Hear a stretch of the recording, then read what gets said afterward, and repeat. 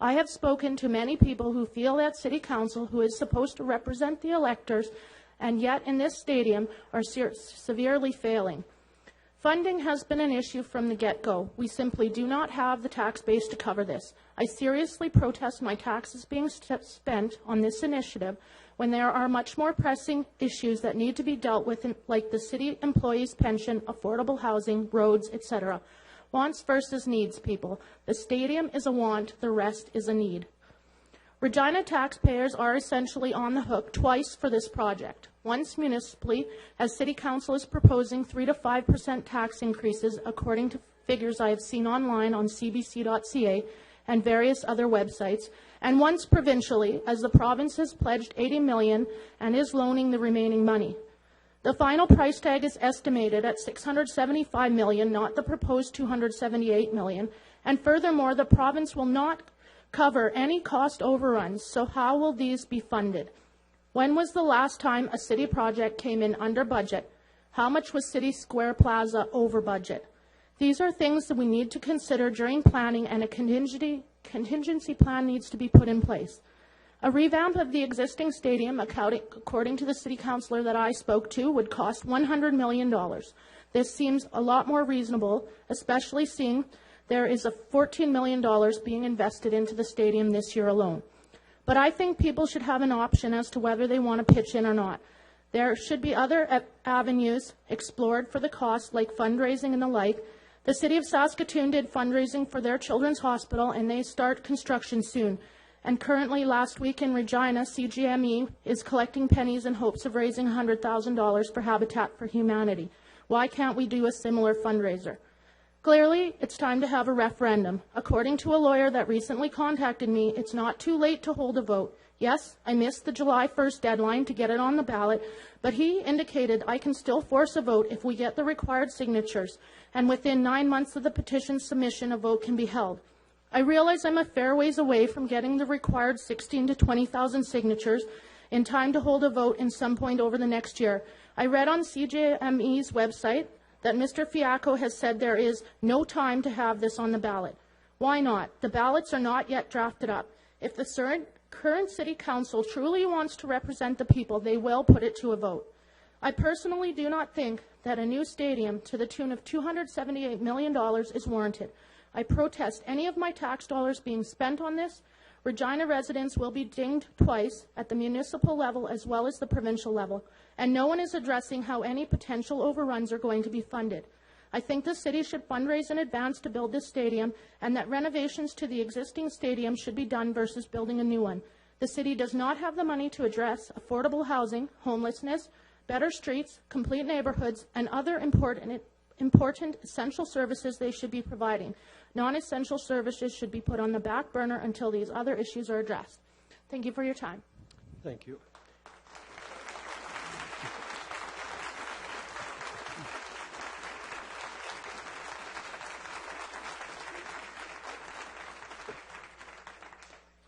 So I forgot to say one thing before I asked the first delegation, so thank you for the reminder.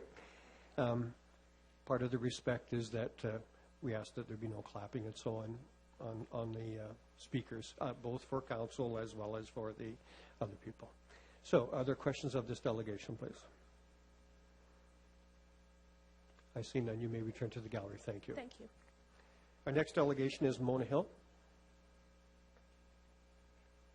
And you will note, by the way, on the screen, we're trying to also put up their written submissions. I'm not sure if that's able for you to read, but that's what we're trying to do. We're trying. Mona, if you would please, you can just stand in the middle there with the red. There you go. If you would introduce yourself, please, who you may represent, and you have 10 minutes to make your presentation. My name is Mona Hill. I'm a private citizen, and I'm a social worker in the city of Regina. Your Worship, Mayor Fiacco and City Councillors, the Regina Revitalization Initiative, of which the stadium is a part, does not include affordable housing of any kind. What the plan calls for is up to 700 new affordable market-rate housing units. Unfortunately, the market rate for housing in Regina is simply not affordable for a great number of people. My purpose is to respond to the planned expenditures on a new stadium in Regina from a basic human rights perspective in response to the dire need for adequate, healthy, low-cost housing in Regina. Thank you. Over the past year, you have all heard from numerous organizations and individual citizens on this matter. I will present personal, community, national, and international perspectives regarding the importance of housing as a human right. As a social worker, I will relate real stories from Regina about the lives of real people who have been devastatingly affected by the housing shortage in our city.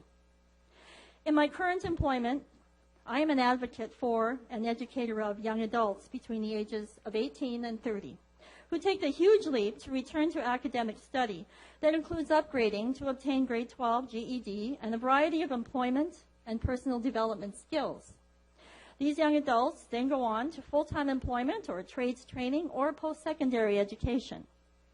An integral facet of successful health, education, and employment is adequate, healthy housing. These young people are, for the most part, working diligently to rise up out of a life of poverty and the associated risk factors. A study of the students, including single parents, in the past year resulted in the following statistics. This was my own study that I did in terms of the people that I work with. 31% lived in unstable housing, couch surfing, concerns about imminent eviction due to overcrowding, mildew infestation, lack of basic heating due to disrepair by landlords. 19% live in moderately stable housing, not complaining to the landlord about badly needed repairs, unhealthy conditions due to behaviors of others in the home, such as addictions, physical and emotional abuse. And 50% lived in what might be assumed as stable housing, safe with concerns of the home perhaps being sold at any time. And may I point out that the tenants of 1755 Hamilton Street and 1515 14th Avenue were pretty certain their housing was stable. In the past 5 years, my profession has given me insight into the factors that can lead to tenants becoming homeless. And these include the following. The property owner decides to sell the property. The property owner decides to demolish the property. Property owner raises the rent beyond tenant income means. Property owner empties apartment building by whatever means possible in order to create and sell condominiums. Landlords respond to overcrowding with eviction notices. City inspection condemns house after complaints by tenant. Financial instability leads to eviction, and domestic violence can also lead to homelessness. I have advocated for a number of single-parent families with SASC housing in the past year who are still waiting affordable, healthy, stable housing. For people of minimal income, there is nowhere to move unless it is a slum where the tenants are afraid to speak up about needed repairs, including poisonous mold for fear of condemnation, or with family or friends who can themselves be in danger of eviction for lease breaking. This crisis is not only seriously affecting minimal to low-income citizens and their children, it is also affecting landlords who discover their housing units overcrowded with people. 2 of the young people with whom I have worked ended up homeless halfway through their education program and subsequently moved in with relatives. Due to the overflow of people living in those 2 rental homes, a total of 16 people became homeless in one fell swoop. We lost both of those young people who were unable to continue to their education due to lack of housing. Currently, a young woman who is achieving top academic marks in our program left an abusive relationship and is living in a safe house for a short period of time. The workers at that safe house cannot find anything affordable for a single woman living on a training allowance. A young man who has been consistently late in the mornings just last week confessed to me that he has been couch surfing for the past few months and never knows where he is going to sleep each night.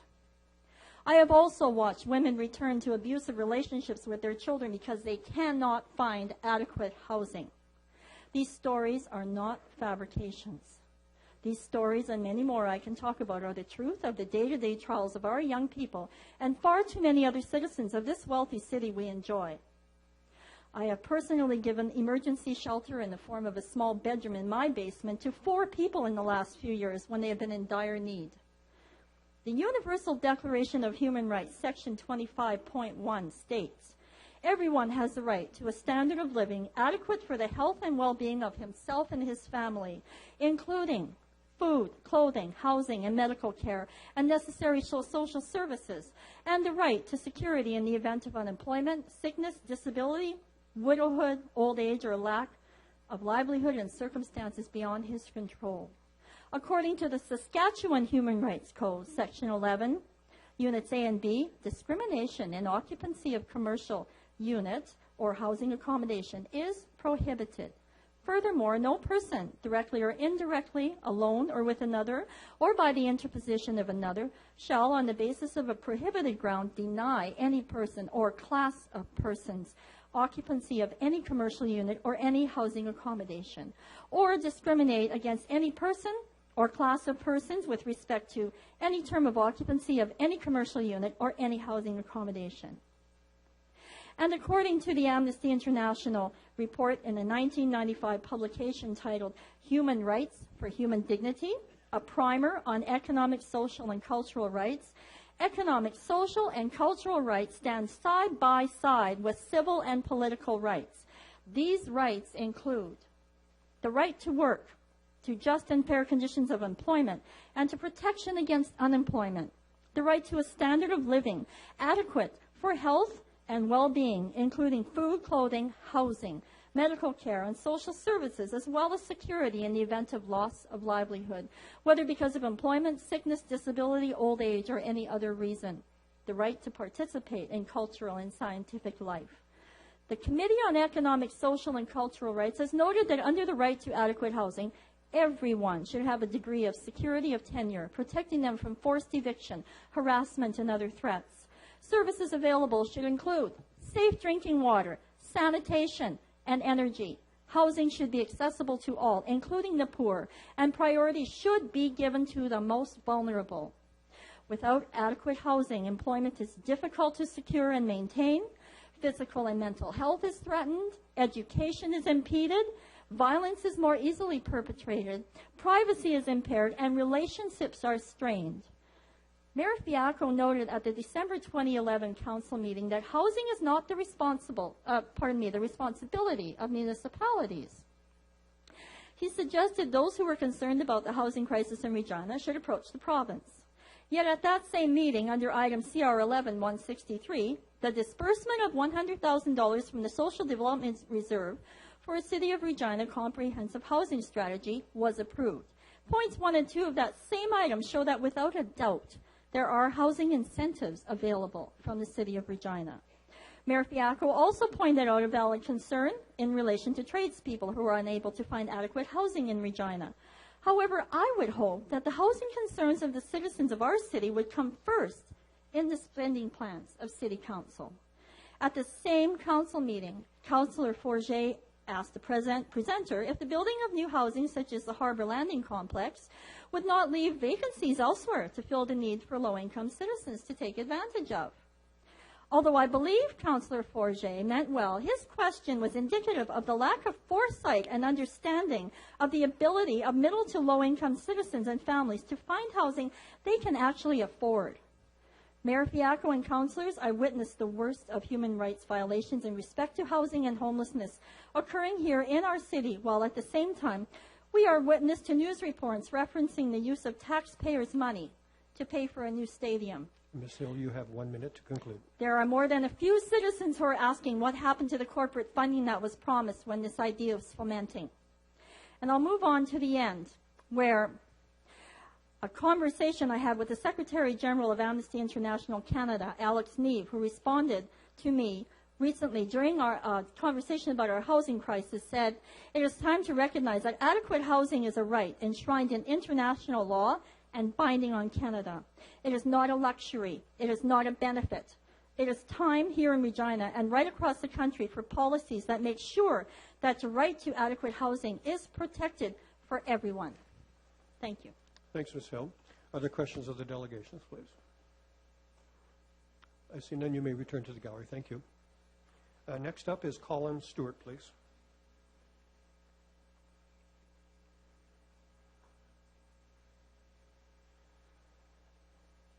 Welcome, Mr. Stewart. If you would identify yourself and who you may represent, you as well will have 10 minutes to make your presentation. Good evening, members of council, your worship, and city administration. My name is Colin Stewart. and I'm here representing myself as a tax-paying citizen of Regina and as a concerned resident of Saskatchewan. With the recent announcement at the July 14th Rider game by Mayor Pat Fiacco and Premier Brad Wall, where they envisioned that a new stadium will be built at a cost of $278 million by 2017, I personally think it's time to say enough is enough. It's time to start focusing on spending priorities for the citizens of Regina and stop focusing on luxuries that will put our city into record debt. As a city, we have so many other pressing issues that need desperate attention. Now is not the time to spend on the wants of a few. It is time to spend on the needs of a majority. As an example of the priorities that I think our city should focus on, let's work to develop strategies to address the affordable housing crisis in our city, along with finding unique ways to address the 0.6% vacancy rate that is bringing our rental market to a standstill and continually spiking rental rates. The excuse that this is a provincial issue and not a municipal one does not fly anymore, as there are examples nationwide where other cities are stepping out of the traditional boundaries of what a municipality is responsible for and developing concrete strategies to address these kinds of issues in their cities. Regina can and should learn from these other cities and work to help alleviate the housing crunch that is only going to get worse as our population continues to climb. I have worked diligently over the last few days to come up with some real-world examples of just how the $278 million could be spent in our city instead of putting all the money towards a stadium. What $278 million could mean for the city of Regina: provide 11,173,633 nights of shelter at Souls Harbor Rescue Mission's shelter, based on a cost of $24.88 per night. Cover 139 years of entirely funding SHRM's operation. Fiscal year ending 2010, their budget was $2 million. Upgrade Regina's sewage treatment plant twice. Pay for 10% of the cost of updating the city's freshwater supply. Construct 1,000 affordable housing units based on a construction cost of $278,000 each. Based on an average rent of $800 per month, would pay 1 full year's rent for almost 29,000 tenants. It would cover the current shortfall in the City of Regina pension plan entirely. Assuming $70,000 per year for a first-year constable, would pay for 397 new police officers for 10 years. Average salary of a Regina Transit bus driver is $30,000 per year. We could hire 926 bus drivers for 10 years. Fees for curbside recycling could be paid for 158,333 households for 10 years. Now, I understand that not all of the $278 million is coming from city finances. However, $253 million is coming from taxpayers in one form or another, whether it be through ticket prices, hotel taxes, increased property taxes, or a diversion of provincial revenues. I would also like to add that the request that the city has put in to increase the city's debt limit to $350 million is a new record for debt in Regina and is completely avoidable. There is great concern that if the city maximizes its allowable debt on luxury items, that when it comes time to spend on the essentials such as core infrastructure, there will be no funds left to pay for these necessary items. I ask that you please consider voting against the motion to push this memorandum of understanding forward and immediately put a halt to all spending on the Regina Revitalization Initiative until the public has had a say in how they want their tax dollars spent. There is nothing wrong with waiting a few months to get public input from all interested citizens and not just special interest groups when it comes to potentially changing the financial landscape of our city for generations to come. Thank you, and I will now welcome any questions you may have. Thank you, Mr. Stewart.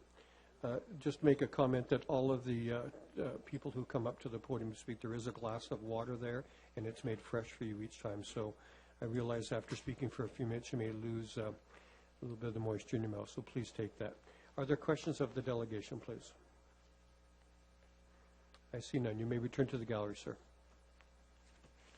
Next delegation is Mr. Jim Elliott.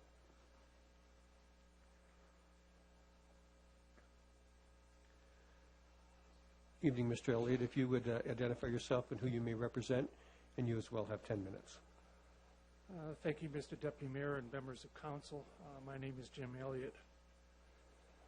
The recent announcements on Saturday of plowing ahead for the building of the new football stadium shows the priorities of this council as it relates to fully funding our civic employees' pensions, building affordable housing for the current and future residents, as well as repairing the city's infrastructure.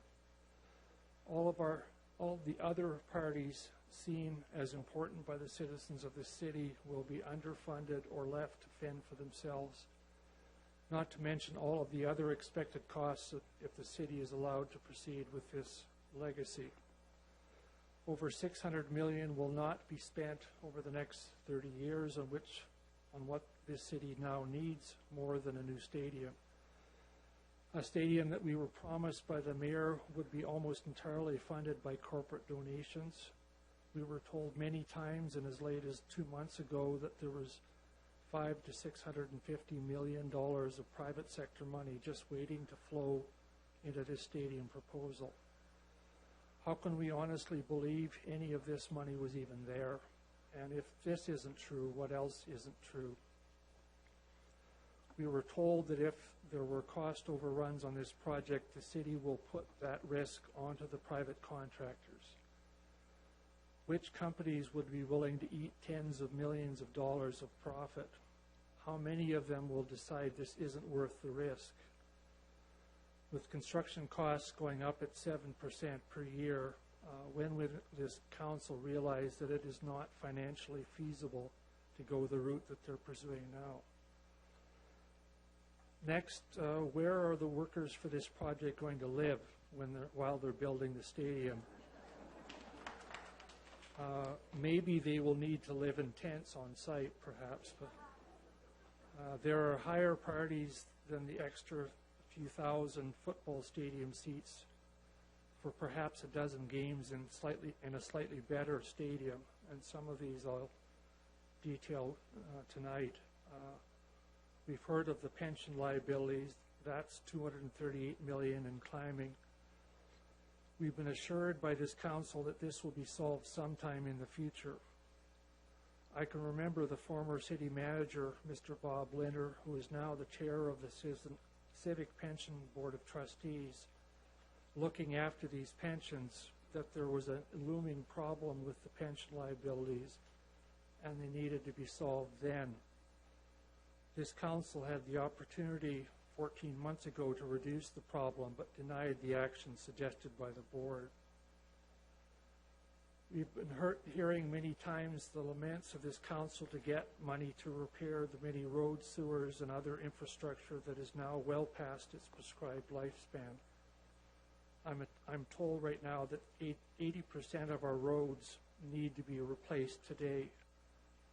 This is, as was mentioned, $1.3 billion in climbing. The upgrades to the sewage treatment plant has been a known cost that the citizens of Regina are expected to pay over the next few years.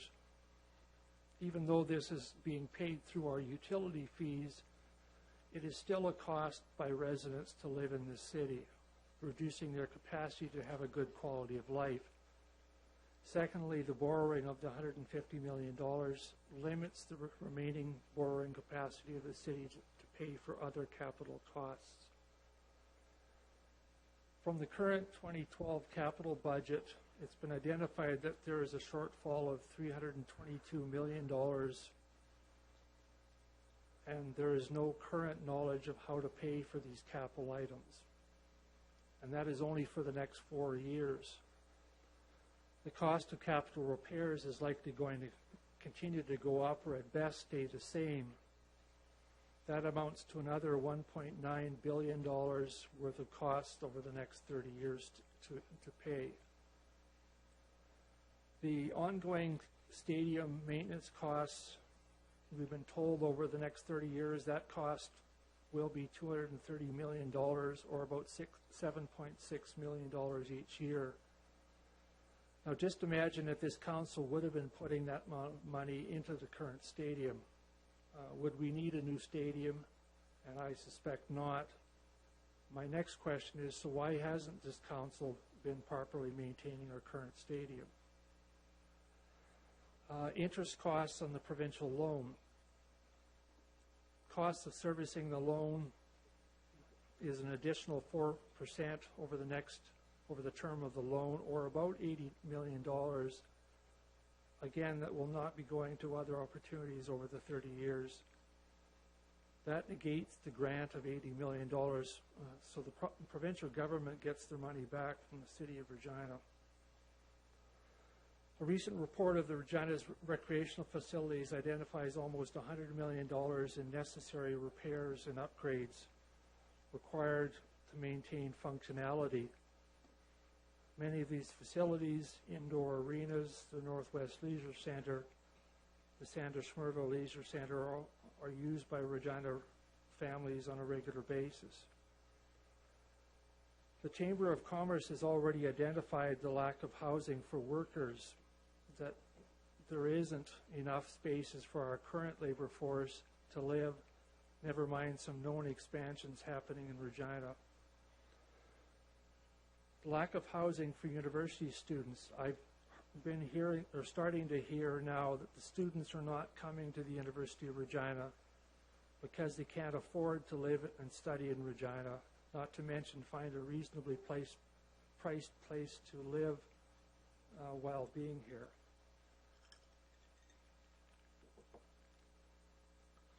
Now, the estimated revenues include, as far as I can tell, an additional $4 per or additional seat charge, and that means if we sell out the 10 games for 30 years, that will generate approximately $40 million. The 0.45% tax increase identified for 10 years. This year's taxes were about $157 million. That would generate about $7 million in revenue. Now, corporate revenues, as stated, is unknown, or perhaps the $25 million. Now, the alternatives renovation of Taylor Field has been identified at $150 million. Now, when we put this fund back into this building, we will get 15 years worth of service from the current sound building, or about $10 million per year. That will also retain the current repairs put forward for the Grey Cup. And lastly, I guess I'll include is what I call other problems, and this is in the area around consultation. Currently, there's no consultation with the public. We are constantly being told by the mayor and this council that there's no time to hold a vote on the stadium for those who oppose the plan. This community has known of this suggested option for over 3 years, and yet there's never been any action by this council to get the views of the public. Rob Diglow from North Central said about the proposed plan for the stadium property, the community has never had a chance to really talk about what it could be and what it could do. Rob says the neighborhood has never had a chance like this to really shape their future. We think there should be a community consultation process where the neighborhood comes together and talks about what kind of housing and what kind of amenities should be put in place. Thank you. Thank you. Questions of the delegations, please. I see none. You may return, Mr. Elliott. Thank you. And next up is Paul Gingrich, please.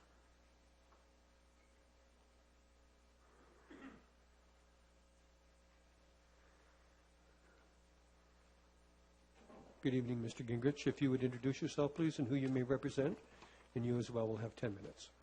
Thank you. My name is Paul Gingrich. I've been a Regina resident for 40 years and representing myself.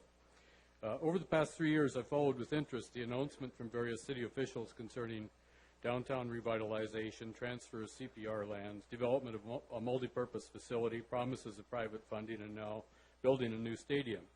As a regular attendee for many years and a season ticket holder for 5 years, I've certainly enjoyed visiting Taylor Field to see Rider games.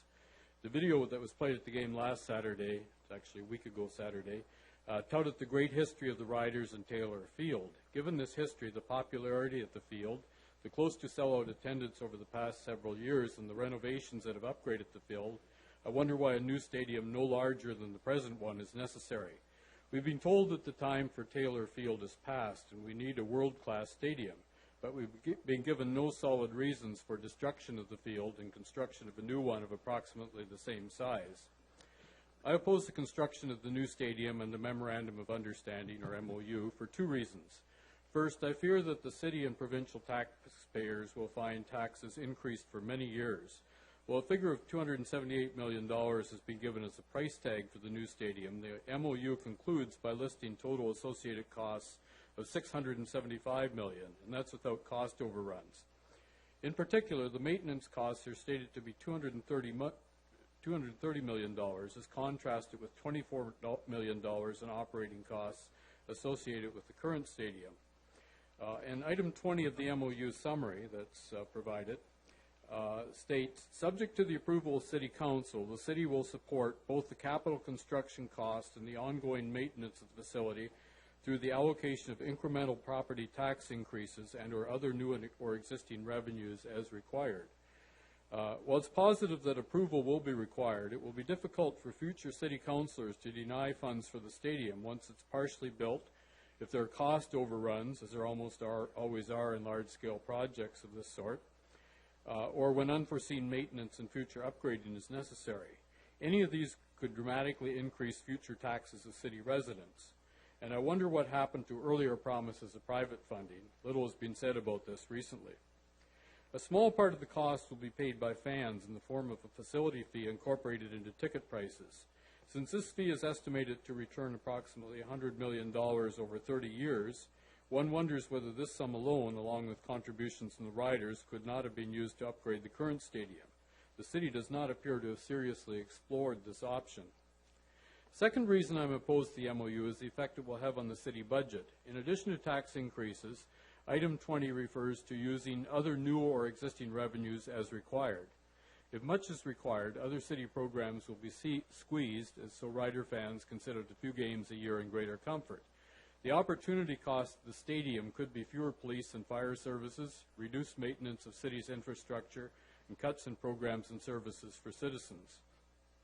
Regina has an aging infrastructure that requires continual maintenance and upgrading. The city also needs to maintain and ideally improve and expand recreational facilities for residents on a daily basis. If this MOU is approved, one of the most serious issues we face in Regina, the need to create affordable housing, is unlikely to be addressed. At an earlier council meeting, some councillors suggested that housing is not part of council mandate. It's difficult for me to understand how the housing crisis can be ignored by council while proposal after proposal for a new stadium proceeds. If as much time, effort, and energy have been spent on as has been spent on stadium proposals have been put into creating a program for building affordable housing for low and middle income individuals and families, we would probably have that in place by now.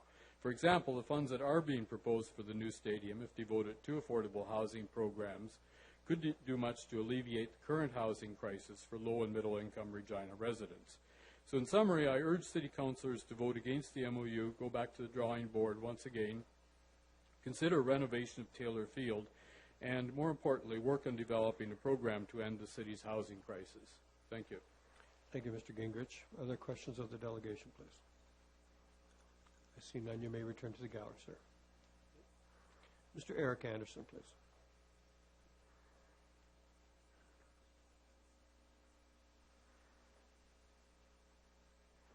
Good evening, Mr. Anderson. If you could introduce yourself and who you may represent, you as well will have 10 minutes to do your presentation. Thank you. Good evening. My name is Eric Anderson, and I'm here representing myself. I'd like to thank you for the opportunity to speak. My name is Eric Anderson. I was born and raised here in Regina and have been a resident of Ward 3 for 26 years. I work at the Saskatchewan Legislature, and I work as a public policy researcher. And there are several concerns with Council's current RRI project that I would like to bring forward. These concerns are Regina's housing crisis and the public sector funding of the RRI project. Thank you. In addition, I request that Council delay their plans to adopt the current MOU until November of 2012. There's been plenty of debate regarding the stadium, dating back as far as 2006. Like many Saskatchewanians who are born and raised here, I have a fondness for football and, of course, the Saskatchewan Roughriders. As a young adult, I had the tremendous privilege to play in the current stadium. The facility has served us well. In my role as a researcher at the legislature, I've been following this issue since the province put forward their plan. I've researched other Canadian and North American facilities. I've been to 5 NFL facilities, as well as a number of them in Canada. There is no question that this issue is important. Luckily for me, my job also affords me the opportunity to study other issues. Issues that are vastly more important than a football stadium. Issues like the environment, healthcare, housing, education, and countless others. As a football fan, I must say it shames me that this issue has gained so much attention while other crucial issues are ignored. Regina has one of the lowest commercial real estate vacancy rates and a severe shortage of affordable housing. The provincial government came forward with a plan that fell through due to lack of support from Ottawa, and it seems to me that this council has taken the baton from the province and cloaked their plan with the promise of affordable housing. I found this attempt to be completely disingenuous. I realize that a lot goes into a plan of this size. However, the City of Regina documents over the past couple of months, I see the same line regarding future affordable housing, and I quote, "This investment will support and rejuvenate the inner city neighborhoods and deliver up to 700 new affordable market rate housing units." To me, this essentially commits to one housing unit, as there appears to be a maximum commitment, but no minimum. The city documents are quite vague regarding housing. Using the housing crisis to frame the debate for a football stadium is unacceptable.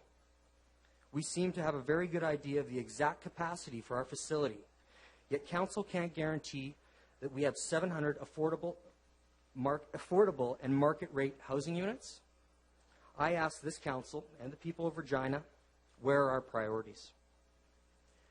I have attempted to attend City Council meetings as regularly as possible since November. As I mentioned before, I've also been following the stadium progress closely. Last year, when Mayor Fiacco announced this proposal, several fundamentals have completely changed. For time's sake, I will focus on one. Last summer, the mayor said publicly that this plan would be 75% privately funded. However, up until May 2nd of this year, he didn't know or was mistaken that, in fact, it is 66%, 9%.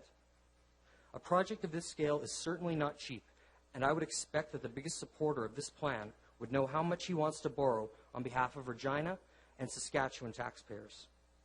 I will ask Council, where is the private sector involvement, and what percentage of the total project will be covered? It seems not $1 of private money will go towards the stadium, other than the naming rights. So the people of Regina, Saskatchewan, pay for the physical structure, and then a company slaps their name on it. When I'm finished, Council and Executive may allude to future involvement of the private sector. There very well may be some interest, but many details of the proposal will be completely changed and without public consultation.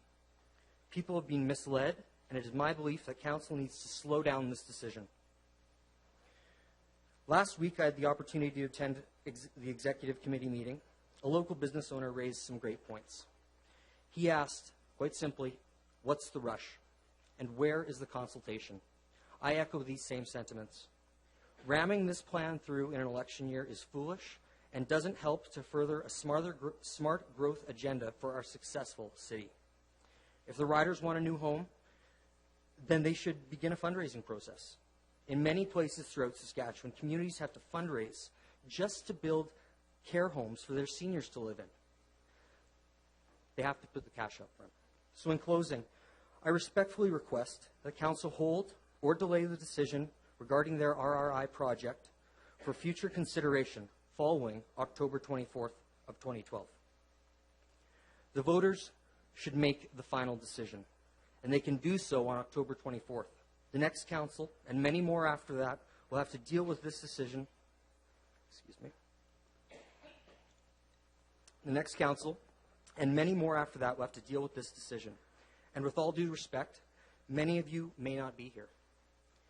Is it fair to burden future mayor and councillors with this decision for 30 years? At the very least, they should allow the people to offer their opinion on how they want to proceed. The taxpayers need to be represented with the options and consulted on how their money is spent. We should wait until a new council is elected to make this decision. If the current council accepts, they will certainly increase voter participation in the upcoming civic election, and with the benefit of essentially holding a democratic plebiscite on October 24th. I believe Regina will support a council that spends within its means. Families cannot manage their long-term finances by solely incurring debt, and neither should our city. Thank you. Okay, thank you.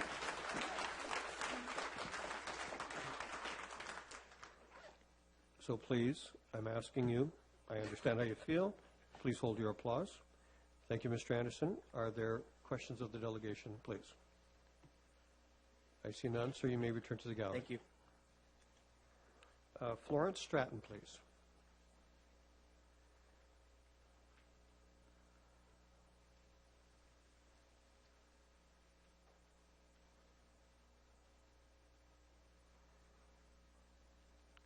Good evening, Ms. Stratton. If you would please identify yourself and who you may represent, and you as well will have 10 minutes to make your presentation.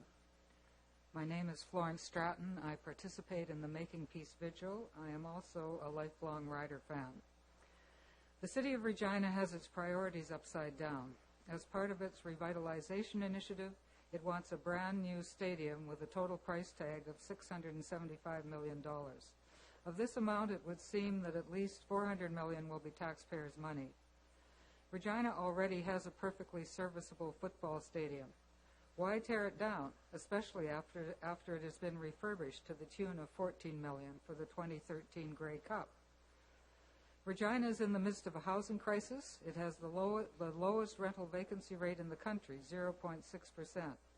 Because of a lack of affordable rental housing, a growing number of Regina citizens are experiencing ever-increasing levels of misery and suffering. Yet city officials remain obsessed with a new football stadium. Affordable rental housing isn't even on City Hall's agenda. In fact, there is no affordable housing of any sort in the revitalization initiative. What the plan calls for is up to 700 new affordable market-rate housing units. As everyone knows, the market rate for housing in Regina is anything but affordable. What City Council can do? Ask City Council to do something about Regina's affordable housing crisis, and the response is always, housing is not a municipal responsibility. This is not a helpful reply. While City Council cannot solve all of Regina's housing problems, there are many things it can do. For example, number one, if City Council can spend $400 million worth of public money on a new stadium, it can spend $400 million on affordable housing. How many affordable housing units could we get for one stadium? At a cost of $150,000 per unit, $400 million would get us 2,667 affordable housing units. Number two, Regina can adopt a Housing First plan, as many other Canadian cities have done, including Saskatoon, Vancouver, and Edmonton. Housing First is an approach to homelessness that says the first step in solving the problem is to find people permanent homes and give them the support they need to keep them. In 2001, in its second year of implementation, Edmonton's Housing First plan secured 956 permanent homes for 1,352 people who had been homeless. In that same year, the number of Edmontonians staying in homeless shelters dropped by 23%. Currently, homelessness in Regina is managed through the shelter system. In Regina, homeless shelter use rose by 44.5% between 2006 and 2010. Shelters do not end homelessness. Moreover, the shelter system is extremely costly.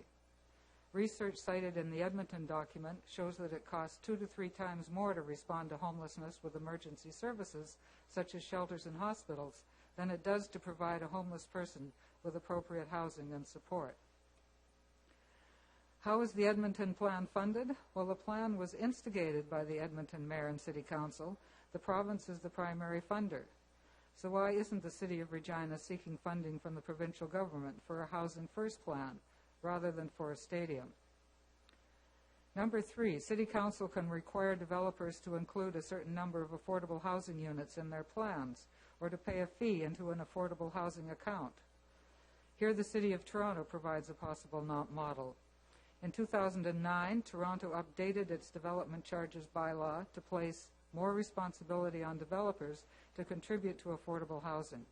Under this bylaw, a greater portion of development charge revenues are dedicated to affordable housing. Number 4, City Council can pass bylaws to protect rental housing. City Council is to be commended for having already passed one such bylaw, the condominium conversion bylaw prohibiting condo conversions when the city's vacancy rate is below 2%. This bylaw was approved at the January 2012 meeting of City Council. At that same meeting, Council decided there were no options available to prevent the demolition of the 46-unit apartment block at 1755 Hamilton Street. Of course, City Council isn't powerless to stop apartment block demolitions. It can pass a bylaw prohibiting such demolitions until the supply and availability of rental housing returns to a healthy state. Since 2007, Toronto has had such a bylaw as part of its rental protection policies. Moreover, Toronto City Council will only issue a demolition permit if the owner agrees to replace the units in the new development the demolition is making way for. The new units must be similar in size and rent to the original units. Number 5, City Council can follow the lead of Saskatoon and establish a land bank program. I'm encouraged by the presence of, I guess this is going to be on next month's agenda, another item which will eventually be on a City Council agenda, the item concerning the city's acquisition of land from the Saskatchewan Housing Corporation. Could this be the beginning of a City of Regina land bank? Under its land bank program, the City of Saskatoon puts revenue from the sale of city-owned land into the city's affordable housing reserve. If indeed the City of Regina is about to have its own land bank, then a commitment must be made to use all of the revenue to finance affordable housing projects. I'm concerned about the frequent occurrence in the document of statements such as the following. The acquisition of this land is, quote, also an opportunity to pursue an alternative revenue source for other city purposes. I sincerely hope the intention is not to use this revenue for any purpose other than to fund affordable housing. Conclusion. Regina's economy is booming. A booming economy sounds like a very good thing until we ask the question, boom for whom? Because of the boom, the city's population is growing. House prices have shot up and the rents have skyrocketed. The result is that while many Regina citizens are experiencing unprecedented prosperity, others are facing unparalleled misery and suffering because of a lack of affordable housing. In 2007, at the beginning of the boom, City Council participated in the production of the Regina Community Plan 2007, A Home for All, a plan that had as one of its goals to reduce immediate homelessness and to cut the estimated 3,700 households at greatest risk by 50% by 2011. This plan must be gathering dust on some shelf. More recently, at its December 2011 meeting, Council approved the disbursement of $100,000 for the development of another plan, this one called the City of Regina Comprehensive Housing Strategy. 7 months later, all we are hearing about is a new stadium. I watched on TV as Premier Wall and Mayor Fiacco made the stadium announcement. I didn't see much fan jubilation at Mosaic. While a few folks did stand up and cheer, most remained seated, looking glum and gloomy. Media polls in the stadium don't show much enthusiasm for the project either. Why not let citizens decide whether we want a new stadium? A referendum could be held in the fall during the upcoming municipal election. According to the Leader Post, the last major taxpayer-funded overhaul of the stadium followed a 1977 plebiscite. Was Regina a more democratic place in the 1970s? Who is the stadium project good for? Not for Rider fans who will now have to pay a $12 facility fee for every ticket they purchase. Not for Regina citizens who will spend years paying for the stadium through their taxes. Not for those who are struggling with housing. They don't have enough money to pay the rent, much less buy a ticket to a Rider game. Who will the stadium project benefit? Only a few select developers, contractors, and realtors. In 2010, over 3,400 people used one or more of the city's shelter services. Many others double bunked, couch surfed, or lived in overcrowded, unhealthy conditions.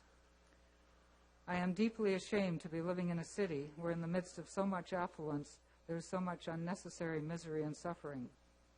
We don't need a stadium. We already have one. We are in desperate need of affordable housing. Thank you, Ms. Stratton.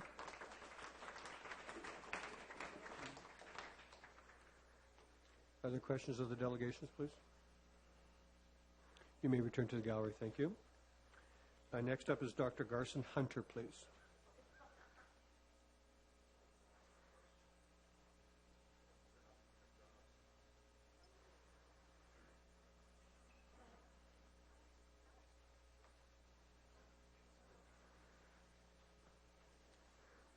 Good evening, Dr. Hunter. If you would introduce yourself, please, and who you may represent. Sure. Garson Hunter, and I'm a private citizen. And you'll have 10 minutes for your presentation. Thank you very much. A non-binding memorandum of understanding has been signed by the provincial government and the City of Regina on the Regina Revitalization Initiative, or RRI. When the Regina initiative is examined, one of the main selling points of the initiative is the proposed housing. It is extremely difficult, however, to understand the city's plans where there are so many conflicting statements about the housing to be built as a component of this initiative and what is meant by the phrase affordable housing. Concerning the proposed housing in the Regina Revitalization Initiative, what exactly is being proposed for housing and who is going to be the sponsor of this project? Examples of conflicting statements about the housing in the initiative are listed below. Only statements from the provincial and civic governments are examined. Descriptions from the popular media are omitted.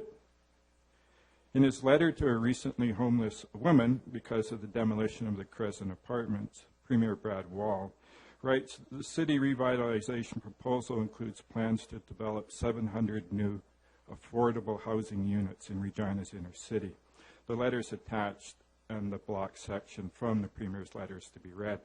The other main component of the city's revitalization proposal includes plans to develop a new residential neighborhood on the existing site of Mosaic Stadium, which will provide up to 700 new affordable housing units in Regina's inner city. I forgot to mention that that letter was copied to the Mayor Pat Fiacco. However, the city, in its revitalization initiative media technical briefing of May 4, 2012, refers to the housing on page 26 as affordable and market rate housing. And I'll read that block as well. The revitalization concept, Mosaic Stadium site redevelopment, approximately 20 acres, affordable and market rate housing.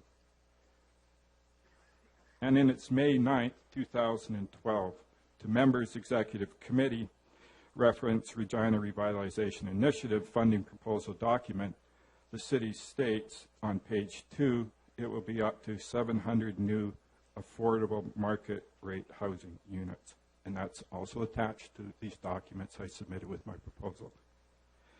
What is the definition of housing within the city of Regina? Is it affordable housing, as the Premier states in his letter? Is it affordable and market rate housing, as the city states in its initiative media technical briefing document? Or is it affordable market rate units, as stated in its members' executive committee funding proposal document. Or some other definition. Statistics Canada adopted the measure employed by the Canadian Mortgage and Housing Corporation. Defines affordable housing as the share of income, which is the total pre-tax household income spent on shelter costs, which is known as the shelter cost-to-income ratio. They establish a threshold of 30% for this ratio is accepted as the upper limit for defining affordable housing, as per the definition of affordability developed by the Canadian Mortgage and Housing Corporation and the provinces, I'll add, for the purpose of defining need for social housing. And I provided all the references to those. You'll see that there's the subscripts, and I've listed all the web documents where you can find this from Statistics Canada. However,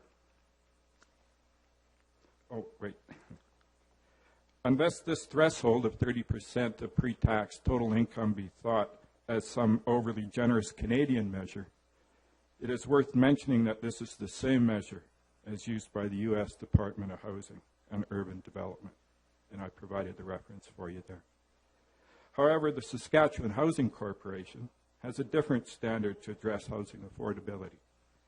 What that corporation refers to as its maximum income levels.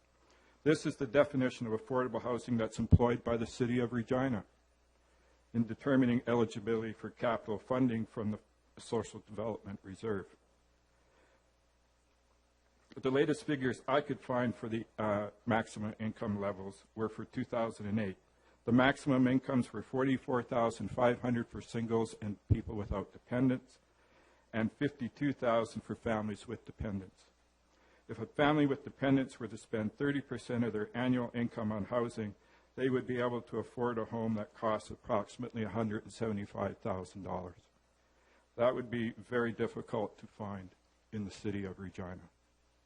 Also, the city in its May 4, 2012 backgrounder, this Regina Revitalization Initiative document on page 3 states, the cost for housing-related and other green initiatives has been assumed to be funded through a 50% cost-sharing program at the provincial and federal level, and page 3 is attached as well, which totaled $11.8 million.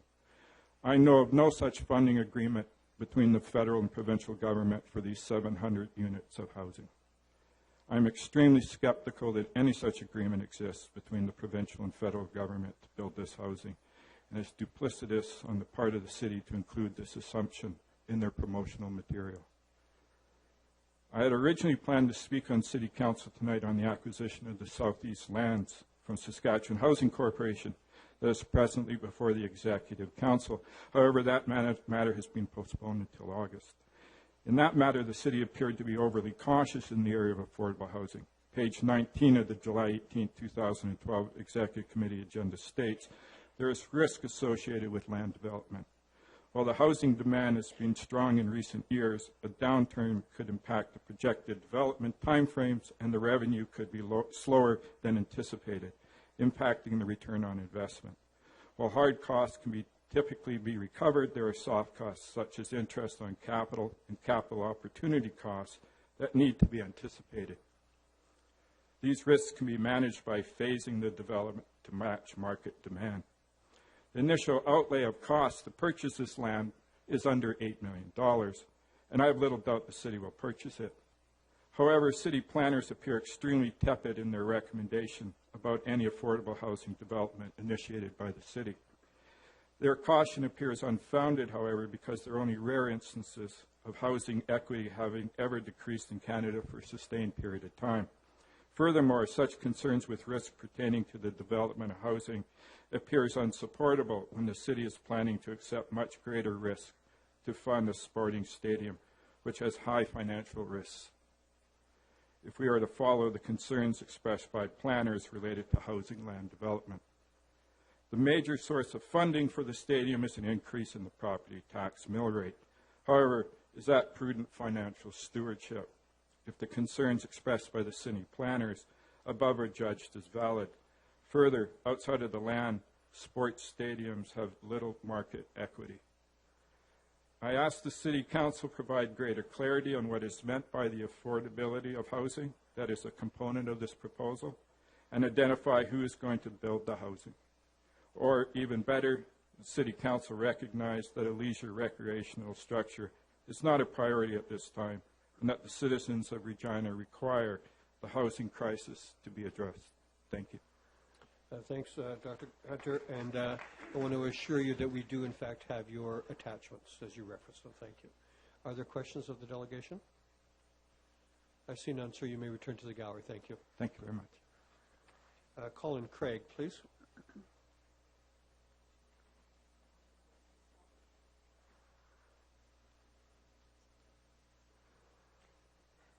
Evening, Mr. Craig. Welcome to City Council. If you would identify yourself, who you may represent, and you have 10 minutes as well. Sure. My name is Colin Craig. I'm the Prairie Director for the Canadian Taxpayers Federation.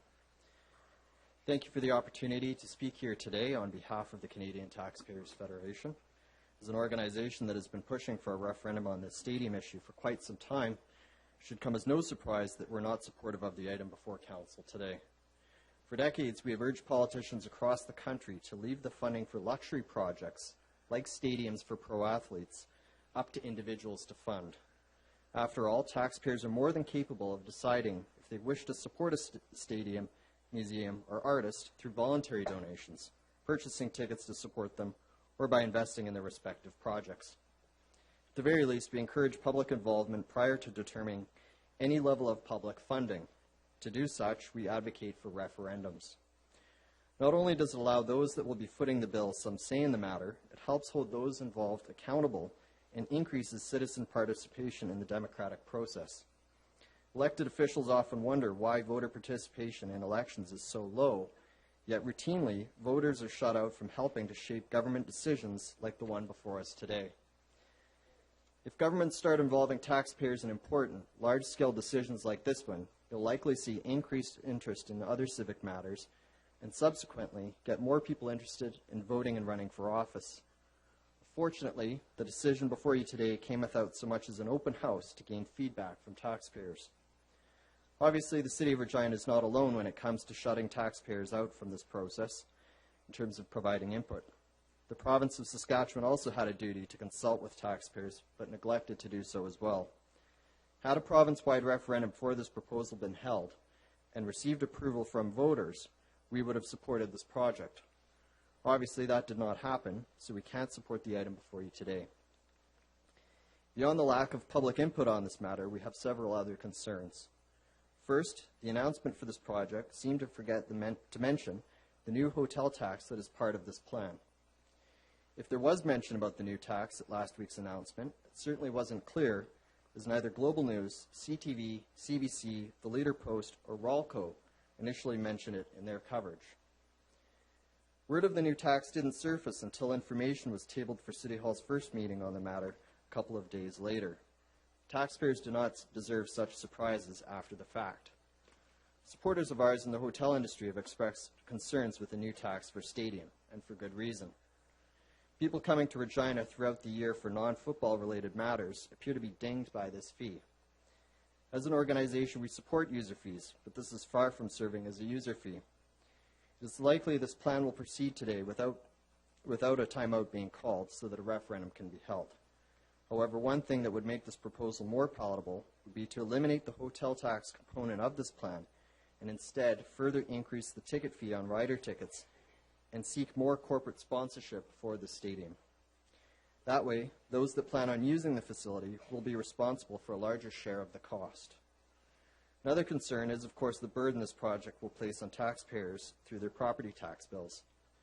As you are aware, Council has already been increasing property taxes beyond the rate of inflation. Beyond expected property tax increases, there are serious cost pressures on the horizon that keep getting closer and closer. The city's $293 million unfunded pension liability is simply out of control. Similarly, City Hall routinely suggests it does not have enough money to pay for its $1.4 billion infrastructure deficit. Unless Council gets serious about reforming government to cut costs, those cost pressures will likely be added to the property tax bill, along with the stadium's price tag. Many families have expressed concern to us about that possibility. It's true Saskatchewan is doing quite well economically, but many taxpayers are still feeling the pinch from rising food and gas prices, electricity rates, and other fees going up. Many feel either no public funds should go towards this proposal, or others that it's simply too rich. One thing is for certain, Council should have started some kind of dialogue with voters on this issue earlier on.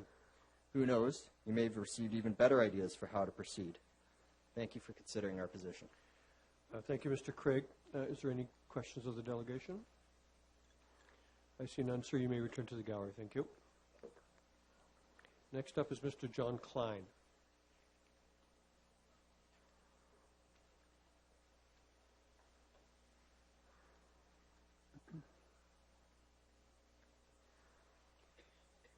Good evening, Mr. Klein. Welcome to City Council.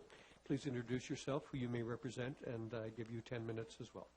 Thank you. I'm John Klein. I'm running for Ward 1 City Council, and I represent myself. Mr. Deputy Mayor and City Councilors who attended, I'm going to refer to the proposed stadium as Lancaster Park, since it should be named after a great Rough Rider quarterback. In my view, it also evokes thoughts of a Hail Mary pass in the waning minutes of Council's mandate. The capital cost of Lancaster Park is significant. It's the most significant planned single expense that will need to be funded by taxpayers, aside from the stadium-sized unfunded liability in the city's employees' pension plan. Less expensive but critical infrastructure projects like water treatment, delivery, and removal are a fraction of Lancaster Park's expense. In 3 months, I may find myself elected to where you sit today, so it's with deep consideration that I present the following perspective on our city's financial outlook and the freshly proposed stadium plan revealed only 2 weeks ago. Like you all, I want our city to be the best in the country. However, many people do not know your plans for how that vision will become a reality. Now that we know what your plan for professional sports and recreation is in Regina, what's your plan for fixing the affordable housing crisis this year? Where is your plan to address the infrastructure deficit in Ward 1, where residents routinely remark upon the potholes and uneven pavement in their neighborhood? Why are you closing schools, losing public spaces that communities need to survive? What is your plan to fix the huge unfunded liability in the city's pension plan before it becomes unable to support anyone's retirement? Regina's baby boomer population is still increasingly entering retirement, so this pension problem is a growing concern. But where is your plan, and where is the action?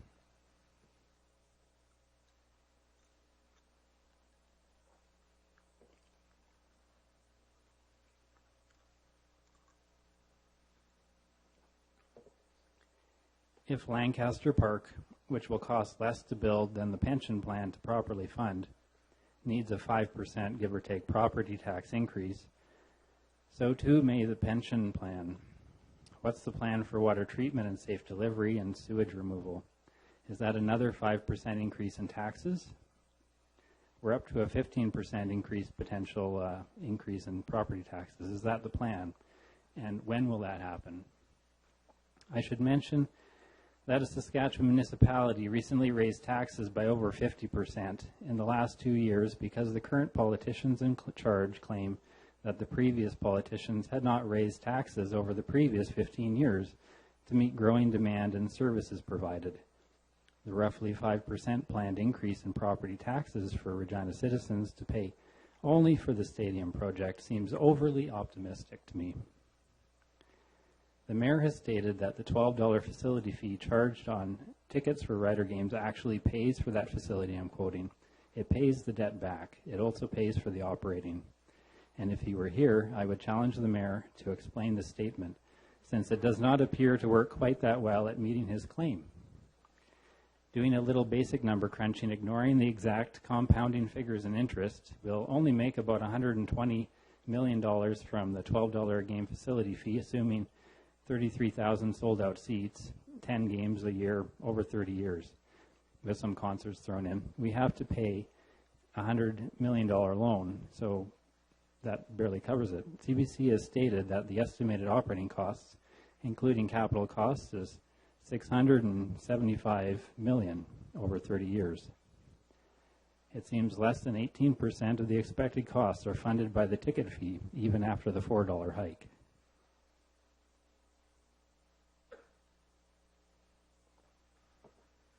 So less than 1/5.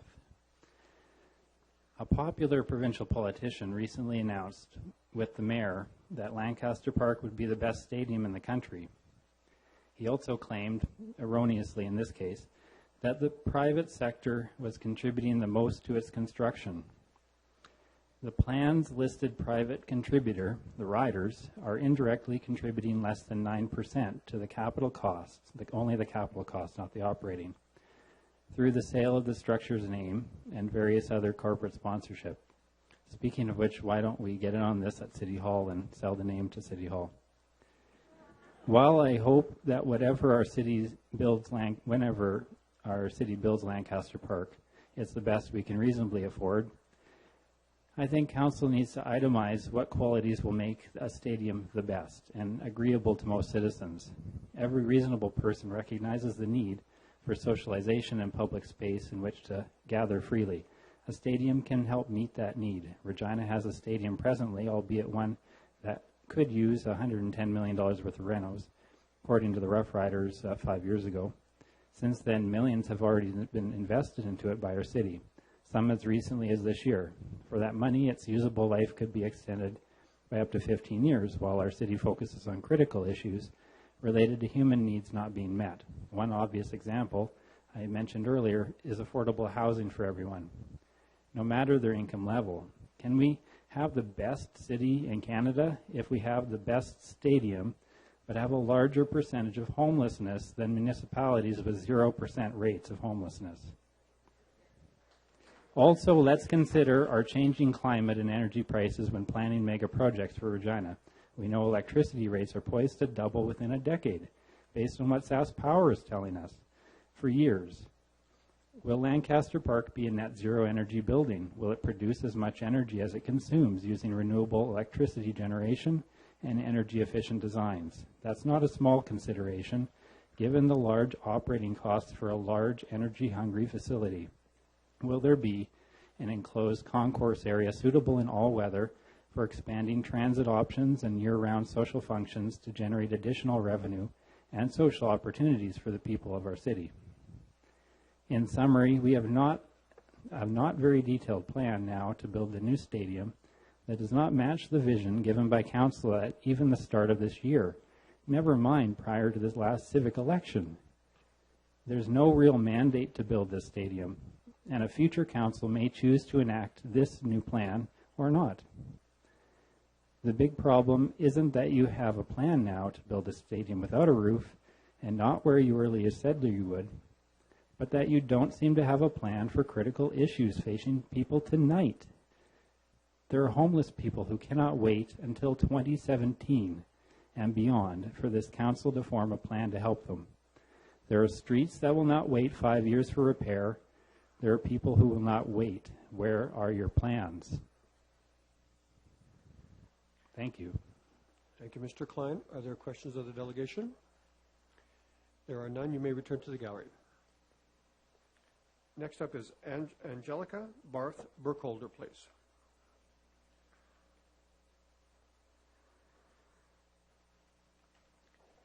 Good evening. Welcome to City Council. If you would introduce yourself and who you may represent, you have 10 minutes to make your presentation.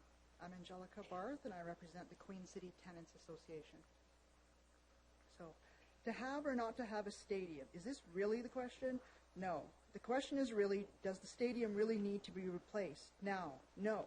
The Regina Revitalization Initiative, April 19, 2012, states, despite the design limitations, the stadium as an asset has been managed efficiently over the years to ensure it remains safe for use. So although the stadium may eventually need to be replaced for whatever reason, whether safety or suitability, the timing of the stadium is really the question. So we're not so much against an eventual construction of a new stadium as the timing of the allocation of funds that firstly ought to go to the eradication of housing, the housing crisis and homelessness within our province and city. Given that we're still in the midst of a housing crisis that the province and the city could immediately contribute to solving now, we should solve it now. Given that Saskatchewan is in the midst of a housing crisis and Regina continues to have the lowest vacancy rate in Canada, it's 0.6%, and the mortgages are now more difficult to get, building a stadium is not what many of our citizens want. The Leader Post poll reports that 56% of the population is actually against the stadium. The city's own survey of citizens has listed affordable housing at the top of its priorities list. So why rush to the new stadium when we need affordable housing now? Other Canadian civic governments, such as Toronto, Vancouver, Edmonton, and Calgary, can and have taken the initiative to solve housing in their respective cities. Accordingly, they are on track to eradicating homelessness and housing need in their respective cities. So can Regina, despite their insistence they don't get involved in housing. So therefore, Regina could and should learn from these successful efforts. Affordable housing should not be just an extra issue in our city. It is a central issue. Just where are the city and the province, why are the city and the province not putting at least as much effort into affordable housing as the stadium? Football is a seasonal, 10 games over 10 days of the year, versus housing that is needed virtually every day of the year. As Dr. Mark Spooner, who studies homelessness, has asked, why not tackle the affordable housing crisis part of the plan now? Housing in Regina, as elsewhere in Saskatchewan, is still overcrowded and largely absent at 0.6% vacancy, leaving many of our citizens living in crowded conditions as they try to economize in paying rising rents. When this fails, they end up going to the food bank as they've spent their last dime on rent, while some of our citizens utterly become homeless. Besides, just where are the workers for the new potash mines, the transportation hub, as well as new Canadian residents, new residents from elsewhere in Canada, let alone the construction crews for this proposed stadium supposed to live? Have we forgotten about other citizens of Regina who, despite having jobs, find themselves one paycheck from the street and thus cannot afford to participate, let alone support the Rider Nation? Is this really a once-in-a-lifetime opportunity, as Chair Roger Bradevold stated at the MOU announcement? What about those in greatest need in this city and this country? What about the greatest and the growing population of homeless citizens within our nation, First Nations, Saskatchewan, and Regina?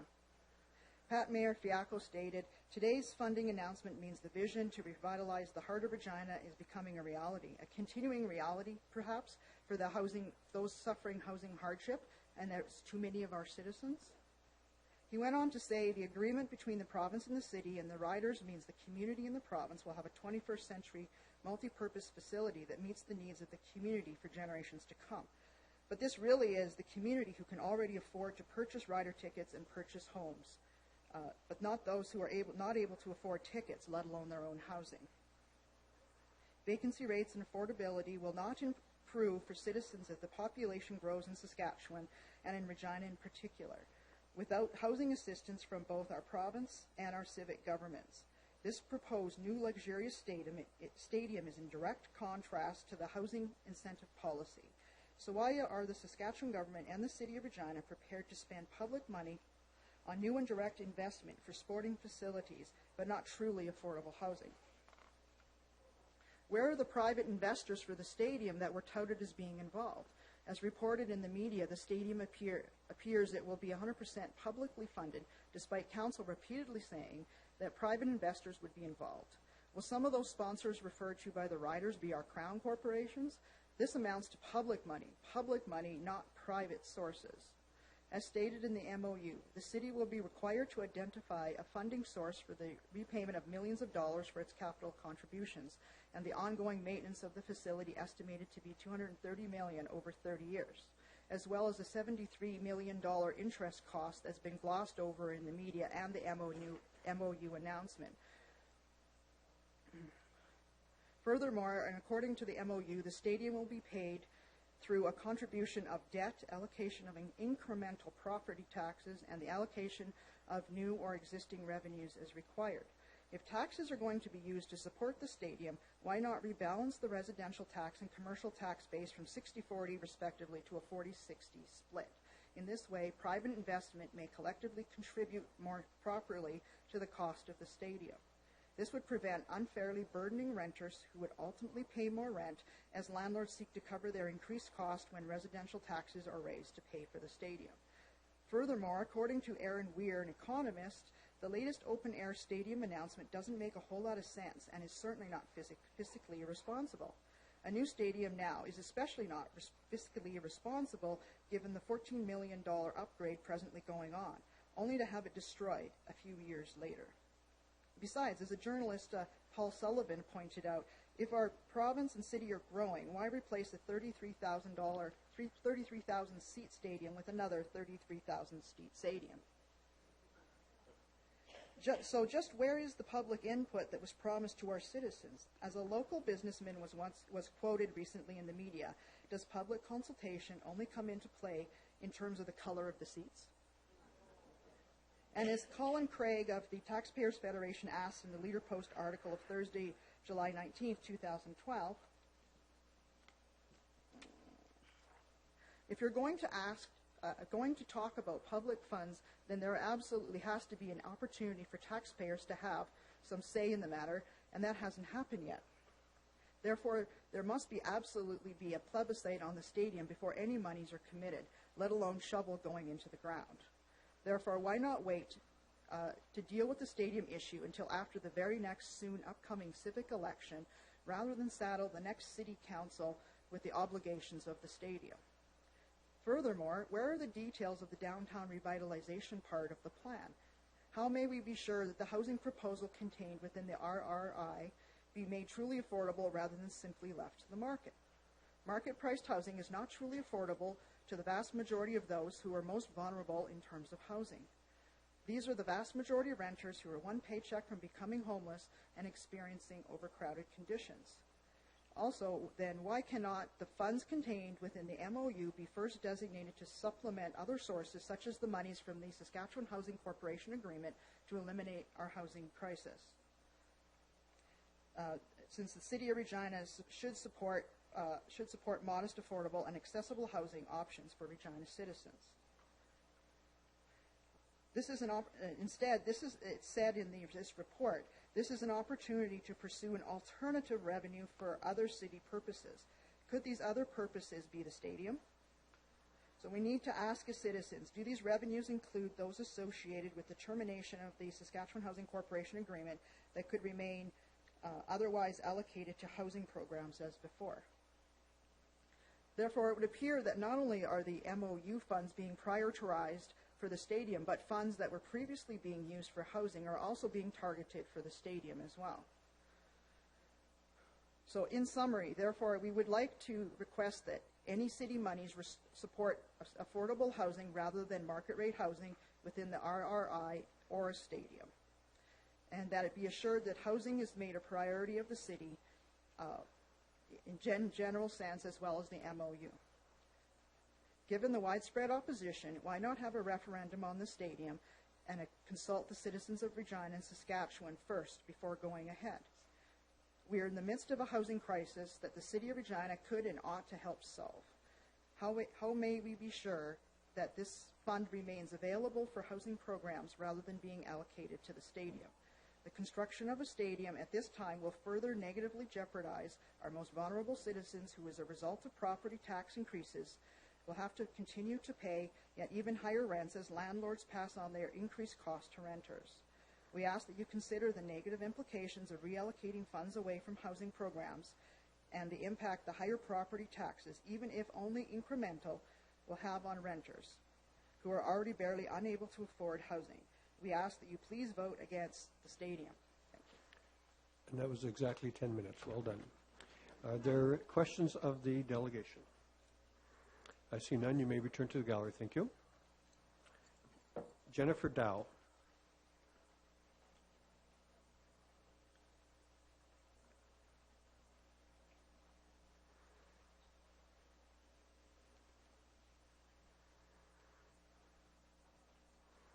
Good evening. Hi. Welcome to City Council. Are you by yourself?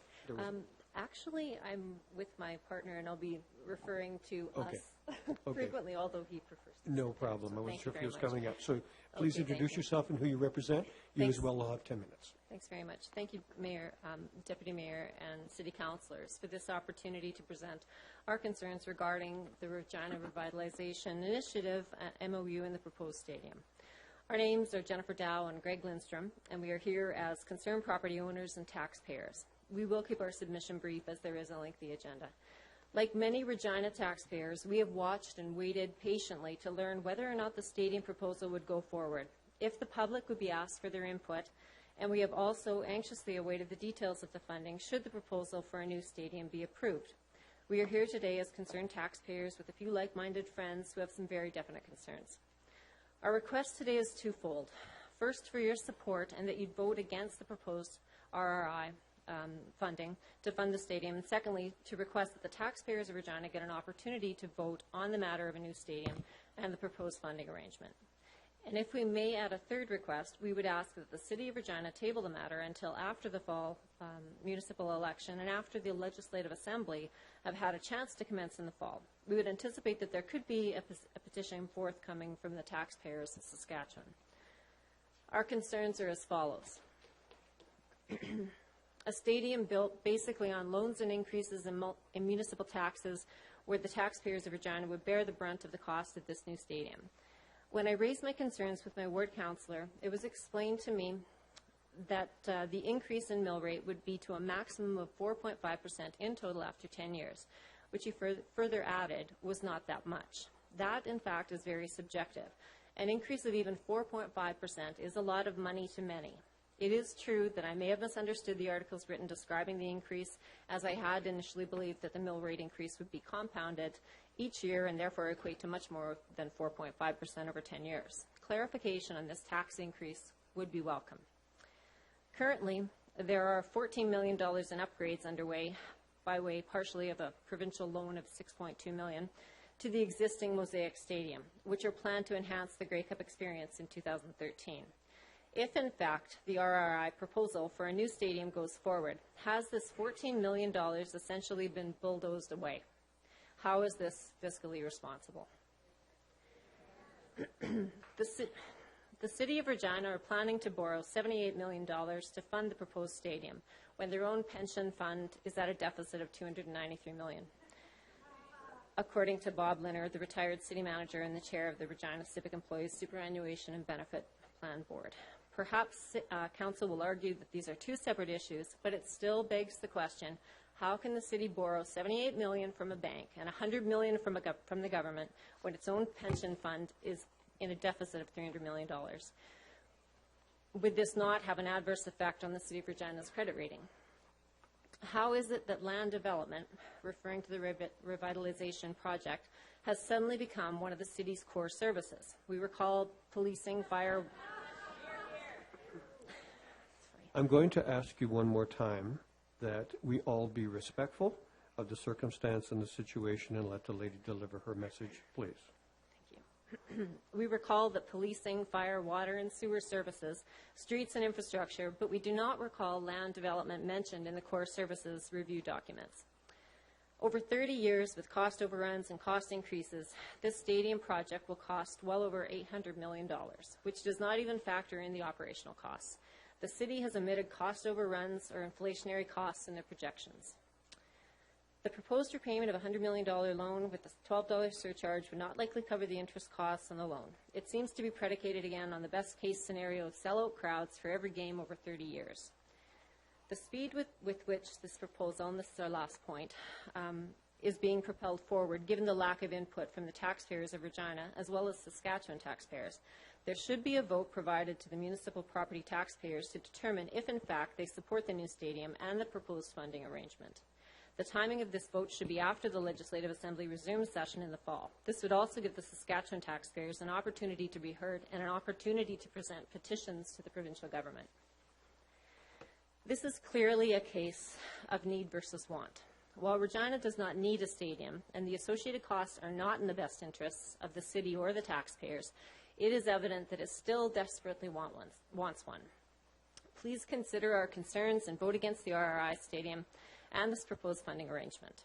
If this truly is the best possible plan, why wouldn't it be subject to scrutiny and debate in the fall election? Why not use that opportunity to seek an actual mandate for or against it from the people of Regina in the municipal election? We would welcome comments from taxpayers with similar concerns. I can be reached at nostadium2012@gmail.com. And I thank you very much for this opportunity. Thank you. Other questions of the delegations? I see none. You may return. Thank you very much. Conrad Hewitt, please.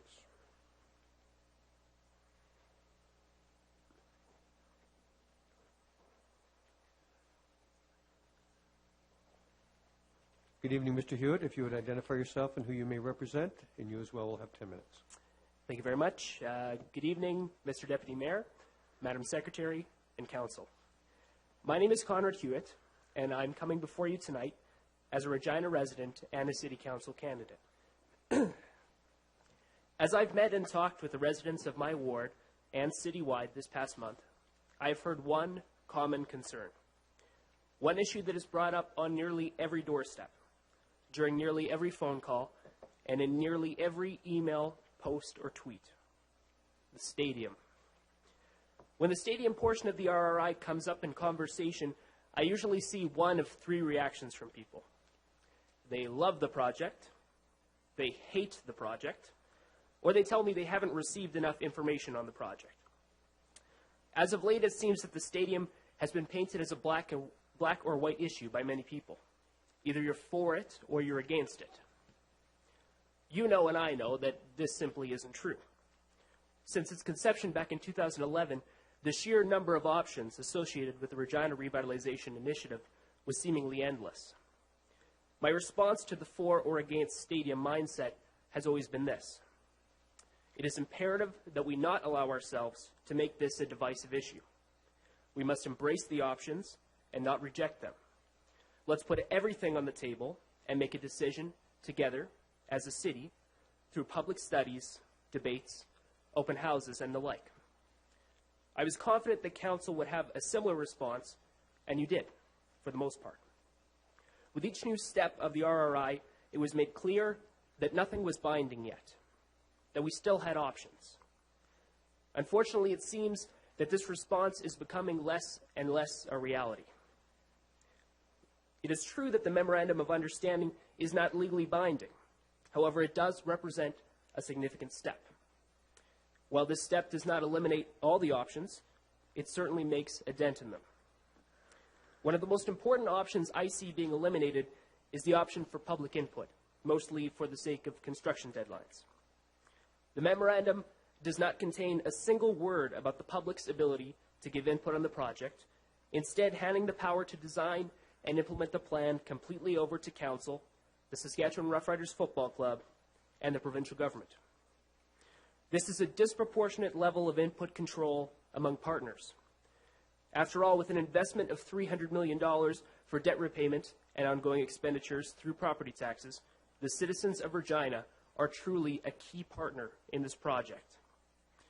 The report accompanying the recommendation for the RRI's communication strategy states that a challenge is to develop a meaningful process for public consultation that also ensures project timelines continue to be met. The same report goes on to say that developing a meaningful process to gather, analyze, and adopt public feedback into a design process would put the current project schedule at risk. There was a time when I was proud of the level of public engagement for my city. I was happily involved in Design Regina's official community plan and transportation master plan, attending open houses, filling out surveys, and having my voice heard on city affairs. Shouldn't the same vigor for public opinion be ever more present in a project as massive as the stadium? Just last week, the Executive Committee approved the use of $200,000 for public consultation in the Regent Park neighborhood in order to find out what residents wanted in a new community recreational facility. Shouldn't the same effort be made to find out what Reginans would like in a larger but similar facility like the stadium? Instead, $100,000 will be allocated to create a one-sided communication strategy wherein the city will provide information but not a significant opportunity for public feedback. I want to be clear that I'm in no way recommending that a municipal plebiscite is the best option for this feedback. A yes-no vote on the stadium would only serve to further simplify and polarize the issue and destroy the potential for options. I'm also not suggesting that all progress on this project be stopped until after the upcoming election. It's not reasonable to ask Council to stop doing its job just because it is an election year. However, a channel must be created by which residents can have a say in a project which will inevitably have a major impact on their city. As we can see today, this delegation booth cannot continue to serve as the only link between citizens and their government on this issue.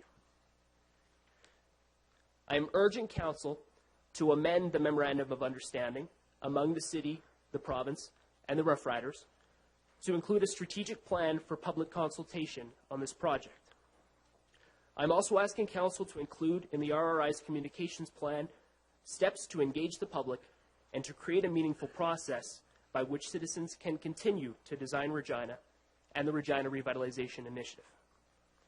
This is not a radical request, but it is one that must be observed for the sake of Regina, its people, and this project.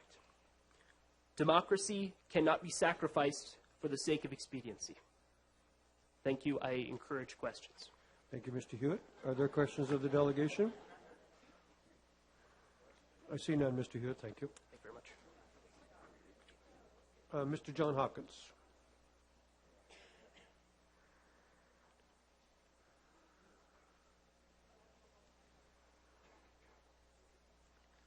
Evening, Mr. Hopkins. Welcome to Council. If you would introduce yourself and who you may represent, you as well will have 10 minutes for your presentation.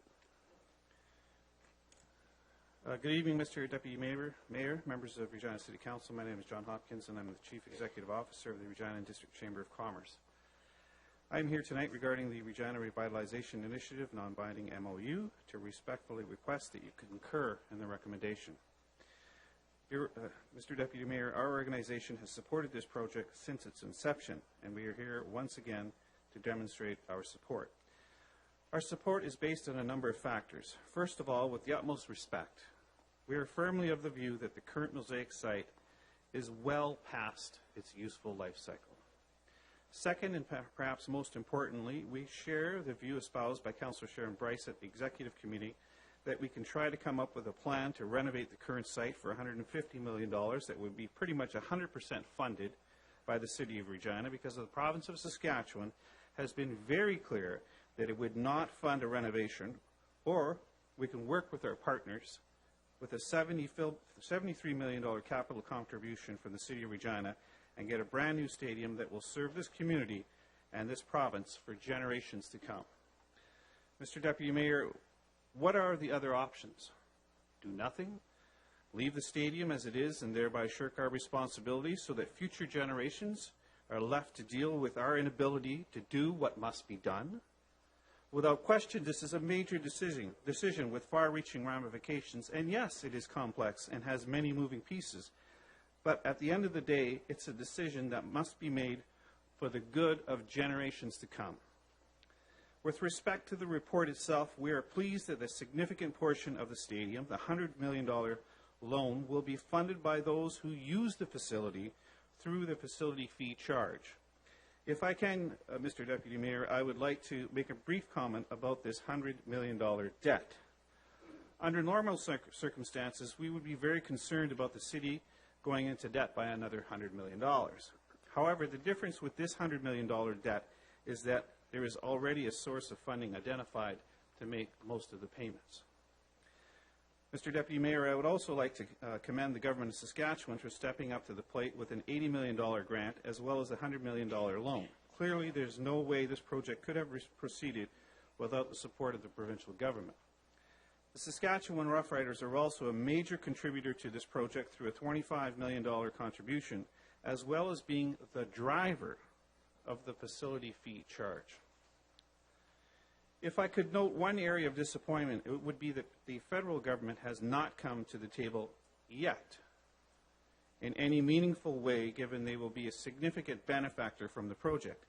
Using some crude math, using an average ticket price of $55 times an average attendance of, say, $30,000 times 10 games times 30 years, the federal government will generate at least $25 million in GST, which does not include anything other than 10 rider games a year. No playoffs, no merchandise, no liquor sales. While I can understand that the Government of Canada has said that it will not fund professional sporting facilities, I hope that it will come to the table for other aspects of the project, namely the affordable housing portion. Over the past number of months, a great deal of discussion about this project has been held in this community through the media, through social media, at the proverbial water cooler, as well as around the kitchen table. In fact, I cannot remember a local issue that has been talked about as much as this one in recent memory. And yet most of the discussion surrounds the stadium, which without question is a critical aspect of the project. However, we are of the view that this project is about much more than a stadium. It is about redevelopment of industrial land that in many jurisdictions could easily become urban blight. It is about responding to some of the most critical issues before us today: the availability of housing, the availability of commercial and retail space and office space, and it is about charting our own future. As we move into the design aspect of the stadium, we would like to encourage you to look at as many synergies as possible with Everaz Place. How do we connect the rinks, the soccer facility, the Brandt Center, so that the entire space, or portions of the space, can be used in a variety of other ways, including trade show space, concerts, and other sporting events, to name but a few. In closing, Mr. Deputy Mayor, our organization has looked at other CFL stadiums, NFL stadiums, NHL rinks, Major League Baseball stadiums, and found that almost all of these facilities have been built using public money. And in most cases, a vast majority of the funding has been done publicly. We have also listened to a wide variety of opinion on this issue and the comments that this is an either-or debate. Our view is that this is not an either-or discussion at all. Infrastructure, housing, arts and culture, sporting, and a range of social priorities are still important, moving ahead as well as others. The historic agreement that is before you today is about meeting our generational responsibility to do something about a community asset that needs a long-term solution. I urge you not to defer this decision to future generations. Thank you. Thank you, Mr. Hopkins. Are there questions of the delegation? There are none, sir. You may return to the gallery. Thank you. Kayleen Bowden, please. Is just a communication? And is Marilyn Braun-Poland a communication? Yes. And is Mr. Danilchuk a communication? So can I have a motion on the communication? I'll move the communications be received and filed. Thank you. Second, thank you. All in favor? Thanks very much. So that ends the delegation portion. I will look for a motion, please. Councillor Brown, will that be you? Yes, Mr. Deputy Mayor. I'm moving on behalf of the Executive Committee the recommendations in the report. Just one moment, Mr. Deputy Mayor.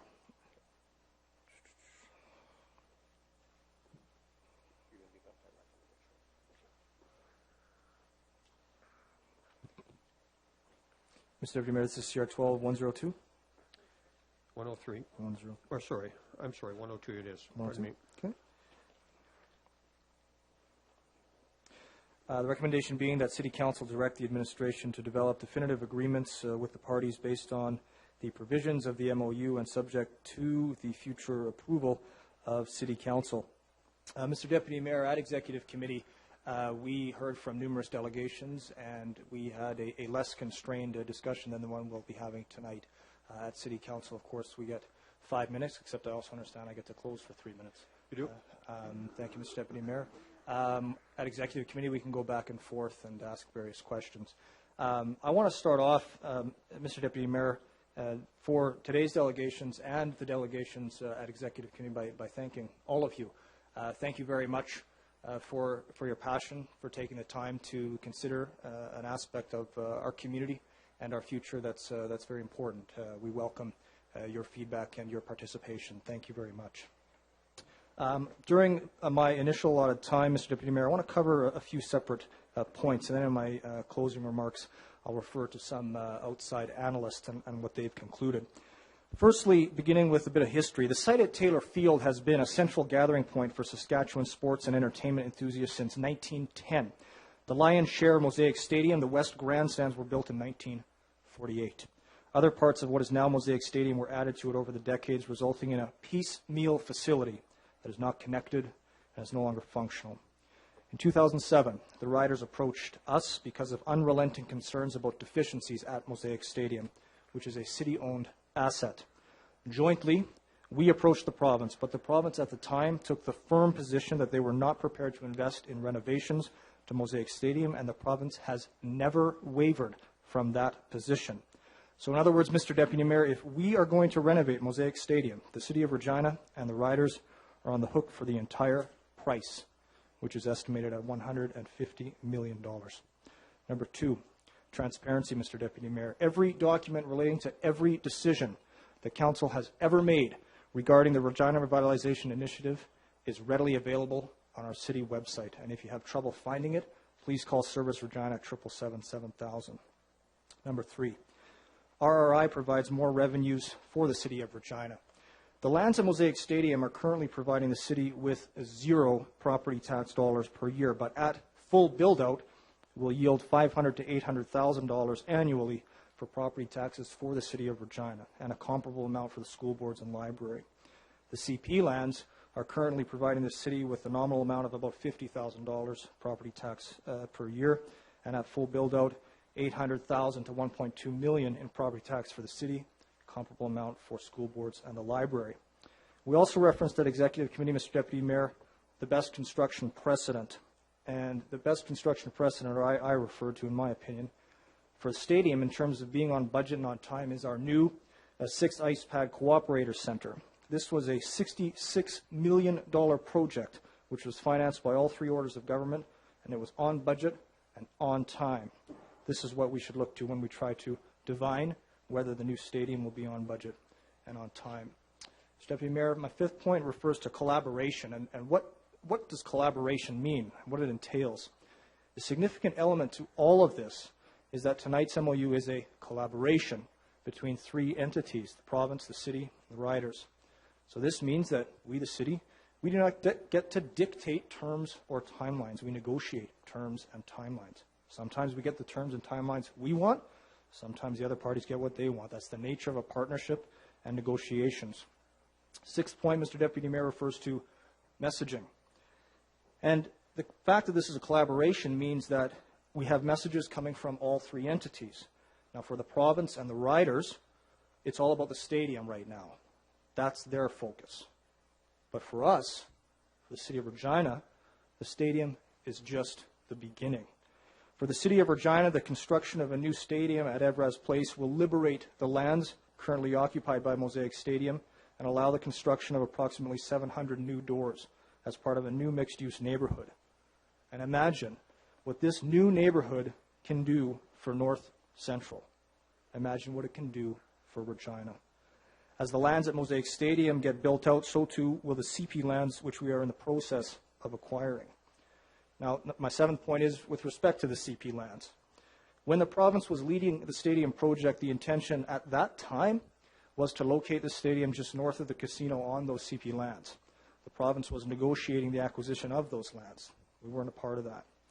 When the province handed off this project to us at the city, it became apparent that CP was not prepared to sell all 32 acres of that land. And we have yet to acquire any land from CP, but we already own the land at Evraz Place. Number 8, Mr. Deputy Mayor. When we come to the communication report, we've heard from some of our delegations, and I've certainly heard as well, that the current facility, Mosaic, is adequate, even though it's over 60 years old and was built piecemeal with no vision from the outset. I intend to speak at the communication report, Mr. Deputy Mayor, about some of the deficiencies, about some of the community benefits, and some of the economic benefits, which I hope will be part of the communication plan. With respect to housing, the RRI has a central component of housing. We recognize, and I've spoken numerous times about Regina's vacancy rate. The RRI will create a new neighborhood. It'll provide 700 new doors. Furthermore, the City of Regina has been engaged in record investments in housing, in affordable housing, even though it's not our jurisdiction, and even though we don't have the revenues to deal with it. We cannot be in the driver's seat on it. We can be in the passenger or the back seat supporting it. Habitat for Humanity has recently noted, Mr. Deputy Mayor, that there's no land. There's no land left in Regina to build affordable housing.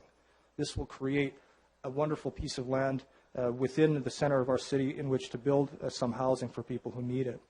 With respect to other important items, road repair, for example, we have invested record amounts of road repair in the budget line item, $17 million, which is the most we've ever invested in that line item, Mr. Deputy Mayor. So we are seeing the investments in other priorities. This is also a critically important piece for Regina. I'll have further remarks during my closing, Mr. Deputy Mayor. Thank you. Councillor Clipshin, please. Thanks, Mr. Deputy Mayor, and I too would like to thank the delegations tonight. I could overhear some comments. Where are the questions? Well, we have, of course, the opportunity to read the delegations over the course of the weekend, so we know what's coming. And I think you'll agree there was a fair amount of repetition of the issues that were brought up.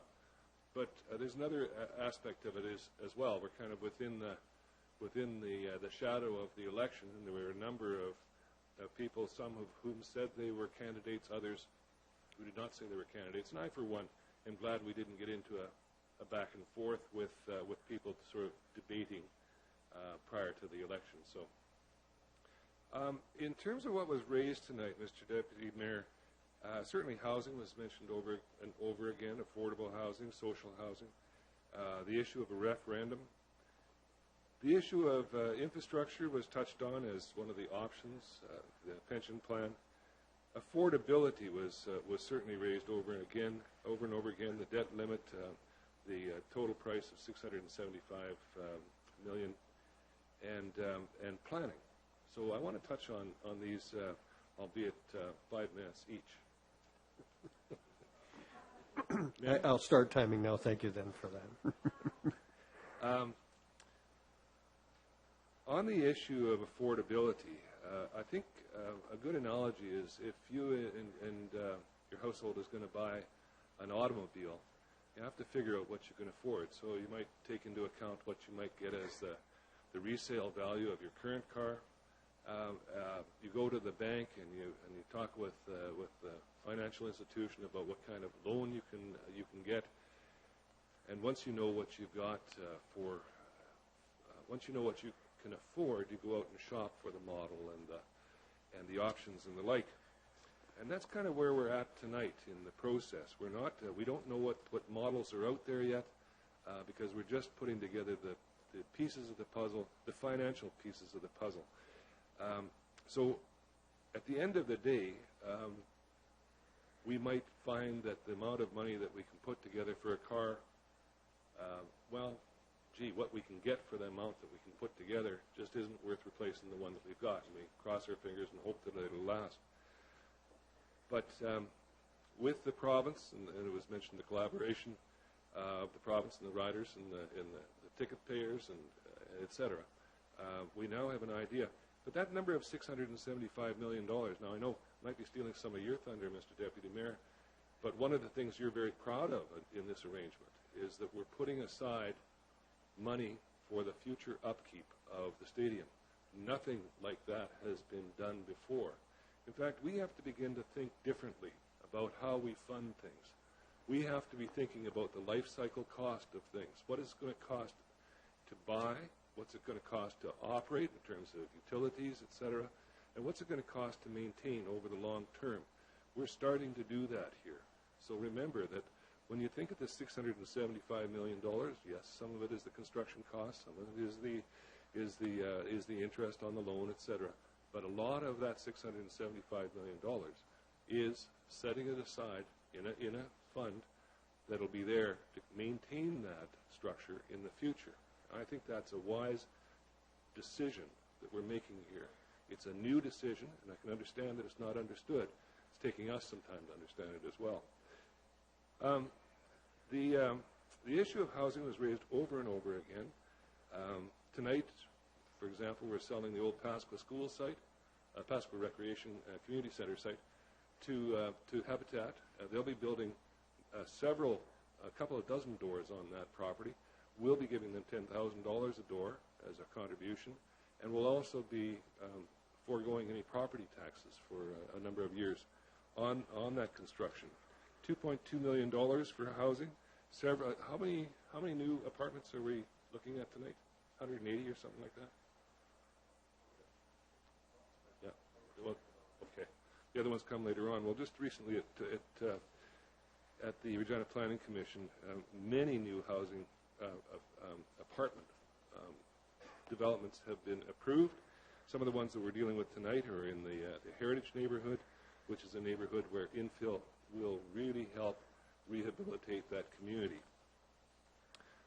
There's Garrison Hunter and Florence Stratton made mention of of a report that's coming to the August meeting about the land deal with Sask Housing. And we're going to be using that land deal to fund the Social Development Reserve. It's that Social Development Reserve that funds our housing program. That money is going to fund affordable housing for many years to come.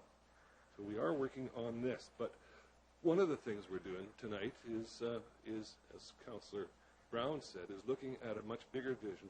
We're looking at the mosaic lands. We're looking at getting off of the mosaic lands, creating a new neighborhood there. Will Rob Dayglow and the North Central Community Association be involved in that process? Absolutely they will. They absolutely will, because it is part of that neighborhood. That planning issue is a good one that's been raised. But where are we in the planning process? Well, I think we're at the point where, with this MOU, and what we're doing is a memorandum of understanding. It's not the deal, but it shapes the deal. And I appreciate that the comments of people tonight about is that deal affordable and all the issues that we've heard raised. That deal allows us to go shopping. What we're going to do and what we discussed at the executive committee with our staff is the next steps. Well, the next steps is that we know we have a $275 million capped budget. So we go to the community, the development community, and say, what can we get for $275 million, given that we want to see this, this, and this? Well, we'll see. If we like it, we'll know. But so that comes to the question of the referendum. Are we ready for a referendum? I don't think we are. I don't think we are. I think that... Can I ask you to be quiet, please, and let the speaker speak? Maybe I should actually be speaking to you. Yeah, you can talk to me. Yeah, okay. I don't think we are, because we don't know what it is we're voting on yet. So people are going to say, well, it's not a Chev, well, it's not a Ford, well, it's this and that and the other. Well, let's see what it is. And I think at that point, then there is a decision, a hard and fast decision about, is it affordable? Is it what we want? Can we go ahead with this? And I think that at that point, then a decision will have to involve people. The strategic plan for public input, and I think that's something we can talk about at the next report. I think that's a good idea, that we do need to let people know how public input can happen over time. But for the time being, I've been watching this very closely. As Councillor Brown said, we've been very careful to make sure that everything we've dealt with is on the public website. People have access to the information that you and I have had and can make their judgments. But what we're doing is, I think, transparent. We're moving forward in a very considered and staged way. Where we're at tonight is we've just been to the bank. We now know how much money we can spend. Let's see what we can get for it. That's the next step. Thank you. Thank you. Councillor Fougere. Thank you, Mr. Deputy Mayor. Most of the comments that were raised, I want to raise, have been talked about already, but I want to focus on clarifying some issues. But to begin with, I want to thank the delegations and the audience here tonight. We all care about our community. We all love our community. We're all here for the right reasons, to move our city forward, to take care of issues of concern to everyone. And there's no difference tonight than any other night. So I applaud you being here, and the comments made by the delegations were thoughtful and thought-provoking. But there are some, to my view, some issues that need clarifying, because I think there's some misunderstandings or a need for more information to go out. And in no particular order, Mr. Deputy Mayor, I want to talk about the CP lands. Councillor Brown spoke of those a few moments ago, but the initial proposal by the province, with the federal involvement in the city, of course, talked about the CP lands, some 33 acres. That has changed, and just to confirm through you, Mr. Deputy Mayor, the business model changed for CP, where they said only 17.5 acres, a narrow strip along Dudney Avenue, is available to build to purchase, and that is simply too small to build the statement we're thinking of doing. Is that correct? Mr. Schubert, please. Mr. Deputy Mayor, that is correct. Thank you for that. Now, the size of the stadium is a bit of a discussion as well. For those who support or don't support, they think this is the same size as Mosaic Stadium, and I guess by capacity it might be, but it is projected to be about a 33,000 seat stadium, but it also can be expanded to 50,000 Is that correct? Mr. Schobert? Mr. Deputy Mayor, that is correct. The current estimates still to be confirmed are 33,000 on a regular basis, expandable to 45 to 50,000 for major events. Yeah, that's good. That's good to hear. Now, the other design we're speaking of is that, so people are not confused, we're not building a duplicate of Mosaic Stadium. This is a spectator roof. In other words, the seating and the concessions would be covered, but the field would not be. Is that correct? That's generally what we're looking at as a model? Sure. Mr. Deputy Mayor, that's the current view as to what we can achieve under the $278 million budget, is that the spectator areas would be fully covered and the field would be open. Now, some members of the public have been saying that something was lost in the translation, that we had the first proposal was a dome stadium, covered stadium, retractable roof. What happened to that? So the question I would have for the administration is, what is the anticipated extra cost for to put either a permanent or retractable roof on a stadium we're thinking of? Is it $100 million more? What's the scope of that increase? Mr. Schobert, please. Mr. Deputy Mayor, using the materials from the provincial project, their estimate of a fixed roof stadium was in the neighborhood of $380 million, and a retractable roof stadium was in the neighborhood of $450 million. So it comes down to very much to affordability, what City actually can do. Again, this has been raised earlier about the cost of renovation versus this proposal. And again, we'll say roughly $150 million for the city and the riders to renovate the current stadium with no support from the province. They've said very emphatically they will not support renovation, as compared to our $73 million direct investment with responsibility to help obviously cover the $100 million through the facility fee. Through you, Mr. Deputy Mayor, to the administration, can we talk a bit about what that would look like in terms of increases in taxes or the cost over time to repay a $150 million loan at, we'll say, 4% per annum, what that might look like compared to the initial proposal we have in the MOU tonight? Mr. Schobert.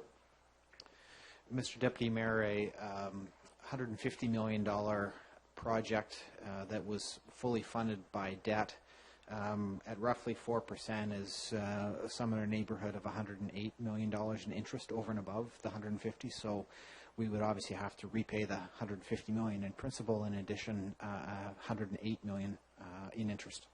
So it's about $260 million over the life of the proposal, without help from other senior levels of governments and partnerships. So that's an important element to consider in terms of affordability.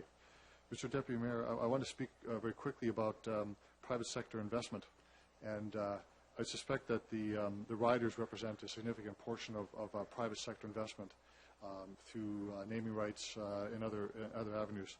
Are there other opportunities for other investments that can be done for the private sector?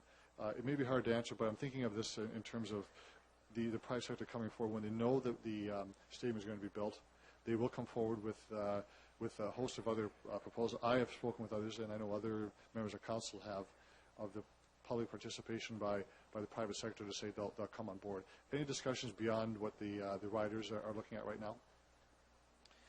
Mr. Deputy Mayor, it's early from that perspective. The riders have identified the $25 million as what they estimate they can achieve by the time the facility is constructed, but certainly there would be other opportunities on an ongoing basis, and other firms over and above the $25 million could still come forward during the course of the next number of years.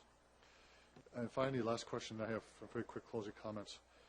In terms of public money going into stadiums and sports facilities around North America, and even around the world, the vast majority are publicly funded, either not entirely, but certainly the vast majority of them have a great component of public sector investment. Is that correct? Mr. Deputy Mayor, that is correct.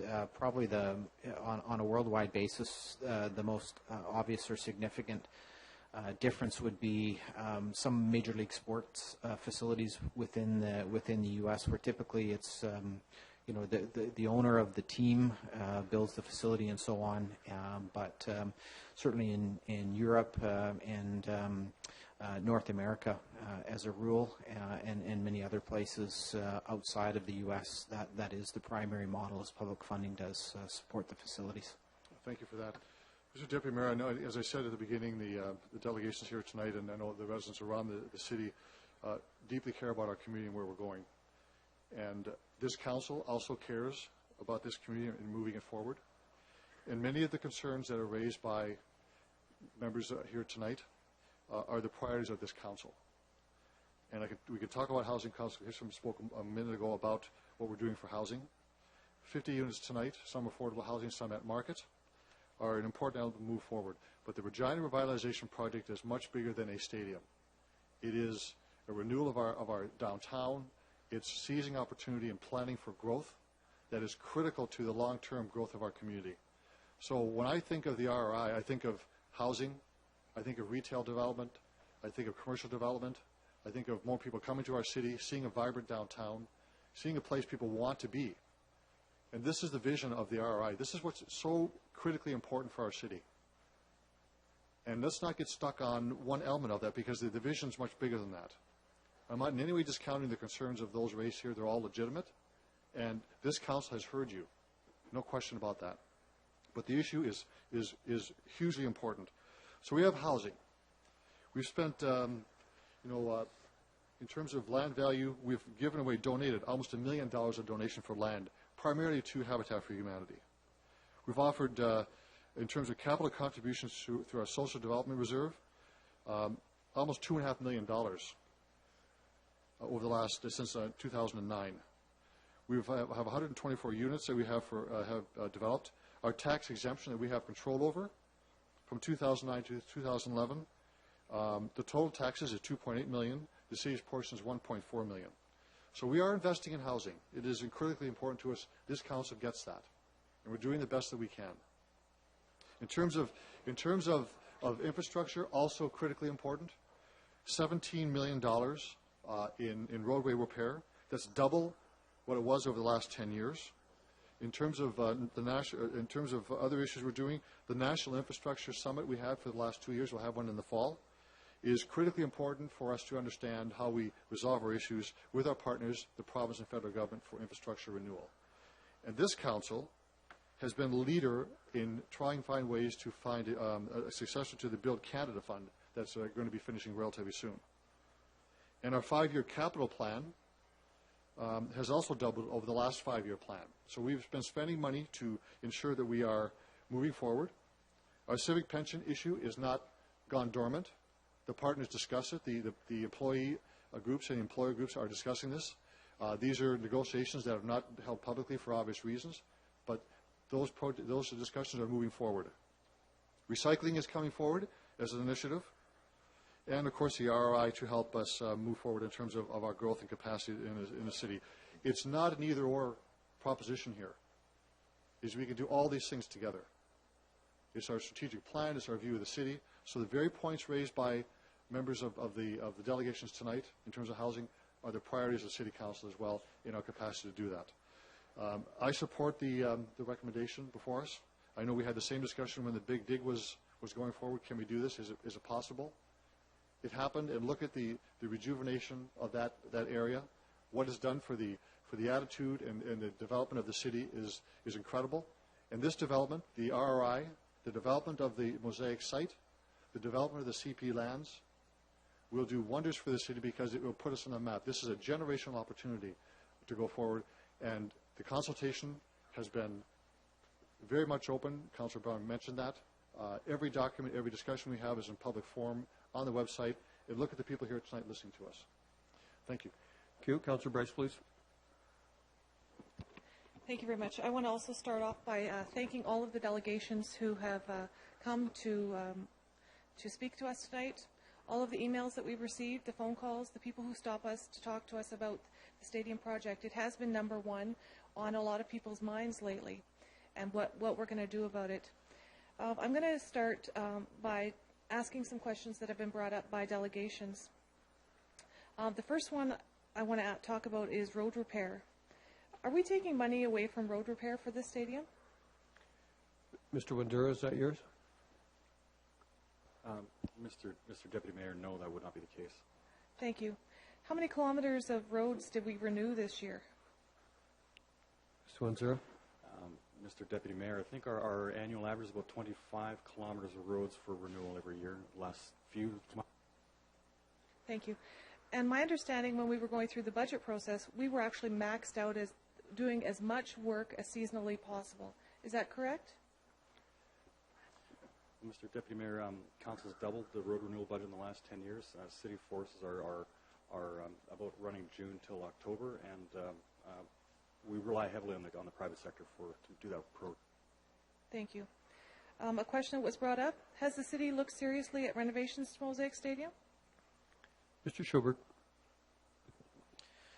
Mr. Deputy Mayor, we have looked at that. Of course, there was a project a number of years back, 07-08, with the riders to look at that opportunity, and it was through that process that it was determined that the province would not support a renovation. Thank you. Are we working on a housing strategy? Mr. Carlson, please. Mr. Deputy Mayor, as part of the Design Regina Official Community Plan, we're undertaking development of a housing strategy to align with the province's recent strategy. Thank you. Is that a priority for this council?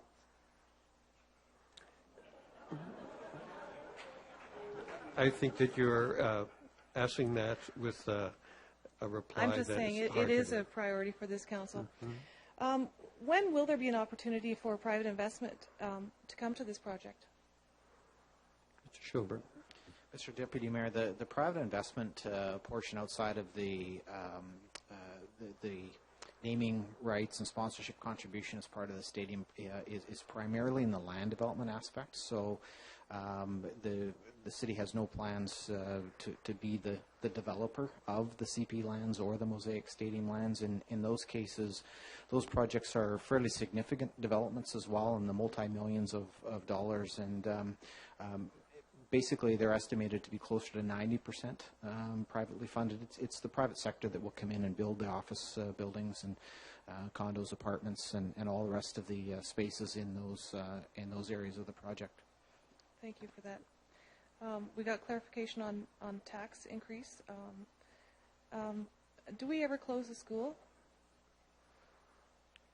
I'm going to answer that if you don't mind. Sure. We do not have any jurisdiction over school closure. That falls to another group of elected individuals, and both public and separate schools handle their own.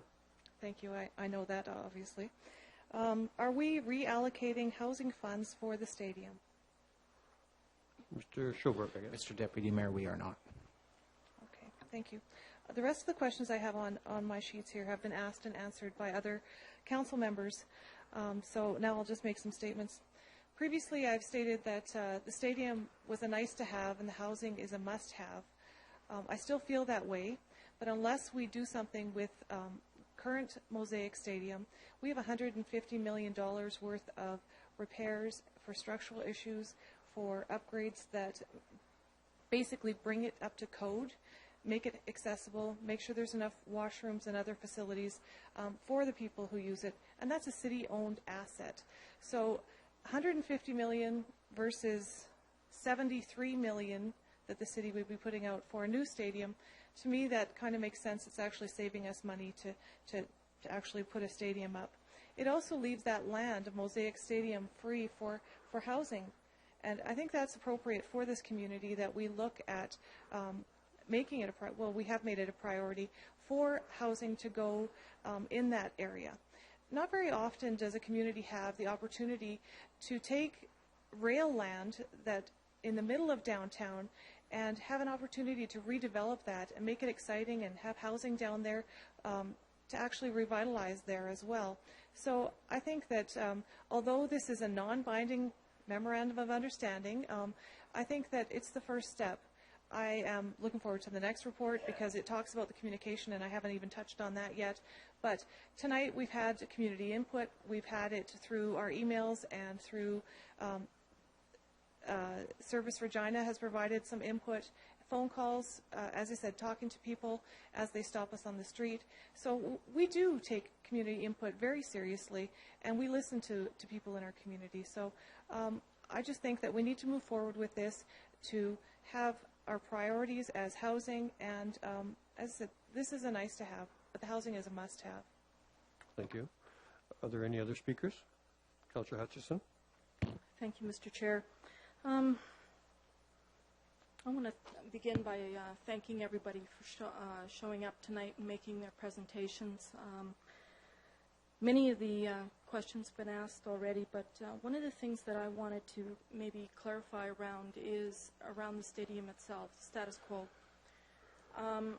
I know that not everybody gets the benefit of taking a complete tour of the stadium, and I was going to ask the administration about maybe the current state of the stadium right now and some of the deficiencies. So I was just wanting to know from the administration if they could clarify that for us. Mr. Schulberg, please. Mr. Deputy Mayor, the current stadium, as has been described previously, is near the end of its useful life. There's been discussion here tonight in terms of the age, starting in 1910, more major upgrades in 1948, and things of that nature. Over the last number of years, there has not been significant dollars going into the current stadium. Although at the same time the city's grown significantly. One of the major areas that we see in the current stadium is the fact that it's the uses have actually outgrown the facility itself. And in addition to that, there are a number of areas, such things as building code issues. It does not meet the current building code. The facility is safe. I should say that city staff, the dollars that do go into the stadium, the priority for spending around on maintenance and other dollars is actually towards safety issues that are being identified on a regular basis and actually grow over time. So need to be dealt with, and more significant changes need to be made from year to year as the facility continues to decline. So there are a number of issues around logistics, business logistics, getting product in and out of the facility to support events, getting people in and out of the facility. Certainly some of the most common complaints and issues for people attending games are the lack of washroom facilities. That's one area where it doesn't meet the current building code. In addition, some of the spaces are significantly congested. Again, it's the facility's was not designed for the current uses in many of the concourse spaces and things of that nature. There's probably a number of other things that we could highlight, but that's a quick overview. Thank you. Just another question. Another item that was brought up numerous times is the $14 million renovation that people are now seeing. What does that comprise of? How does that get dealt with amongst all of what we're talking about here tonight? Mr. Schubert. So, Mr. Deputy Mayor, the $14 million, what's been called the Grey Cup Legacy project, primarily goes into seating in the north and south end zones, replacing some of the seating that was there and adding to it. An important note of that project, there's two primary elements. One is that the city has not provided any direct funding to that project. The riders have gone forward with that project and have funded that. In addition, the way that they've structured the project is to make sure that the $14 million investment is not lost. So it's been designed in such a way that the seating that is going in will see multiple uses once the current stadium is decommissioned. So they've been designed in such a way that those seats can be taken down and repurposed and essentially used around the province. I think there has been interest and demand from a number of facilities province-wide to the riders, and so that was their plan initially as part of that, knowing that there was the possibility of a newer facility coming on at some point in future years. It was designed in such a way that that money can be repurposed through reallocating the seats elsewhere. So they're temporary in nature, and they will be dismantled and given out to other communities in the province as a legacy project? Mr. Deputy Mayor, that is the notion of legacy within their project, that, yeah, they are designed in such a way that they can be taken down and repurposed and used elsewhere. And none of the $14 million actually went to the current stadium itself as far as structural, giving it any kind of longer lease in life? Mr. Deputy Mayor, no, that wouldn't be the case. There was nothing that would extend the useful life of this facility.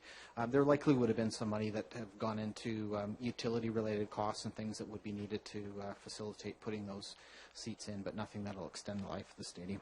Okay. Well, just to clarify, I know that it was mentioned about the tax increase, the 1.5 tax increase. Can you actually walk us through that, just to make sure? I think that some people understand it. Maybe not all. Mr. Deputy Mayor, so the report identifies a potential tax increase of 0.35% to 0.45%. That would be each year for 10 years.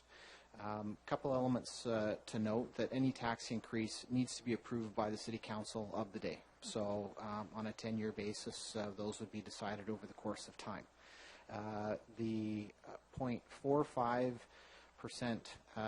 tax increase would equate to roughly about $5 to $6 a year for the average household. So from there, basically, you add that on each year. So it's $5 the first year, $10 the second year, $15 the third year. So the 0.45% is added each year for 10 years. By the end of 10 years, that totals, of course, 4.5%. Okay, thank you very much for that. And Mr. Chair, through you, the stadium itself, the lands that are going to be vacated, and there will be a project built there as far as housing is concerned. Could you give us a little, do we know what that looks like? Do we have a developer here? How is that moving forward? Mr. Deputy Mayor, what's been identified as part of the RRI plan, of course, which is a 10 to 15-year plan. So the first step of the project is looking at the new stadium, which will allow for the deconstruction of Mosaic currently. The Mosaic site is approximately 20 acres in size, and at this point, the current timeline has the new stadium available for use in 2017. So it would be at that point in time that if we did achieve that based on approval processes and things of that nature, that we deconstruct the stadium from there. The plan has been to look at a development design competition. So what ends up happening in those processes is we go out to the market and ask firms to bring plans forward, basically, that demonstrate what they would see happening on that particular site, and at the same time prove out that they're capable of actually developing it. In those type of processes, basically those plans come forward to the community as well, so the community has an opportunity to consider them, provide input into them, and in many cases the results from the community feedback and so on is actually factored into the RFP decision-making process. But of course, at the end of the day, that final process would result in some plan for the community, which would come back to City Council for acceptance and approval, and from there it would move forward into actual development. So post 2017, it'll take some time, probably a year plus, to deconstruct the current stadium. At the same time, we can be starting on the development plans, so they're not necessarily you got to do one and then the next. We'd be working on some of these in parallel to obviously have the new area developed out as soon as possible. So, through you, Mr. Chair, we'll be doing a full consultation on the lands, the project, and community input, schools in the community, so that will all take place simultaneously. Mr. Deputy Mayor, that is the case for both properties, the Mosaic Stadium lands as well as the CP lands. If we are successful in acquiring those, be a similar process. Lots of opportunity for the public to have input into those, and in both cases, of course, details need to be finalized closer to the project itself, as those communities can grow and change between now and then. But it's been clear from City Council in the vision that was laid out, and administration has moved forward on the same basis that these need to be mixed-use neighborhoods, and so they need to have both affordable and market rate housing in them. So certainly not one or the other, but a true mixed use neighborhood has a variety of uses, both within the residential side, between apartments and owned property, of course commercial property, retail, office, and a host of other uses. Okay, thank you. Thank you. Councillor Fundura. Thank you, Mr. Deputy Mayor. It's great to see all this interested in residents and everyone here. Usually there's more crowd here than I see at Costco when I'm shopping. Usually I get cornered into somewhere, so this is nice to see that. And I do get cornered, I do get asked. I'm in a community because I believe that City of Regina, as a council, we look to invest in our community. Mr. Deputy Mayor, community, it surrounds itself on community associations, parks and open spaces, spray pads, bike paths, all these things. So we are not forgetting about all these things. We are building and we rejuvenating the city. I looked at a map. I arrived in this country, which I thank everyone for allowing me to be here, from another jurisdiction where we didn't have a debate like this. 1976 map, and I put 2012 map on. And it's unbelievable to see the progress. And I know that progress involves money, involves investment. And if we don't invest, we don't want to be looking at a 1976 map. And that's not the process, that's the progress, what we want to do. And I mean, looking at this, my concerns, Mr. Deputy Mayor, where are the taxes and where are the impact on our citizens? I pay taxes. I raise my family. I live in the community.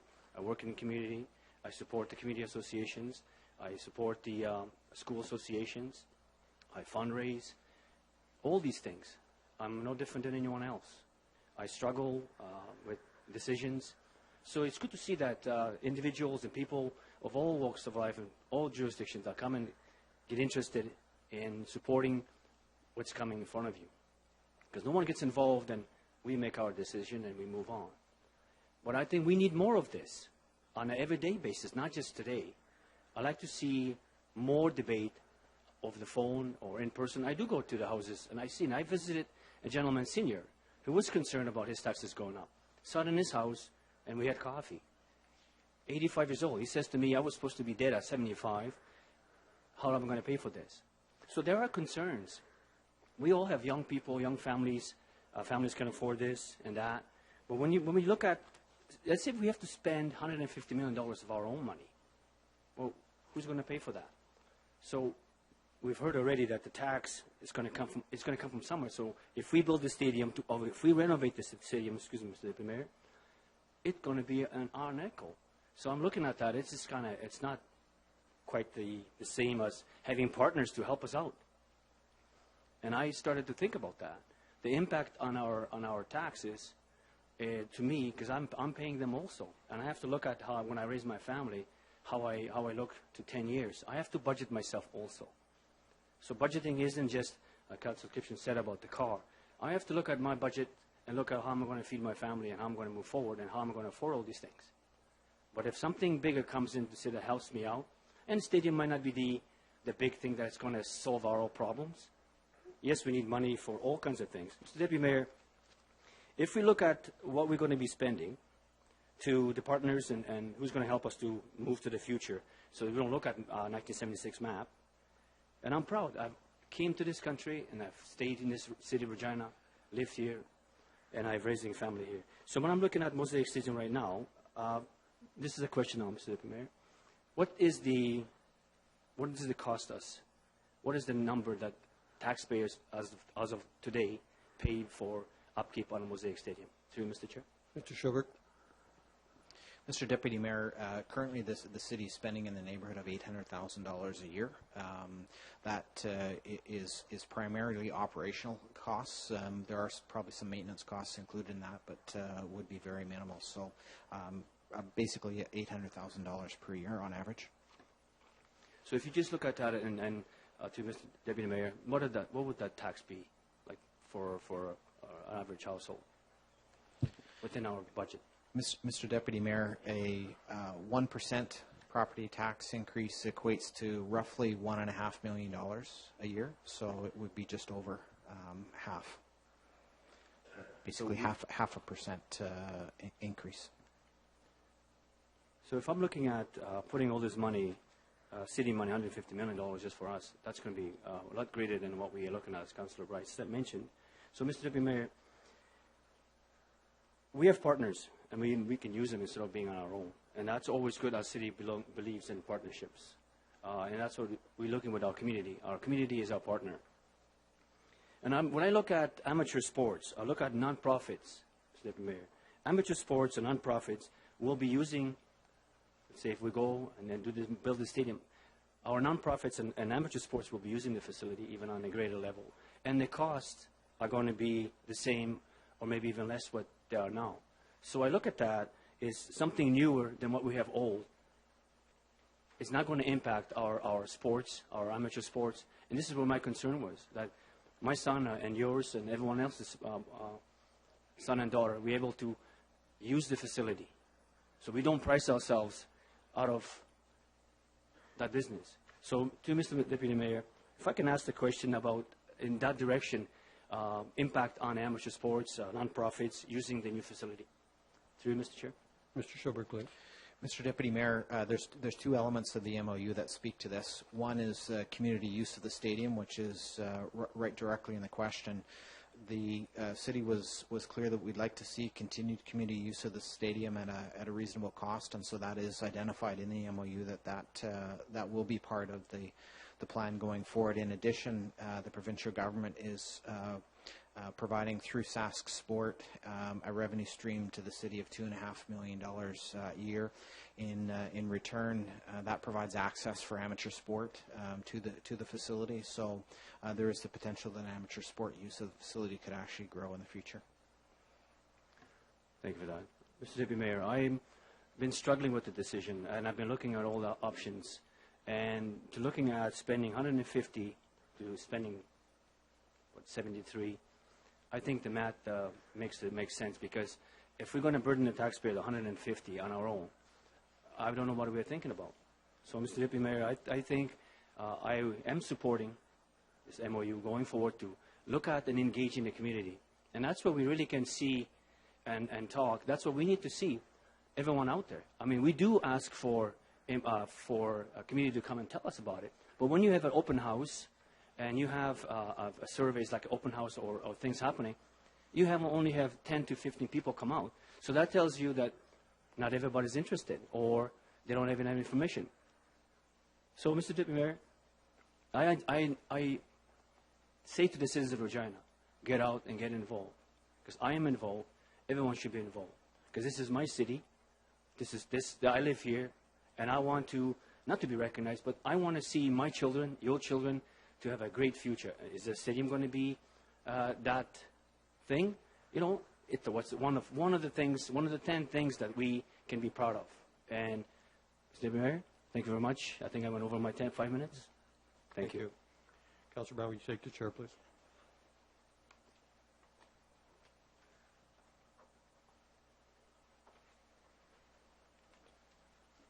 Mr. Deputy Mayor.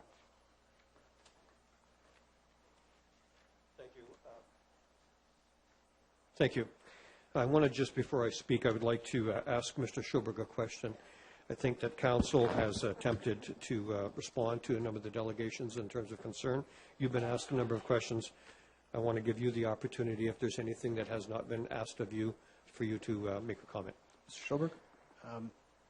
Thank you, Mr. Chair. I think the one element I think would be worth noting specifically is the process here going forward, and you may speak to this yourself, but It was discussed at executive committee, and the recommendation in this report, what it basically does is, if it's accepted by City Council, it directs administration simply to move to the next step. Of course, this is a non-binding document, and to be able to move forward, we would need binding documents, which would be agreements. And at this point, the current timeline estimates those will be back in September. Obviously, it'll be based on the discussion between the parties and the ability to finalize those documents. There are a couple other elements that will come forward to Council in the future as well. One will be a decision on the type of procurement model that would be used. Of course, Council has considered public-private partnership approach and asked the administration to provide some more information, plans, details, and so on as to what that would entail. We are finalizing that work. Anticipate that to come forward here potentially in August is the current timeline. What's worth noting on that, and in whichever procurement model that we do choose, we will be looking at a construction process that will require a guaranteed maximum price. And within building new facilities and within the construction world, it's a relatively common approach. It's certainly more difficult to do in renovations and things of that nature, but when you're building something brand new at a clean site and you can plan it out, that would be something that would be a risk that we'd be looking to put on the private sector and those that bid on the project to build it, because of course clearly based on approval of these details in here, we have $278 million to spend, and that's it. So we'll be working the process on that basis. So just to highlight a couple additional pieces that will come forward, of course, as the procurement process moves along, depending on what stage or what process is undertaken, there's likely to be at least a request for quotations or qualifications, sorry, and a request for proposals. That process typically takes about a year. So for both of those things. So there will be at least a couple more items over the course of the next year that will be coming to Council for consideration and approval, and of course the final bids and so on as well. The other elements that will be coming forward are around the design of the facility. We're, of course, just getting started on that process, knowing the funding that is available. And so a conceptual design process is starting.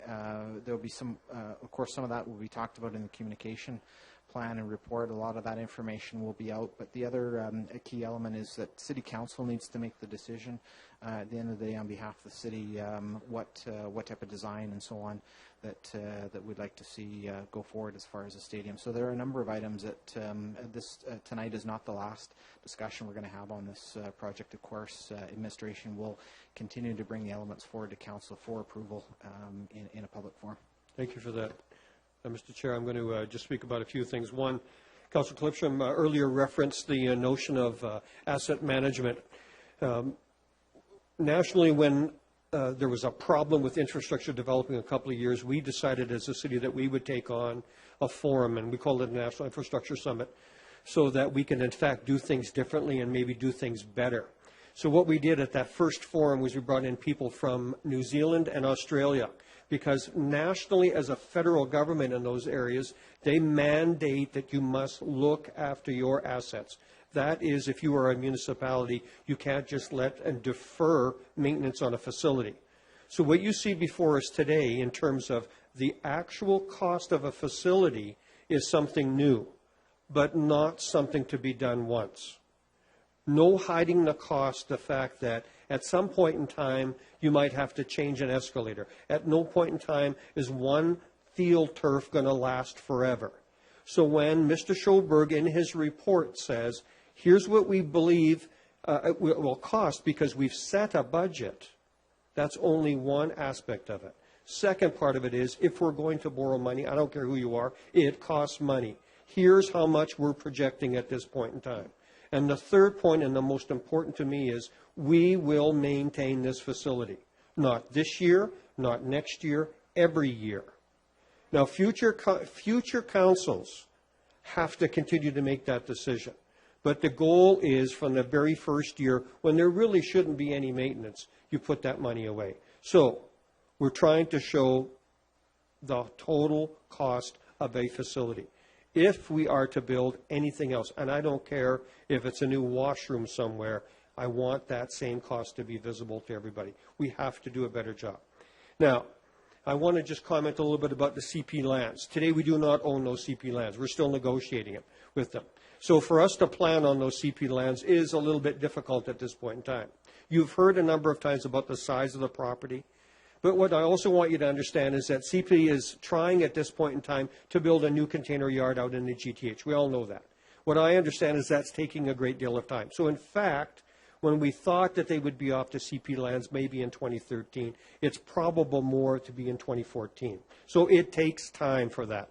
So we need to start looking at, once we own that, what do we do? Everybody else has ventured an opinion. I'm going to venture opinion too, and I'm going to dream a little bit. So one of the things I would like to see, if it was up to me, and by the way, you heard clearly from Mr. Schulberg that this is a public engagement process. What we will do on those lands, in my estimation, must be a public engagement process between the warehouse district, the downtown, and the citizens of Regina. No different than Design Regina. What I would look at is something like this. One, could we maybe design the streets slightly differently so we can have things like patios there, because there seems to be a lot of establishments that want to draw people. Can we look at continuing the architecture with maybe 3 or 4 story brownstones on the front end of that street on the south side so that it looks like the other side and you get a feel for it? Could we perhaps put something like a profound parkade back in there so that we can handle all the parking around that area? Could we bring the Globe Theater in there so that there's many reasons for any entertainment? Could we do housing? Could we do a variety of housing? Can we do office tower? Can we do whatever? Those are the types of things that public engagement, you dream, because the possibility, in my view, will be there. I want to talk a little bit about the mosaic lands. If we go ahead with this plan in the long term, and by the way, Mr. Schulberg tried to make sure that we all understood that there are many, many steps in this process. If we go ahead with the mosaic lands, it will not be vacant until 2017. And by the way, he also informed us that at that point in time, demolition will take a period of time, a year or more. But we can start to engage the community in that process as well. You've said many times about type of housing. Perfect. Everybody's talking about housing. I'm going to comment a little bit more about a stance that we will take in a minute. But again, I want to suggest something. And I'm going to refer again to the National Infrastructure Summit. We wanted to look at how we can do things differently in our community, so we held a international competition to bring in best minds from around the world as to how to redesign an existing neighborhood or how to do a new neighborhood differently. We only received 17,000 responses from 127 countries. We only received 58 detailed responses that we started to evaluate. And we're going to bring in the top 6, and we're going to make this public in September at the summit. The people who have done the evaluation that I have not have said this is amazing. So yes, you're going to see people from New York, you're going to see people from Sweden, you're going to see somebody from Regina, Saskatchewan, and Montana, and so on. These people are coming in to show us what we can do. So why can't we look at the mosaic lands in that same notion? Why can't we do a public engagement, and why can't we do an international competition? I want you to pay attention very closely to what's going on in the old, I think they call it City Airport in Edmonton. I want you to look and see what's going on there. They have incorporated a community that could be 30,000, but they've taken all sorts of things from environmental standards and so on to challenge. Why can't we do that? Why can't we start to look at a facility, let's call it a stadium, that does things differently? When we built the hockey rinks, we did it different than other people. When we hold national championships, and I don't care what they are, people come and say, I have never seen one like this, and it works. How come the Agribition and how come Farm Progress use those facilities and say, we've never had anything like this, you've satisfied a lot of needs, and we can expand our shows. It's not just about sport. Now, We have some neighbors just south of us, and they are in North Dakota, and there are 2 indoor facilities in North Dakota. One is called the Alara Center in Grand Forks, North Dakota. It is a small dome stadium. One is called Fargo Dome in Fargo, North Dakota. And again, it's a small dome stadium. In the last month, because I have monitored them, I visited both, but I have monitored them, they have changed the turf inside those fields. They went after the same type of turf that is in the, I can't remember the exact moniker, Edwards Dome in St. Louis. And what it is this. They have the same type of turf that sits on Taylor Field. It is state-of-the-art. It has all the little rubber things in it that you see, and it is safe. The difference is they roll theirs up when it's done. It takes minutes to roll the field up. So what they can do is do trade shows. They can do all sorts of things. Why can't we start to think like that? What if we had a huge lobby, no different than they have in a $100 million hockey rink for college hockey that hosts wedding receptions, because what they have is that people want to have their weddings in Mosaic Stadium. Now we provide a space so they can do it. The reason I mention those things, those are revenue sources. If we enclose the concourse, we can hold all sorts of it. It's called revenue sources. The plan, because we have to see a budget, is to have this work in terms of balancing the budget. Please tell me why we can't make money from that. Okay? There are opportunities if we do it differently. I don't want to have just another facility. I want to have state-of-the-art. Now I'm going to talk to you a little bit about infrastructure and housing. And I'm going to make a statement about housing. And this statement is what I'm going to make with my colleagues, to the MLAs of Saskatchewan when we meet on Friday. I quote, "Housing is an important factor in the quality of life of current and future Regina residents. However, ensuring an adequate supply of affordable and appropriate housing remains the responsibility of the provincial and federal governments. Municipal resources are struggling to keep up with increased pressures. Having well-balanced policies and programs based on meeting current and future housing demands is essential to address housing issues within the entire housing spectrum." I want to comment because I don't intend, in terms of supporting this, to take any money away from housing. Second part, I want to make sure when people say, well, fix our roads and so on.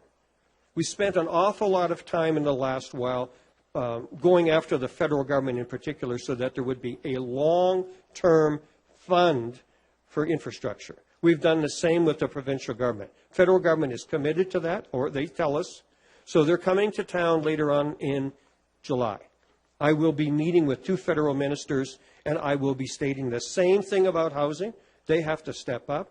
I could read you oodles of stuff on infrastructure, but we're going to ask them to please step up. It is not incumbent upon us to raise your taxes to look after infrastructure. It has to be a shared arrangement. They have to step up and do that. So, 1, my view is simple. Let's start to dream. 2, let's start to work together. There's going to be plenty of opportunity for public engagement. And let's carry on. Thank you. Thank you, Mr. Deputy Mayor.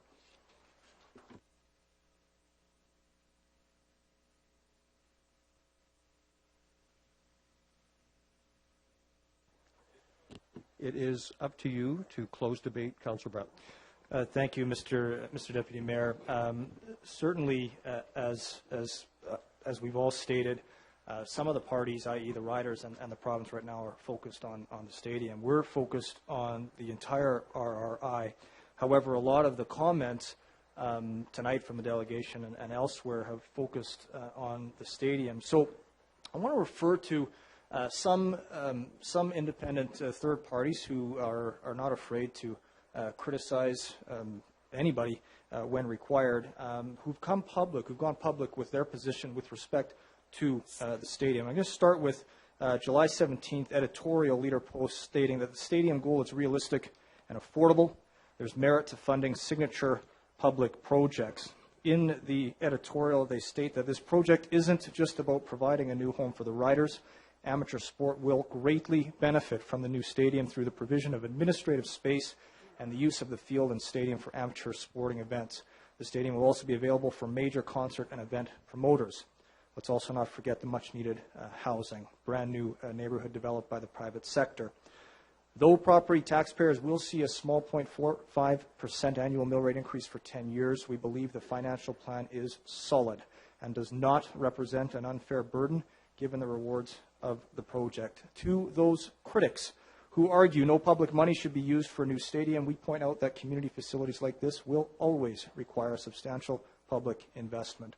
Let's take the larger view and build the best facility we can. Future generations will thank us for it. Leader Post Editorial Board. July 21st, 2012, Bruce Johnstone, Leader Post's financial editor, in a commentary why I support the stadium. The argument that taxpayers' dollars should never be used to subsidize pro sports facilities is a noble principle, but one honored more in the breach than in the adherence. Very few, if any, stadiums are built without significant taxpayer support. The real question is how much taxpayer support is appropriate and how much is too much. With respect to Mosaic Stadium, he writes, the time has come for Mosaic Stadium, parts of which date back to the 1940s. Taylor Field is old and not getting better. Amenities such as individual seats, modern washrooms, concessions, elevators, wheelchair accessibility are not possible to add to Mosaic, at least not at a reasonable cost. So when you break down the project's capital costs, it's probably the right balance. In short, the proposed stadium project represents the best use of taxpayers' dollars and best meets the needs of its users compared with the alternatives. John Gormley, in his piece, July 20th, 2012, states that a stadium will be a source of provincial pride. The interminable debate over a new stadium for the Riders can't end soon enough. Just build it, and quickly. But an equally important part is the pride of how we want to look in Saskatchewan as a place where big things can actually happen in exciting buildings that provide great spectator experiences. On balance, this is a reasonable approach for a community-owned football club, government, corporate, and rider participation. July 17, 2012, the Star Phoenix, Saskatoon. Tourism to benefit from new stadium. The head of Saskatoon Sports Tourism says he doesn't begrudge Regina for landing big provincial dollars. Anytime we get sports infrastructure, it's a good thing, said Randy Furnetz, Director of Sports Tourism with Tourism Saskatoon. With sports tourism, we're involved in bidding on major sporting events. Mr. Deputy Mayor states that sports business is huge, and it's growing. One of the things that's a challenge on bidding for national and international events is infrastructure in Saskatchewan, and the stadium will help. The 33,000-seat stadium in Regina will have a canopy over the seats, and it could attract professional soccer or rugby and international events such as cheerleading competitions, he said. There's a huge benefit of hosting these events and hosting these games, Furnetz said. And lastly, Mr. Deputy Mayor, the City of Regina conducted its own methodology of surveying between February 21st, March 2nd. 604 individuals were polled, a general margin of error plus or minus about 4% at 95% confidence level. At the time, about 65% of respondents had heard of the Regina Revitalization Initiative. The question was, the Regina Revitalization Project would seek bids for new housing, commercial and entertainment facilities along the city and CPR land from Mosaic Stadium east to Broad Street. It includes a replacement for Mosaic Stadium. In general, how do you feel? 69.3, I'm inclined to support. The rest were inclined to oppose. Next question, or one of the next questions, was thinking only about the Rough Riders football stadium. It's been suggested Mosaic Stadium needs expansion repairs, possibly be replaced. Others say the stadium is good enough the way it is. Which best expresses your opinion? 25.3, the stadium is good enough. 74.7, needs improvement or possibly replacement.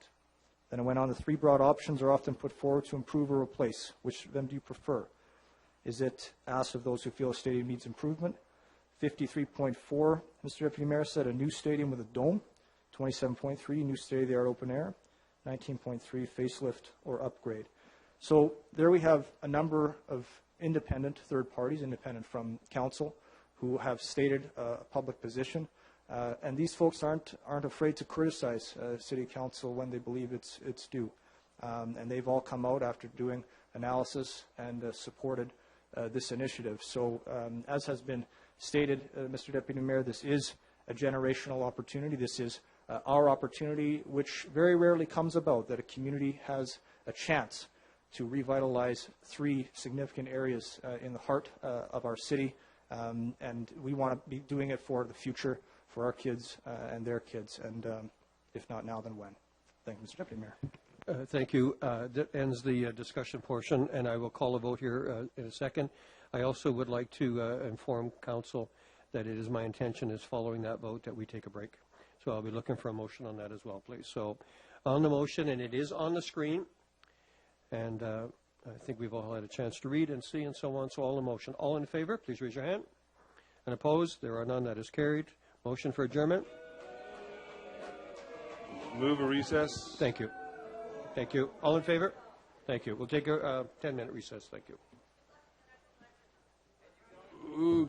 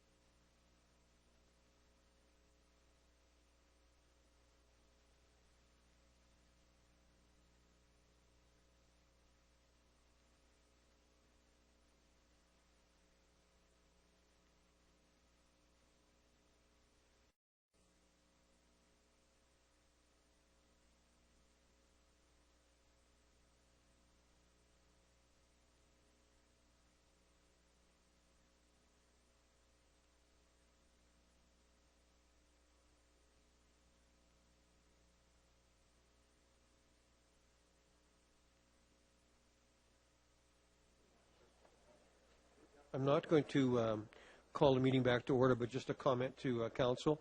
We are approaching 9 o'clock, and we have a long agenda. I'm going to ask in another hour or hour and a half if we want to take a break.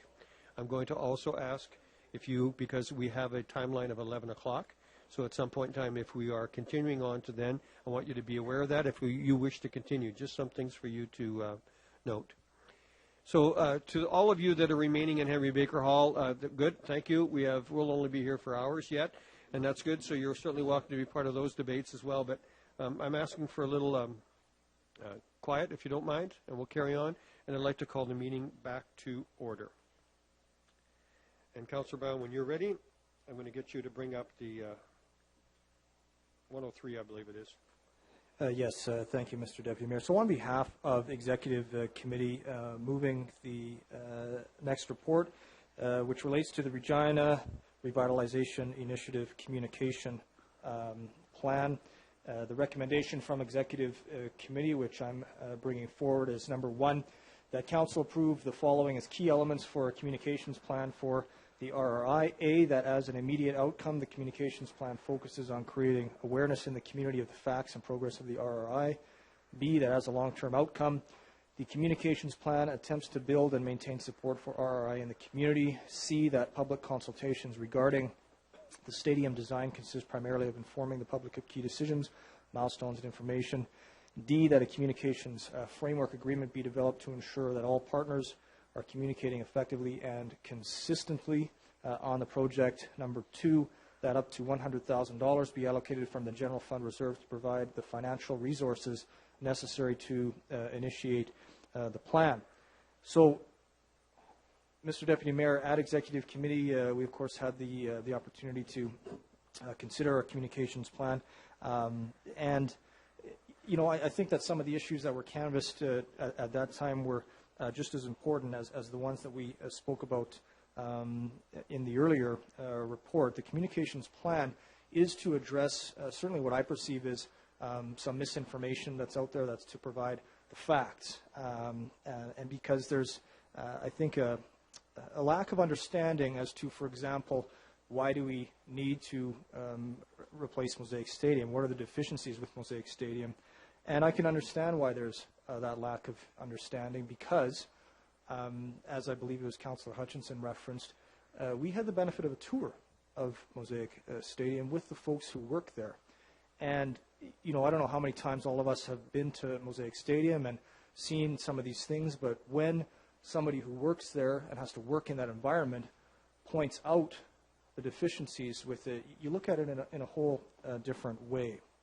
The notion that, well, it's adequate, or it's good enough, that doesn't fly anymore. And the reality is it's not good enough. Like I've said before, this facility, the large part of it, the West Grandstand, was built in 1948.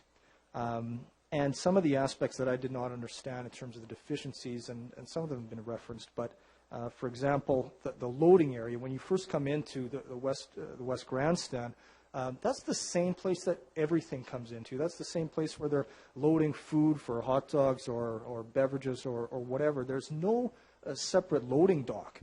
There's no separate loading dock in a modern facility. Well, it's not a modern facility. Of course, if it was, it would have a separate loading dock and maybe a few of them. In terms of accessibility, it was pointed out that folks who are in wheelchairs, there's no elevator for them. They basically have to get dragged by the mini John Deere tractor, like they're a piece of luggage. It's certainly not a dignified experience. The food and catering has to be shipped in from Evraz Place. I never realized that. I didn't know that. But when you have to ship in food from Evraz Place, it kind of limits the quality and what you can produce there for your patrons. And see, these are all issues that we're looking forward to being addressed in the communications plan. The pipes are bursting. Naturally, in a facility of that age, these things happen. And the washrooms. The washrooms are deplorable. Compare the washrooms at Mosaic Stadium with washrooms like in a Moxie's restaurant. Moxie's restaurant, you have TV screens in there and fireplaces. And it's classy. And in Mosaic Stadium, it's the exact opposite. So these were just some of the aspects that were pointed out. And we were toured through the ladies' washroom at the time, and it's not classy at all. The facility is out of date, it's obsolete, and these deficiencies and many, many other deficiencies we're hoping are going to be part of that communications plan.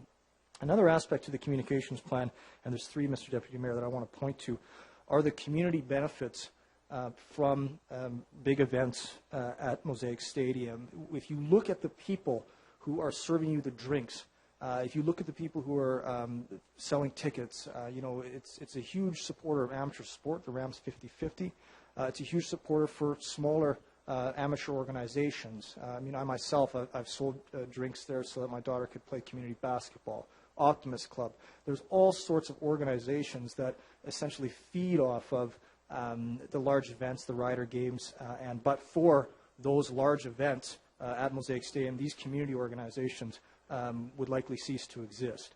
And lastly, Mr. Deputy Mayor, as part of the communications strategy, economic benefits, and that's something that the Saskatoon Tourism Sports Director referred to that I was quoting earlier. One example, and I've been stating this often, Mr. Deputy Mayor, if over that 30 years of having a new facility, we can attract even one more Grey Cup than we would have otherwise. The economic spin-off benefits of that are $125 million.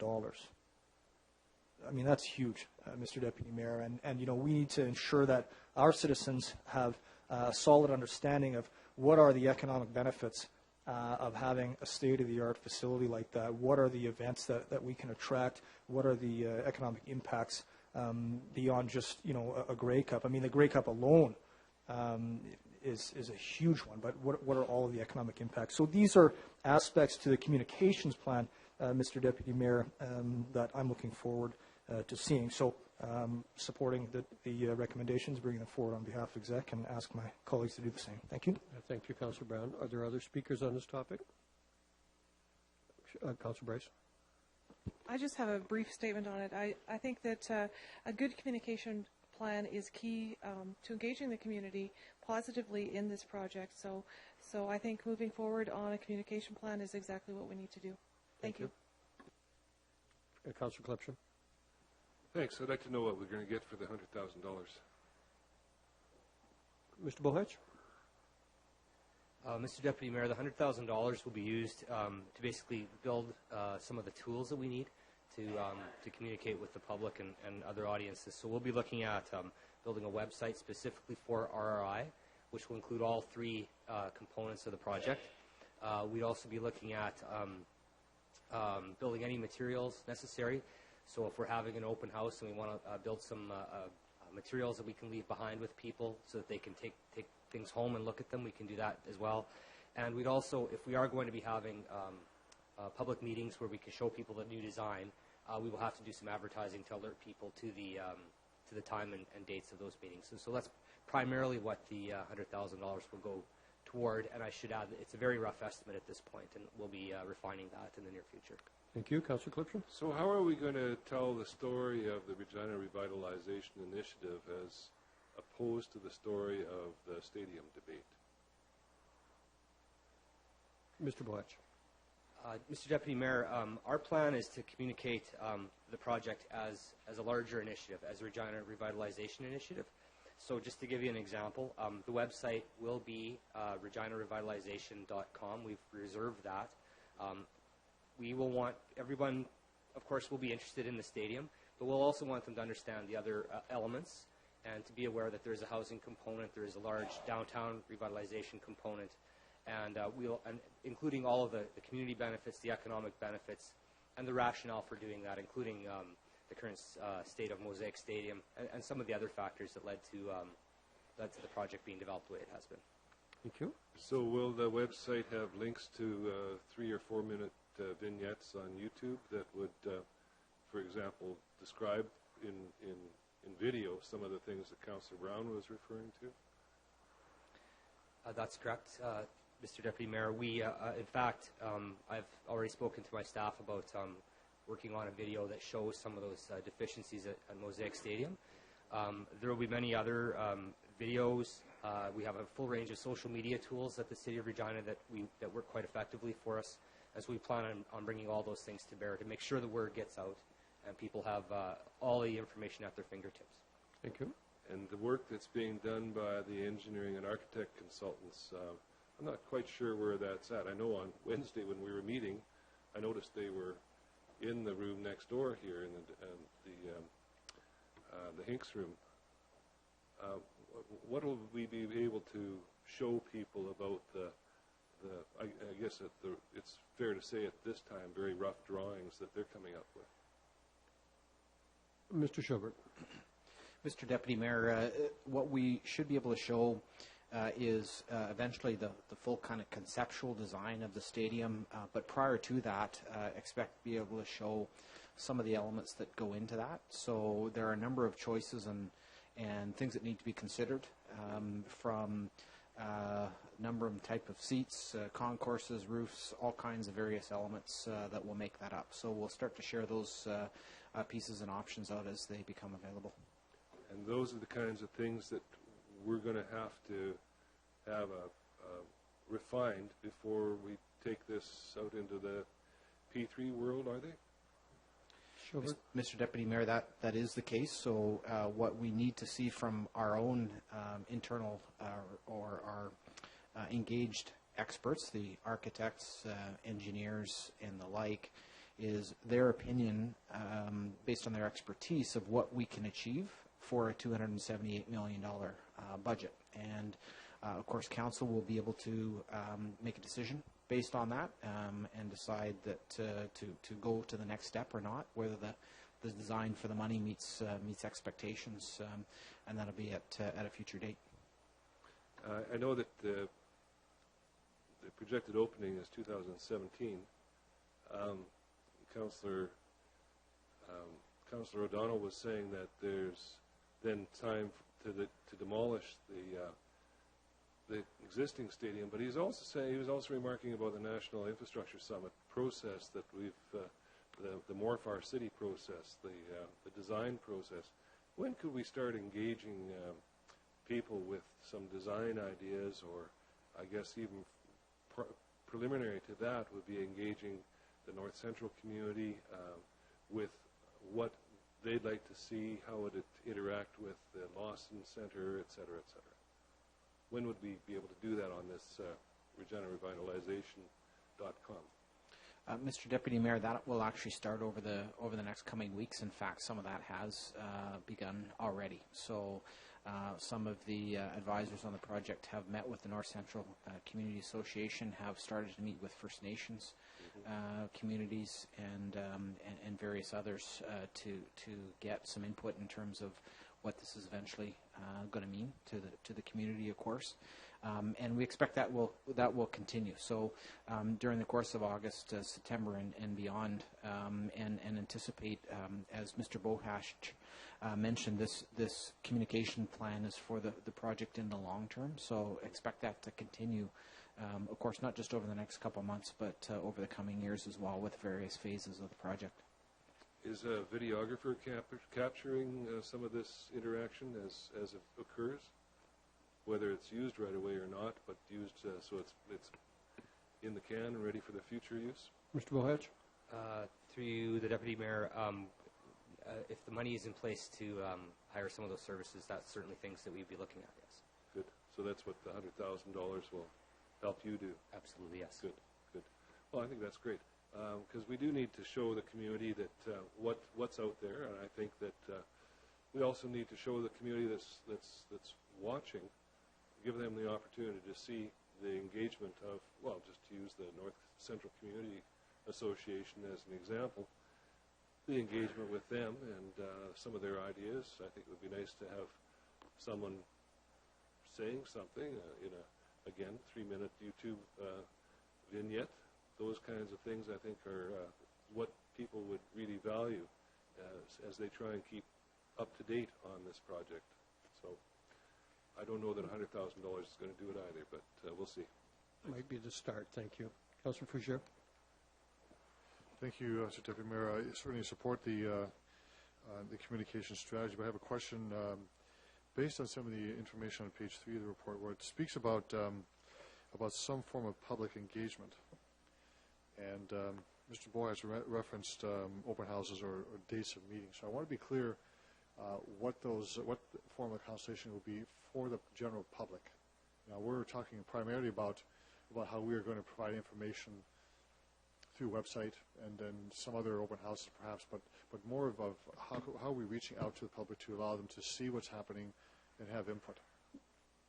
Mr. Bohach. Mr. Deputy Mayor, what we're contemplating here, particularly speaking of the design of the stadium, is that we would be reaching out to the public to inform them of the design that has been developed, the conceptual design. That would include talking to them about the options that we were looked at, the rationale for the design that's been chosen to go forward, and certainly there will be an opportunity for people to tell us what they think about it. However, the primary source of feedback on it will come from the partners who will be using the stadium. So that would be the Saskatchewan Rough Riders who have a business to operate there, and they have business requirements that must be met, as well as the people at REAL, Regina Exhibition Association Limited, who have to operate the stadium. So they will have primary input into the design of the stadium. However, the public will get to see it, and they will get to hear about how we arrived at the design decisions, and they will have an opportunity to let us know what they think. Through you, Mr. Deputy Mayor, will this be through the results of looking at the website, or will it be a more traditional open house, or a combination of the two of them, or what exactly is the forum for this? Mr. Deputy Mayor, we would plan on using a variety of tools. We know that a public meeting is a good venue, but we know that those also don't work for a lot of people. They don't have the time or the ability to attend something like that. It's not that they don't have an interest. It's not an appropriate or the best way to reach them. So we'll use all the tools that we can. We'll use our online tools. We'll use our social media tools. We'll use print whenever that works. And I think in certain circumstances, face-to-face will happen as well. And that may take the form of public meetings. And it will also probably involve members of the administration having meetings with certain stakeholder groups and community groups. And I think it's fair to say that anybody who wants to talk to us about it will have an opportunity to do so.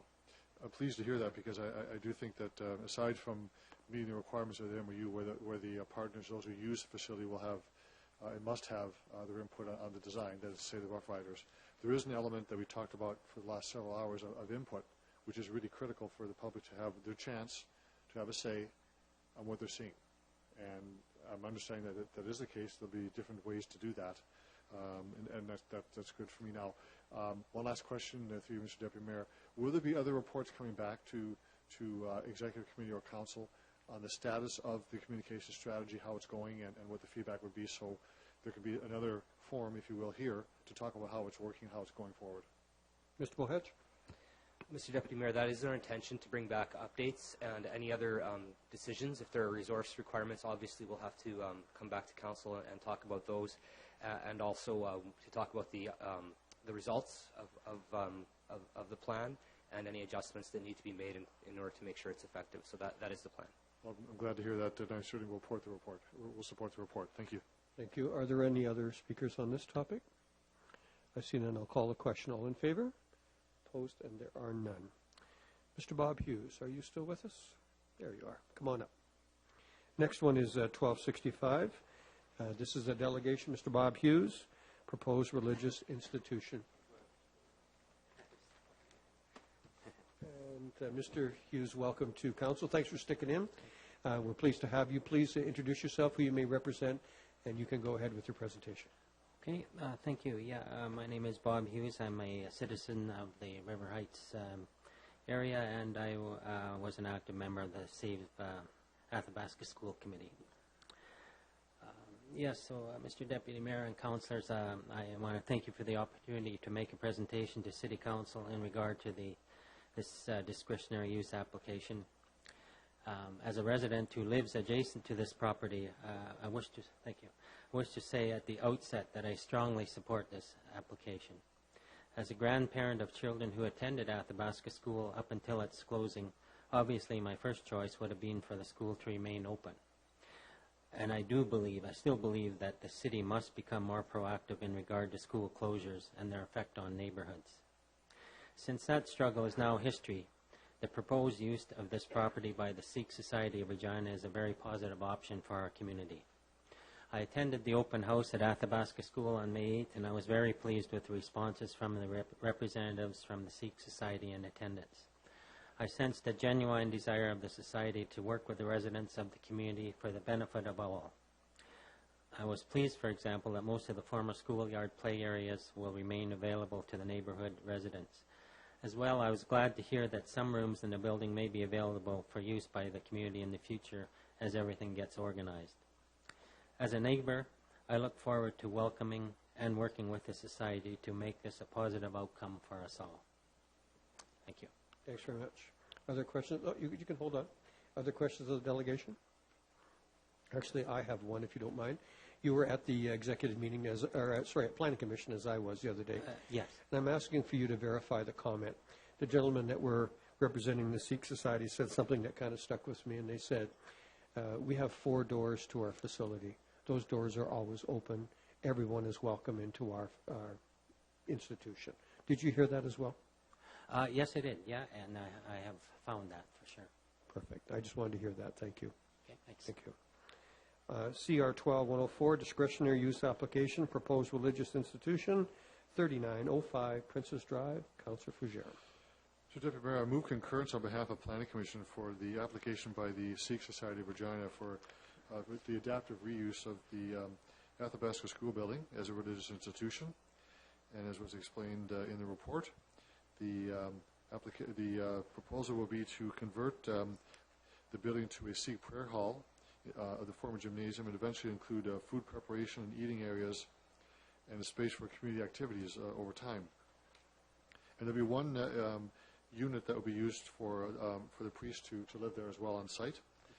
The applicant proposes to add 80 parking stalls to the existing 21 on site for a total of 101, and this, of course, meets the requirements under the zoning bylaw.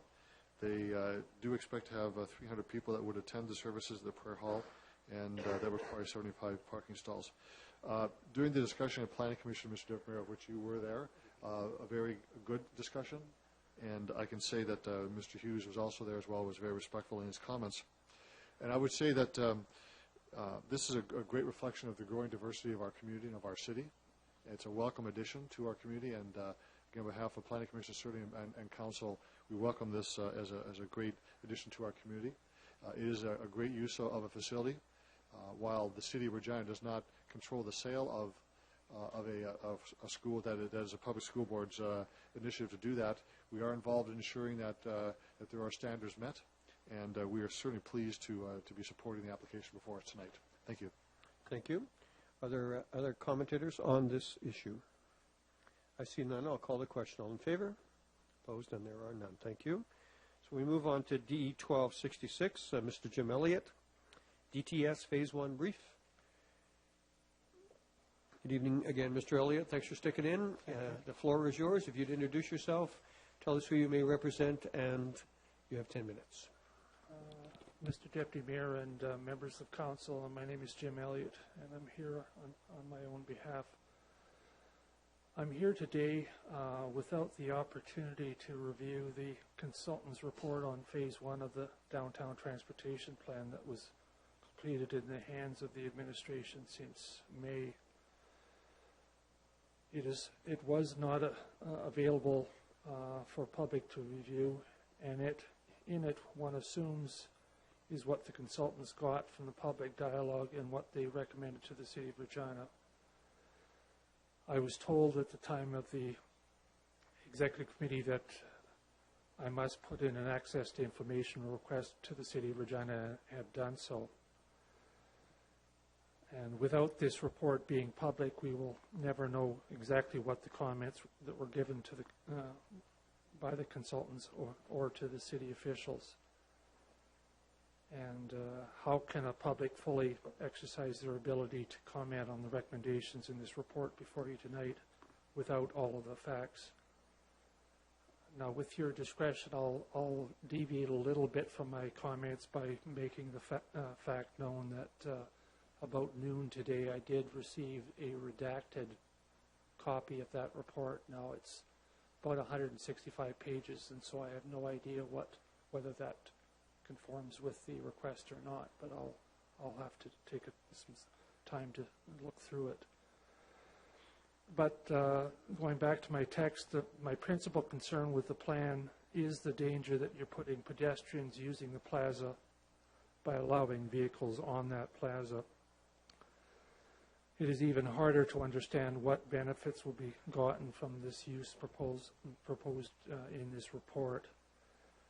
As a motorist, sometimes I ask myself, how often would a motorist wish to get onto Cornwall Street or beyond when traveling on Scar Street when they go out on 12th Avenue now?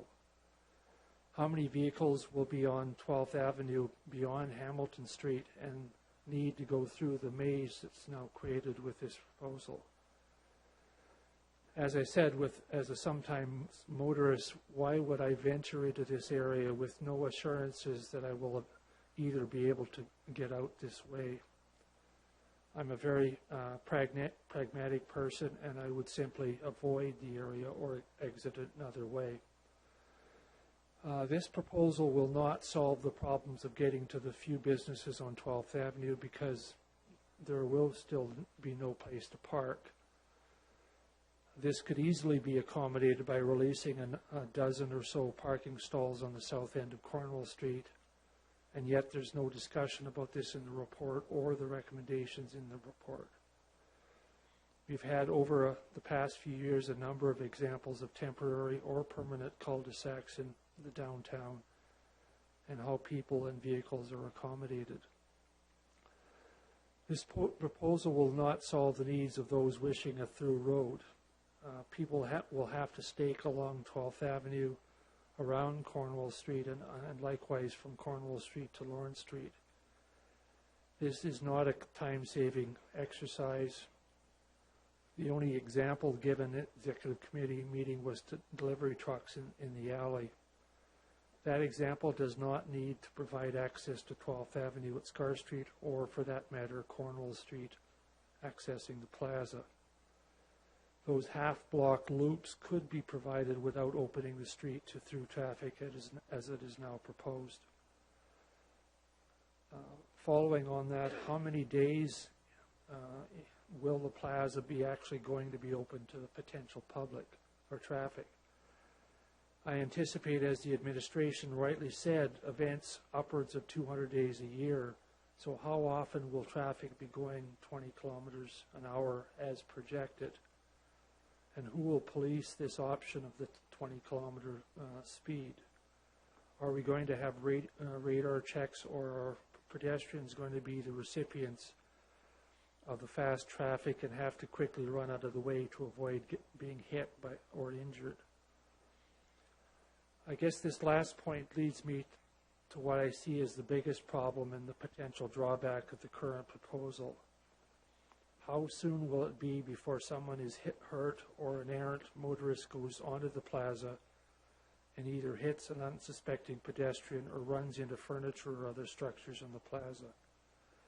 I regularly see people going down one-way streets the wrong way. We've already had the truck demolish a few bollards already on the plaza. Unless we have a full gate at both ends of the plaza, we will not stop motorists from misusing the plaza. There are a number of people who use the plaza that have either visual disabilities or physical disabilities, or both. And when asking a few of my friends, when told of this proposal, they say that's dangerous. So why put pedestrians at risk?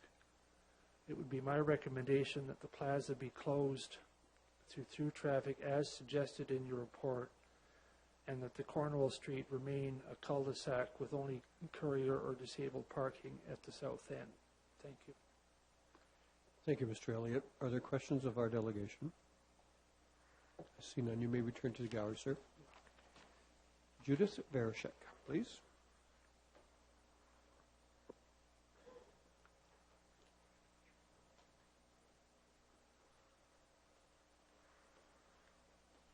Good evening.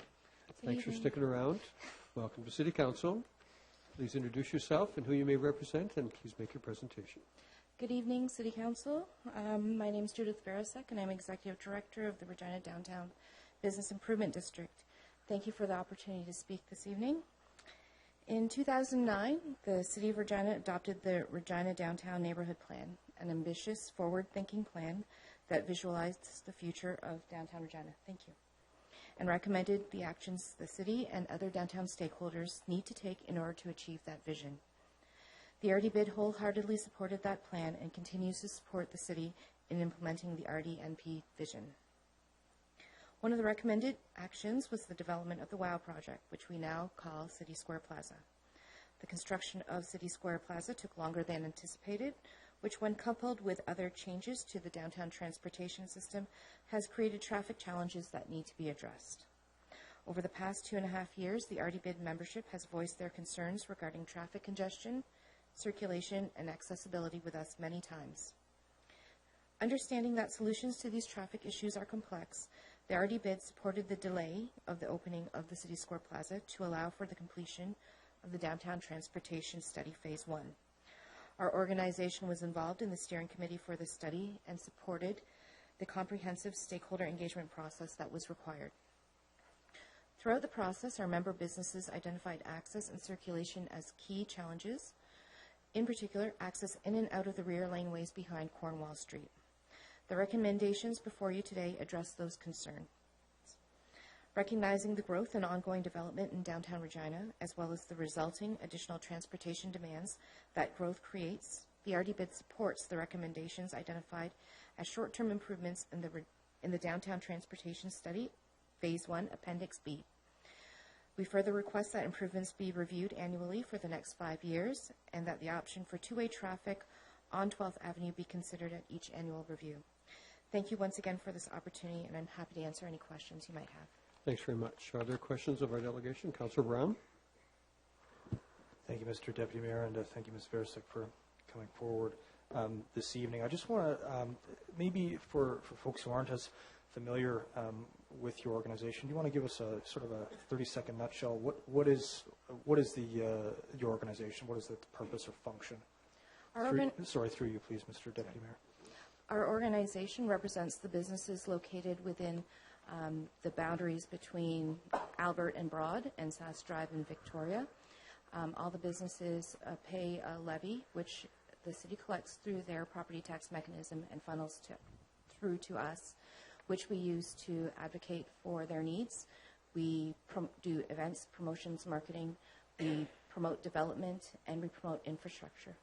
Well, thanks for that, because that's what I wanted to hear, Mr. Deputy Mayor. I wanted to understand, because your organization, or clarify for me if you could, please, I understand your organization hosts sort of, arts and cultural type events and just all sorts of different events just to simply try and draw people into the downtown. Is that correct? Absolutely. We're here to promote downtown as a place where people would want to invest, locate their business, enjoy an afternoon in the park, live and recreate. So we're all encompassing in promoting downtown. And that's what I wanted to get at, Mr. Deputy Mayor. So if I understand correctly, you don't just necessarily represent or advocate on behalf of one narrow sector of society. It's a broad spectrum of interests that you represent. Is that fair? Absolutely. Okay, thanks for that. And so my question for you is that, I see this as a compromise of, trying to balance the competing interests between simply vehicular traffic and pedestrians. Is that a fair way to see it? Is that how you see it as well? Through you, please, Mr. Deputy Mayor. Absolutely. I do believe that this is finding a solution that works well for all users of the space. Unfortunately, we are not going to have a solution that will be the best for everyone. And you're right, it is a compromise. And so as it's stated at present, in addition to what you've said through you, Mr. Deputy Mayor, what I heard you say is you want it to be on the annual review and consider specifically two-way traffic. Is there anything else that you would suggest that might improve this on balance? Through you, please, Mr. Deputy Mayor. Well, it's not in my written statement here, but our organization, while we are advocating for through traffic on the space, we also want to see the space be used from all different aspects. So one of the things that we are working with the city on is actively programming the space, and that's something that I would like to continue, and we're looking at ways to do that through different avenues outside of the downtown transportation study. Perfect. Thank you very much, Mr. Deputy Mayor. Thank you. Are there any other questions? You may return to the gallery. Thank you. Our next delegation is 1268, and that's John Hopkins.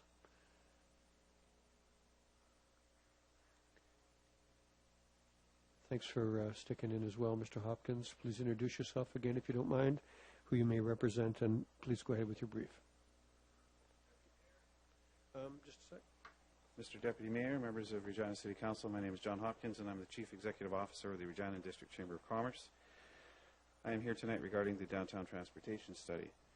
Last week, we sent a survey to our membership and asked the following question. The City of Regina's Executive Committee is considering a series of recommendations related to the transportation downtown on July 18th, including the segment of 12th Avenue between Lawrence Street and Scar Street, known as City Square Plaza. The recommendation is for the recommendation is for the plaza to be partially open to westbound non-through vehicle traffic when not in use. Please indicate if you support the recommendation.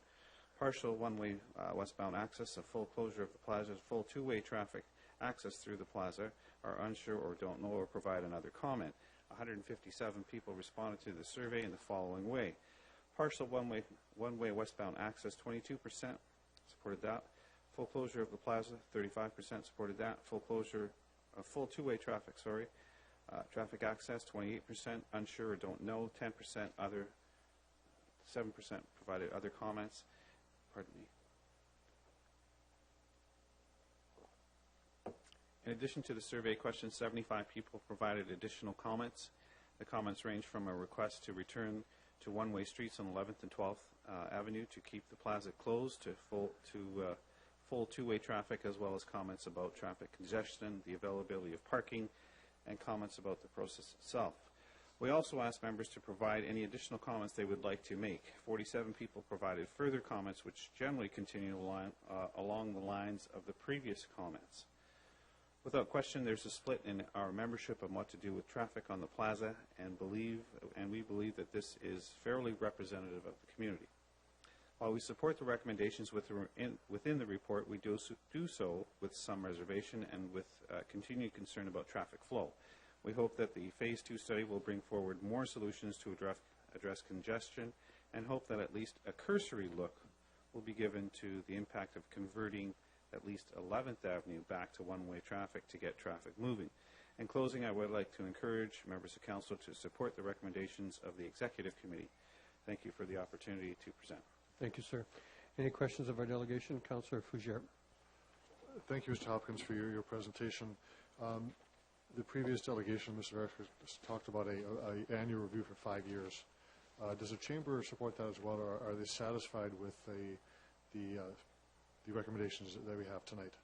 Well, I think that an annual review over a period of time is something that's worthwhile, because we'll know whether it's working, not working.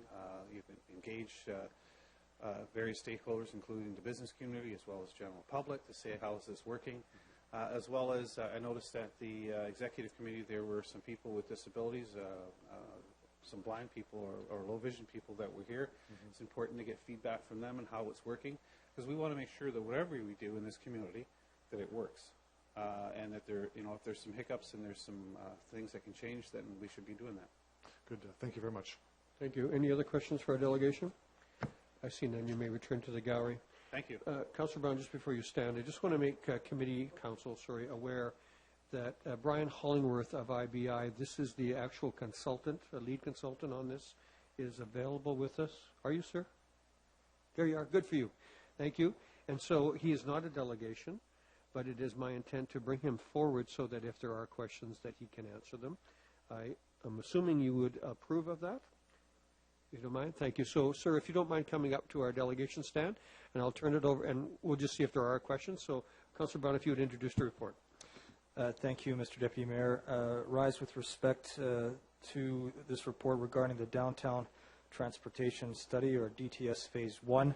There are 6 recommendations, and I wouldn't normally read all of them, but in this case I will, Mr. Deputy Mayor, because they're significant. This whole project is significant. So number 1, that the segment of 12th Avenue between Lawrence Street and Scarth Street, known as City Square Plaza, be partly open to westbound non-through vehicle traffic as illustrated in Appendix A of the report. The reintroduction of traffic would occur in the fall of 2012 when the number of programmed full closures is expected to lessen. Number 2, that the improvements identified as short-term in Appendix B to this report be designed and implemented in 2012. Number 3, that the $525,000 in funding provided in 2012 for the installation of left turn arrows on 11th Avenue be used to fund the immediate improvements, and any remaining funds be used to fund future improvements from Phase 2 of the study, including changes to signal operations. Number 4, that more comprehensive solutions to improve walking and cycling, driving and busing to, from, and within the downtown continue to be developed in Phase 2 of the DTS, the Transportation Master Plan, and a downtown and area parking strategy that is proposed for this summer. Number 5, that the city solicitor be directed to prepare the necessary amendments to the Regina Traffic Bylaw, number 9900, as required to support the proposed operation of City Square Plaza as outlined in this report. And lastly, that the admin prepare a report for Executive Committee as soon as possible regarding the use of left-hand turn arrows on 11th Avenue. At Executive Committee, we heard from various delegations, and some of the delegations had some comments that were very apropos, as delegations always do, but very fair. And I certainly took note, particularly Mr. Greg Hanwell, in some of his comments and, frankly, critiques of the process. That was fair game. What we've experienced as councillors Mr. Deputy Mayor, is sort of a pull in each direction. Some people are adamant that there should be no traffic on this plaza, that it should be the center of the city and be used exclusively for programming. And then we have people on the other end who are suggesting there should be two-way traffic all the time. So very, very interesting, very polarizing in some ways. But I think the recommendations find a way to land us at a place which is balanced, fair and reasonable to all the competing interests. Perhaps, Mr. Deputy Mayor, I can start off with a question to our ad hoc delegation. Just in addition to the report, is there anything that you'd care to add through you, Mr. Deputy Mayor, to what we have in front of us or what this might look like in the future? Mr. Hollingworth, go ahead and just push the blue button there. There you go. Or somebody push the blue button. Brian Hollingworth with IBI Group. Thank you. Thank you for the opportunity to speak. And I don't want to say a lot. We've done a lot of consultation and talked to a lot of people. But just a couple things I wanted to say is, unlike many studies we work on, we didn't know the answer going into this project. It was a very difficult study. So we had to listen a lot. And we talked to literally hundreds of people. And what we came up with in terms of the recommended solution, in our opinion, is a balance. So we listened to what people's concerns were, the need to protect the square for pedestrians, but also the need to kind of free things up for access to allow some circulation through the downtown. So that's essentially the thinking behind the preferred option. I think there's still going to be some tweaks to it once it's opened up. It's somewhat of an experiment, an ongoing experiment, and we think that's a good thing. Just another point I would like to make very briefly is that regardless of what people think about the operation of the plaza, I think the process and getting out there and talking to people has been very positive, and people have started to talk about things like improving transit, walking and cycling. So it's been a great discussion piece, and I think there's going to be a lot of good comes out of it, and we look forward to carrying on with phase 2 of the project. Well, thank you for that, and through you, Mr. Deputy Mayor. We've heard from one of our most significant stakeholders, the Downtown Business Improvement District, suggests that we should have consideration of two-way traffic and annual reviews for a few years. Any thoughts on that? Through you, please, Mr. Deputy Mayor. Through you, Deputy Mayor. We think that an ongoing monitoring process is a good idea. This is going to open up the square for traffic. We're going to see how traffic and pedestrians can share the space. Maybe it will work exceptionally well and possibly be opened up for other movements, but what we're recommending is this kind of limited use of the square by automobiles for essential purposes only. Thanks for that. Through you, Mr. Deputy Mayor, to our administration, then I don't see it in the recommendations that this is being reviewed on an annual basis. So what is that an undertaking, or is that what is the plan with respect to reviewing this as Ms. Barasek had requested? Mr. Carlson, is that you? Yes, it is, Mr. Deputy Mayor. I would suggest it could be an undertaking, though Council may want to add a recommendation, annual monitoring, should that be your wish. Thank you. Okay. Thanks for that. And I think from my perspective, I'm interested in moving incrementally. We have a suggestion here to introduce vehicle traffic to an area that has been pedestrian only thus far. So if we are going to eventually move to two-way traffic, I would prefer that would be part of the first annual review. And I would support that annual review process, given that this is at the heart of our city and something that we're trying, as we've heard from our delegation. So with that, simply ask committee to move concurrence. Thank you, Mr. Deputy Mayor. Councilor Brown. Councilor Frigier. Thank you, Mr. Deputy Mayor. Just a couple of comments. I support the recommendation, and I note that, of course, we're not talking just about 12th Avenue. It's also 11th Avenue. And that is just as significant of an impact on our community as 12th Avenue is, but for very different reasons, obviously. I will have a motion at the end of this to formalize the review process, but I want to talk a bit about the process we've got to today, and I think it's fair to say there's a fair amount of frustration by members of business downtown and those who are traveling to downtown to understand what we have here. Is it a pedestrian only, or is it is it with traffic through. So what we're trying to determine now is what do we want to be when this thing gets going. And I think we have a imperfect but a solution that seems to be acceptable by most people who have come here forward tonight, and certainly based upon feedback that I've heard. And that's a good start, because I do believe this project, well, I don't believe, I know was designed initially to have traffic on it. It was designed to have two-way traffic on it. That was the intent. And things changed. And that's fine, too, because we are designing downtown to be very much a pedestrian-friendly place to be. And I think we're doing it right, but I think we're taking some painful steps to get there. But we are moving forward, so I'm positive about that. So to the extent that we have a proposal to have the lanes exit onto 12th Avenue and Cornwall to exit to the right, going back to Lawrence Street, is a good way to provide circulation for businesses who need to get to and from couriers and those kinds of companies, as well as those trying to find parking. This is a way to promote and enhance circulation. So to our delegation, one of the intents of your recommendation is to provide better circulation for those driving downtown. Is that correct, through you, Mr. Chair? That's absolutely correct. Okay. So I'll support that, but I also want to have an annual review. And I think Ms. Veresek's comments, annual for 5 years, would, I think, be the way to go. And I think a formalization of that would be important to have that. Before I get to the motion, I want to talk about 11th Avenue. And a couple of comments on that one, because, again, this is another cause of congestion, another cause of concern. And Council, actually, it was Council Clifton who put this forward, was a motion to have left-hand turn signals at the intersections all through the downtown. And Council supported that as part of a budget process. Now, I believe that the delegation, Mr. Deputy Mayor, has said this would probably jam things up a bit more, and I'd like to hear his comments on that in just a moment. But before I get to that one, there is a recommendation to move some of the buses away from, I believe, Rose Street, more closer to Cornwall. And I'm wondering, what's the purpose of that, firstly? And secondly, will it cause more congestion? And will it be removing more parking spaces? Through Mr. Deputy Mayor. Yeah. Mr. Hollingworth? That's correct. There are some proposed changes to 11th Avenue. So like 12th Avenue, it's kind of an incremental approach. For example, there's already been a left turn arrow implemented at 11th and Broad, which has had some positive impacts.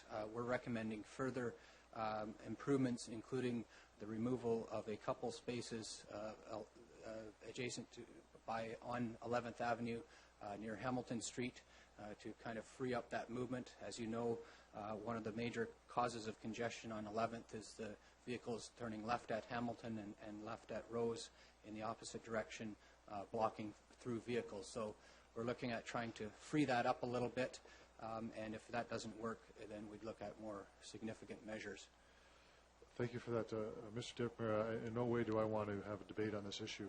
That's not the intent, certainly.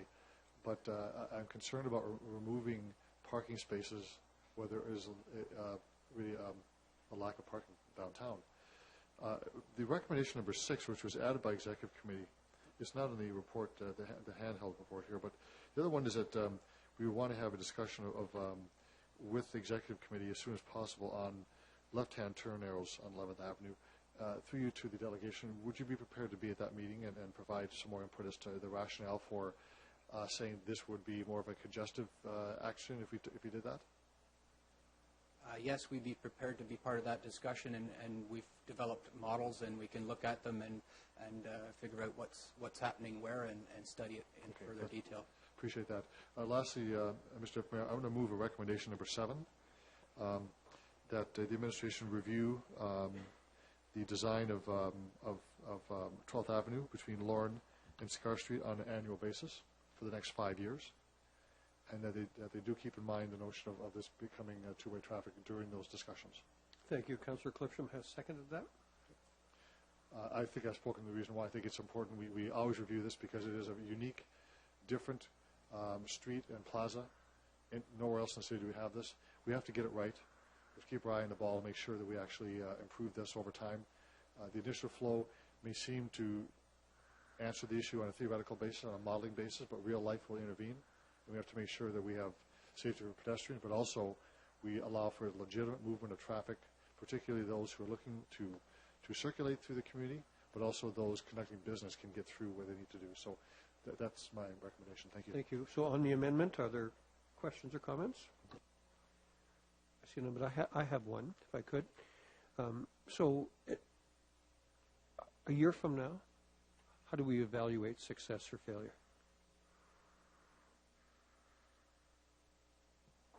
I think there's a number of things that will demonstrate success. Number one is that the square will operate as it was designed and intended, where it's a shared space and motorists really kind of get along with pedestrians and pedestrians have the right of way. So as we've seen, for example, 12th Avenue and Scar Street, that's evolved and pedestrians and cars are starting to get along. But I think there's a number of other broader measures of success. Number one being that pedestrians are able to enjoy the square and be out on the square. At times, you go out there and there's not too many pedestrians. We've got an idea, for example, that there's more chairs and tables in front of the stage in that space where cars wouldn't be traveling. And I envision that will just grow and evolve and it will become what it was intended to be. Thank you for that. Any other questions or comments? Just on the amendment. So I'll call the question. All in favor? Opposed? Okay, so we're back to the main motion. Councillor Fougere, you're finished. The floor is yours, Councillor Glipsham. Thanks, Mr. Deputy Mayor. When we had our first discussion on whether it should be open or closed, I was saying it should be open because it just because of the issues around access for emergency vehicles and service vehicles, those kinds of things really concern me. But I'm very impressed with this recommended solution. I think it does get to the issue of circulation. It does get to the issue of opening up the dead-ended alleys so that service vehicles, delivery vehicles, emergency vehicles all have access through the alleys to buildings. One of the things that the consultant told us in his consultations was the Cornwall Parkade was a real source of irritation. It was bunged up, people trying to get in there in the morning. It was bunged up, people trying to get out of there in the afternoon. And I think this solution provides a good answer to that if we can ever get Lawrence Street finished. The people who have been using the plaza, I think, really are beginning to appreciate it. And I know when we had our initial discussions on whether it should be open or closed, the staff was telling us that there might be as many as 200 event days during the year. I think what this recommendation recognizes is that not all of those event days are going to use the full plaza. And in fact, many of them won't. And that the north side of the plaza, along the curb, along the building side, can be kept free and utilized by traffic on the great majority of days. Certainly the great majority of days in the wintertime. That period from November to, I don't know, the end of April. I think we can see the great majority of days being used for that 20 kilometer per hour traffic just circulating. And the circulation is something that I know that, again, referring to that meeting, councillors, you from all parts of the city, not just the downtown, representing the downtown, but from all parts of the city, we're getting complaints from your residents saying the circulation has got to be fixed. And I think this does address the circulation issue. What I also like about it is it prevents the crosstown traffic using 12th Avenue as a way of getting across the downtown. I'd prefer to see the plaza used primarily as a space for celebrations and people enjoying the park and its amenities. And the plaza is going to add to those amenities. I guess the one question I have for the staff, and it's kind of related, and I hope you'll allow it. The plaza was the completion of the plaza wasn't open until this year. It was meant to be open some time ago. It was over budget. It was well over time. What have we learned by the experience in terms of our ability to plan for major projects in the future? Mr. Carlson, is that yours? Yes, Mr. Deputy Mayor. That might take a while too. But there's quite a bit we learned in terms of project management. I think in a project in downtown, the biggest learning, just to summarize very briefly, would be the amount of uncertainty and unknowns related to infrastructure within the downtown, and having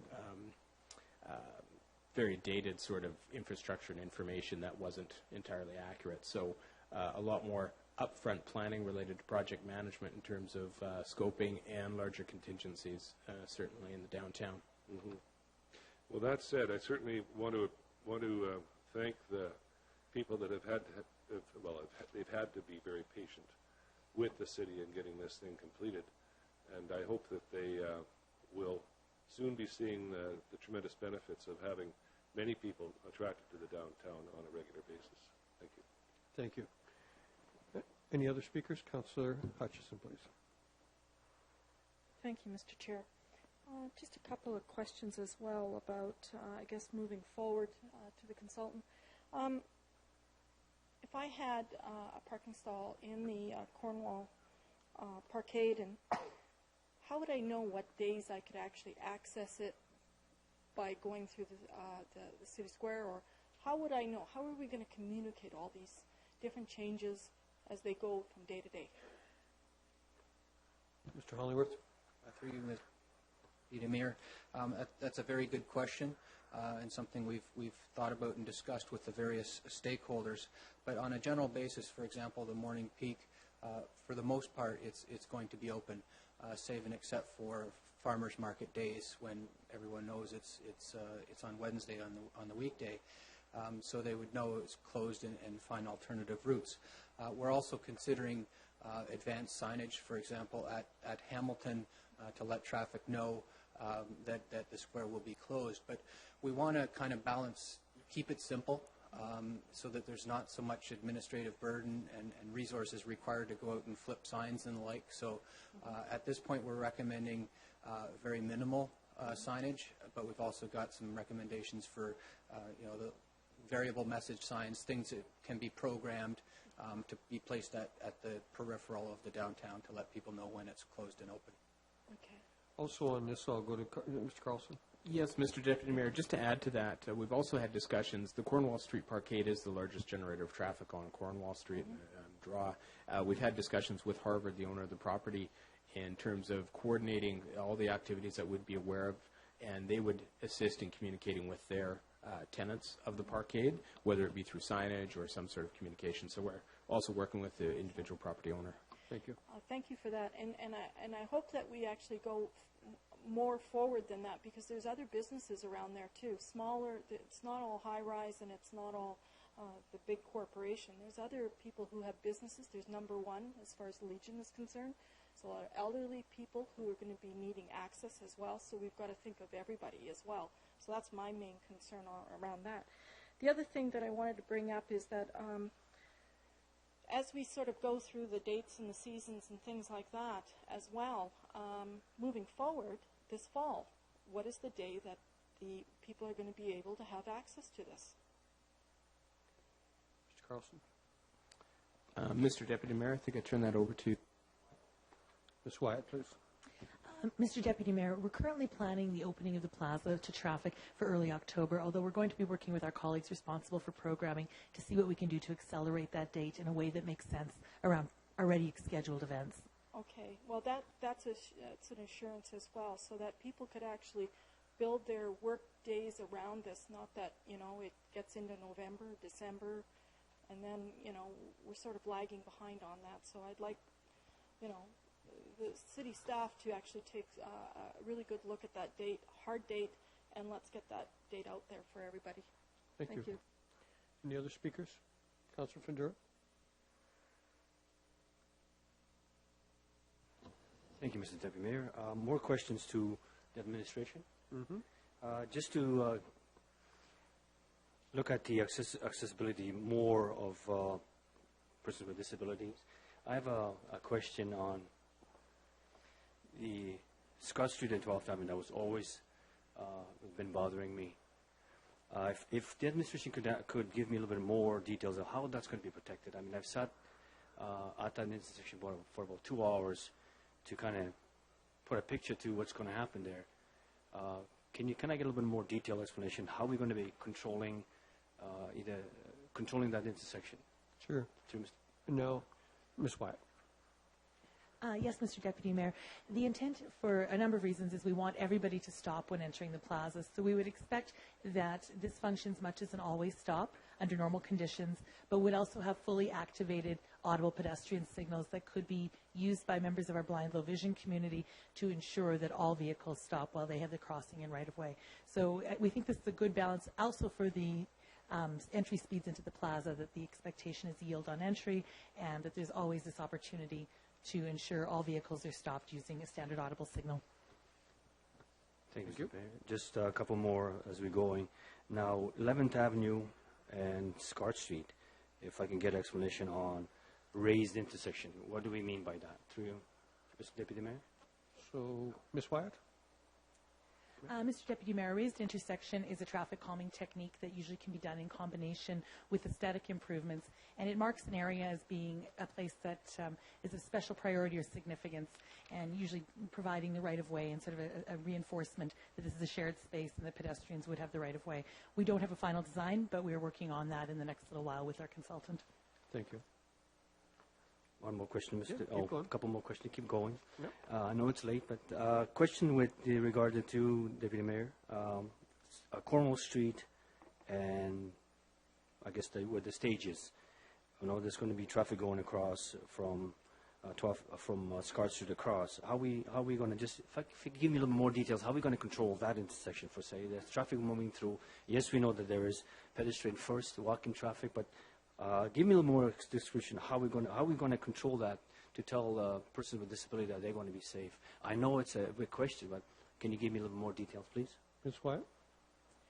Mr. Deputy Mayor, one of the reasons that one-way traffic was preferred at this location is that we are only dealing with the conflict between one movement and potentially pedestrians.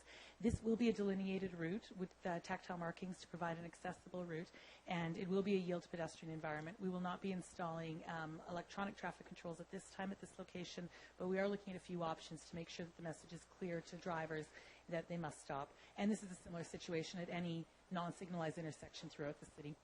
Thank you. Okay, through you, Mr. Deputy Mayor.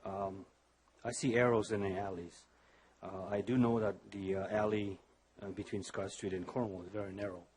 And if you can give me a little bit more details, I'm seeing arrows, and I don't see any explanation. How is the traffic going to move two ways through that alley, especially entering into the one-way traffic coming in from Scott Street onto Cornwall?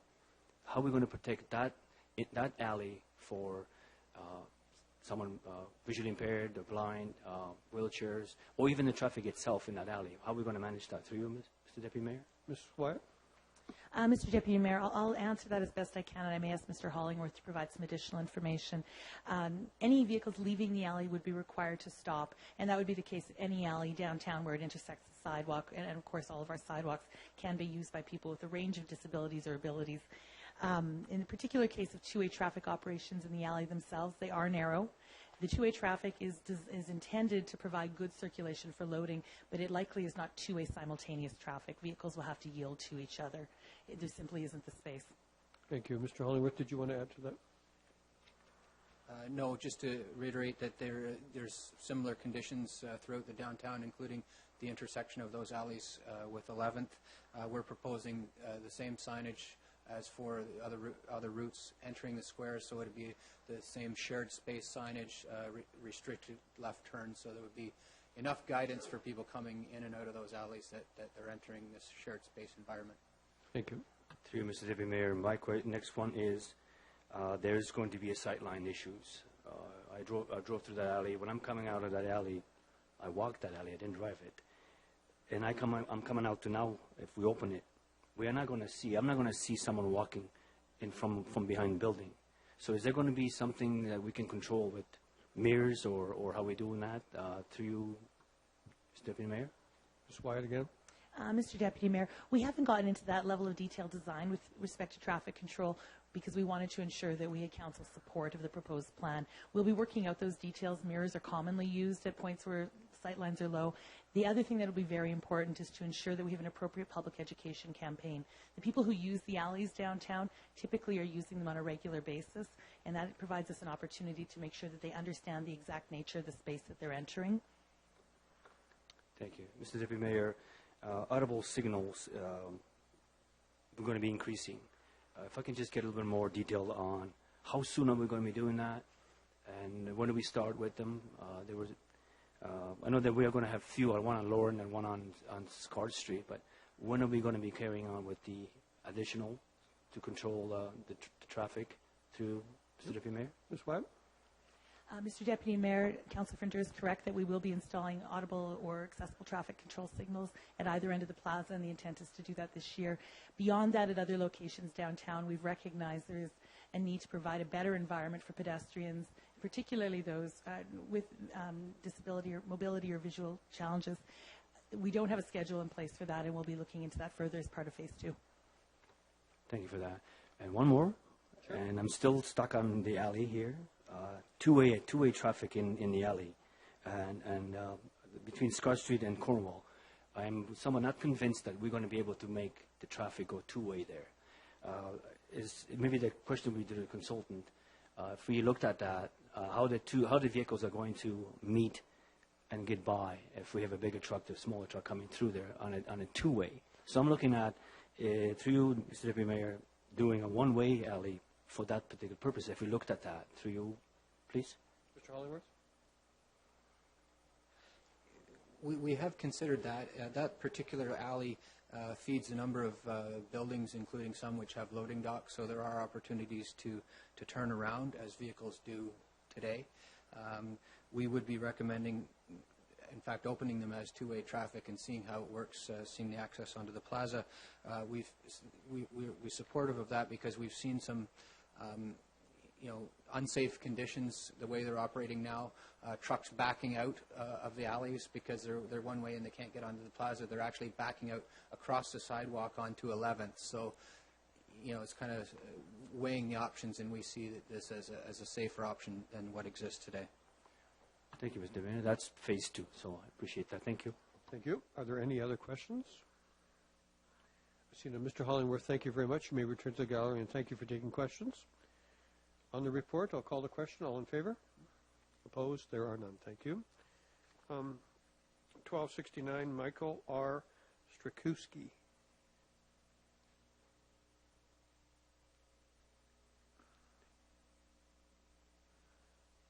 Is Michael here?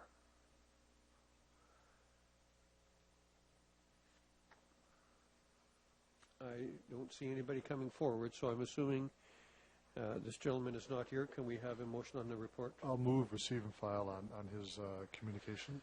Thanks very much. All in favor? Thank you very much. And on the report 12106, discretionary use application, plan group of buildings, Skyview. Thank you, Mr. Deputy Mayor. Move concurrence in the report. This is for 189 units, and I believe it's R5 is a designation. It's the final phase within the Skyview, and you'll see on the attached maps. It is the small S configuration. However, I think our reports are a bit mixed up here. You don't have the right report in front of you here, so it's not my download. The original download was wrong. The new download is correct. What's on the screen is wrong. Yes, so that's what I'm saying. Yeah. So I want to have a question of Mr. Carlson just to provide more detail on this. It is a 189 units. It is, I believe, 3-story, and it is a final development in the area. I want to address the concerns by the delegation because he did speak at Planning Commission and was concerned about the access to this new subdivision being built. And he suggests that the entrance and exit be off McCarthy Boulevard as opposed to Little Pine Loop. We didn't really discuss that in detail in the Planning Commission, so to the administration, Mr. Deputy Mayor, can we have a comment as to why it is believed that Little Pine Loop is better access than McCarthy Boulevard? Mr. Carlson. Mr. Deputy Mayor, first to the request for just maybe a high-level overview of the project, I'd ask that Mr. Searle provide a few words in terms of how this fits into the neighborhood and the key elements of the proposal, and then maybe on the transportation question, because it's the delegation had largely a transportation concern. I'd ask Ms. Wyatt to comment on that after Mr. Searle has provided an intro. Thank you. Mr. Searle first. Yes, Mr. Deputy Mayor, the site in question is designated for high-density residential development in the Skyview concept plan. So the proposed rezoning is consistent with the concept plan. The development consists of 3 apartment buildings. 2 of the buildings have 71 dwelling units. The other building has 47 dwelling units for a total of 189 for the site. And the proposal is consistent with the required density for high-density development.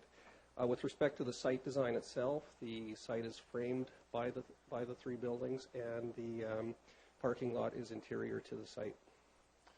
Thank you for that. And I'll just go to Ms. Wyatt as well on the traffic flows. Yes, Mr. Deputy Mayor. The traffic flows for this particular development were evaluated as part of the concept planning process, and this development is actually consistent with what was projected.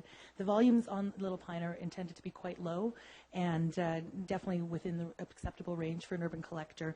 The reason we didn't pursue access on McCarthy was because we have a very definitive shortage of good north-south arterial roads in northwest Regina, and this is an opportunity for us to provide capacity to move traffic in an appropriate space that's not destined to and from a community. Every intersection you introduce reduces the capacity and it introduces additional conflict on the arterial. Thank you for that.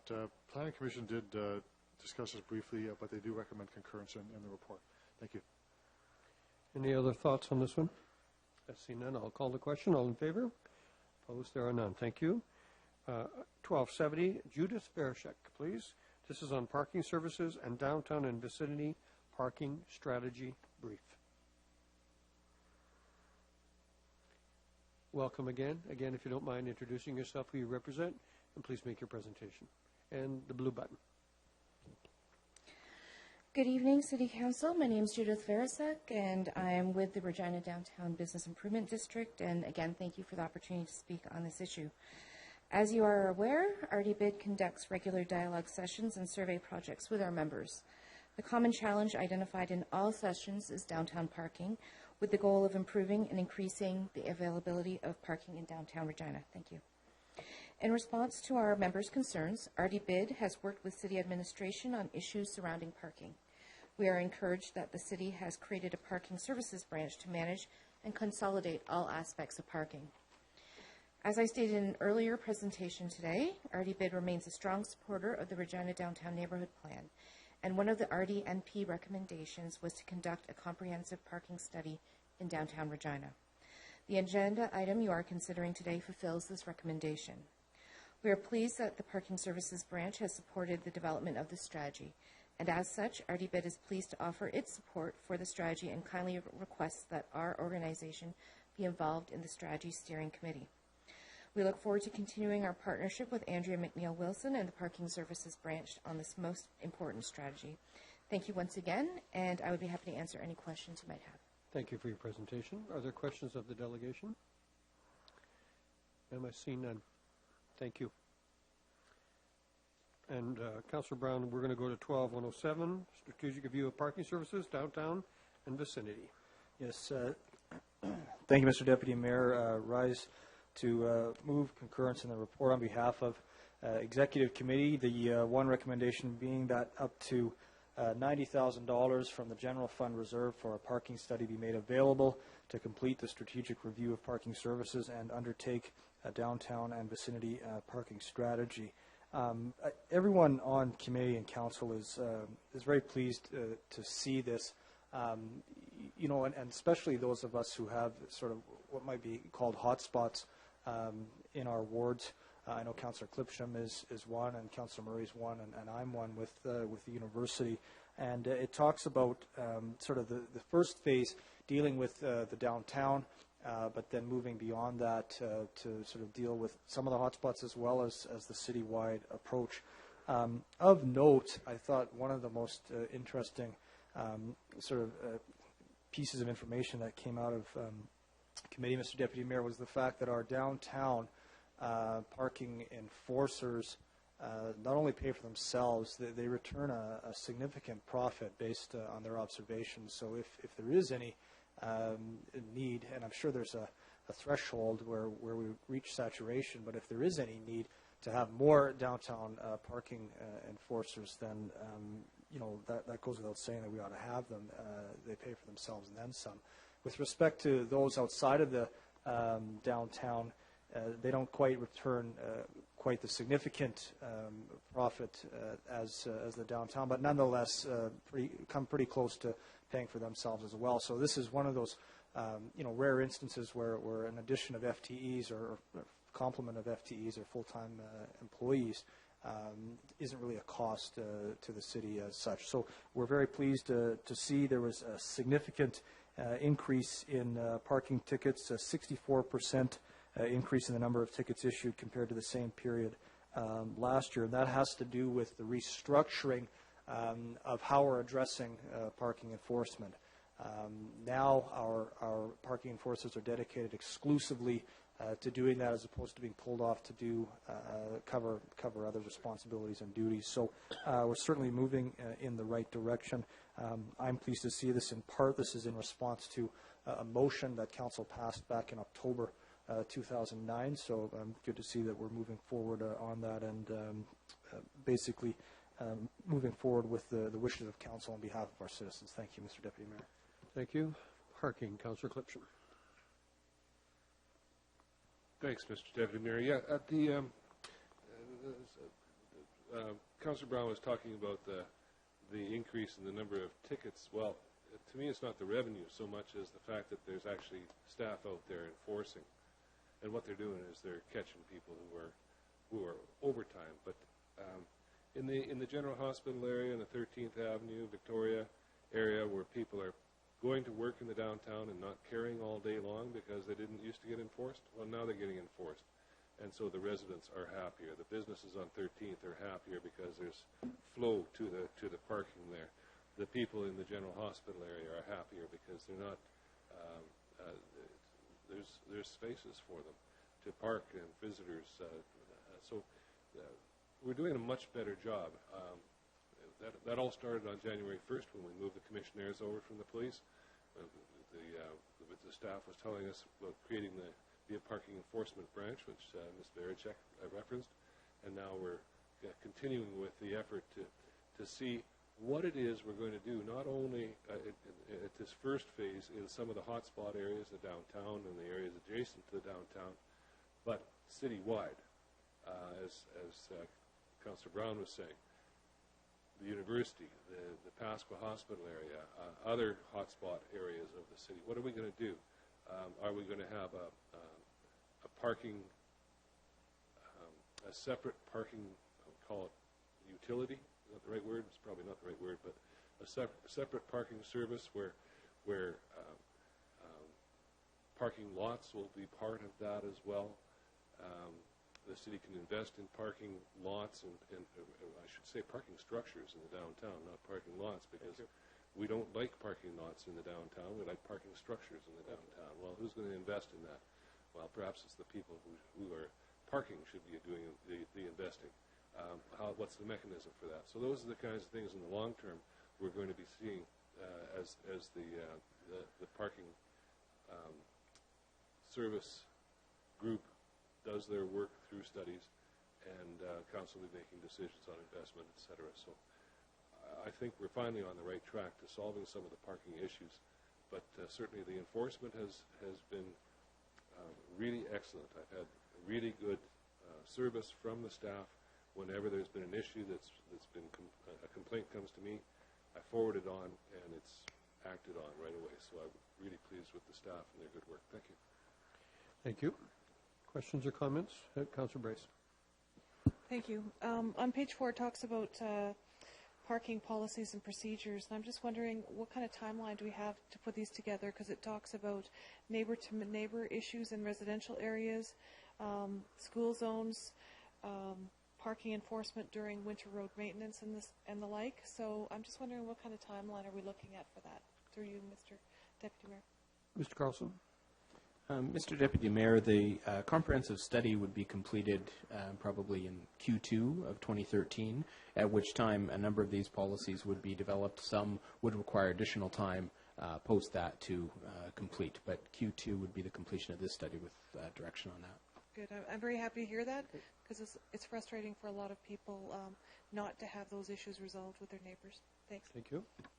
And Q2 is quarter 2, right? Thank you. Councillor Van Der. Thank you, Mr. Deputy Mayor. Are we looking, through you, Mr. Chair, are we looking to look at plans of outside some of these jurisdictions, like in the outlying corners of our city? In the suburbs. In the suburbs that speak English? Through you, Mr. Chair. So, Ms. Carlson, please.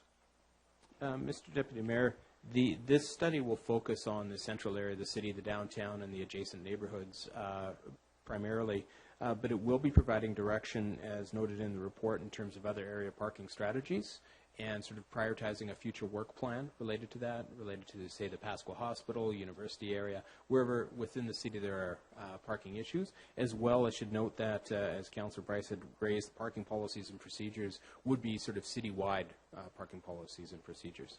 Thank you. To Mr. Deputy Mayor. So then we are, as we're moving forward, just going to ask a question about the disabled parking and enforcement. More of it that's kind of like a long question to the future. Parking lots of malls. Where is that jurisdiction regarding to city? Through you, Mr. Deputy Mayor? Carlson?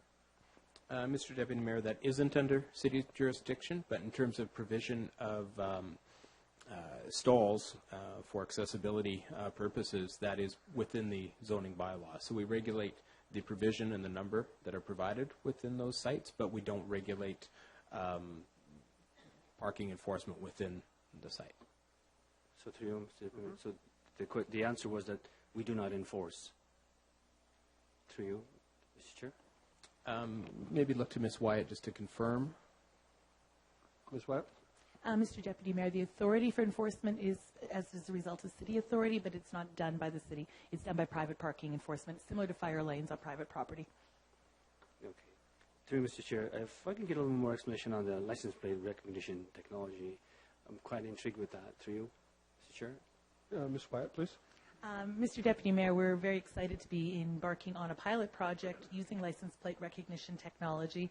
What this is an alternative to chalking tires in areas that have time restrictions for parking but are not otherwise metered.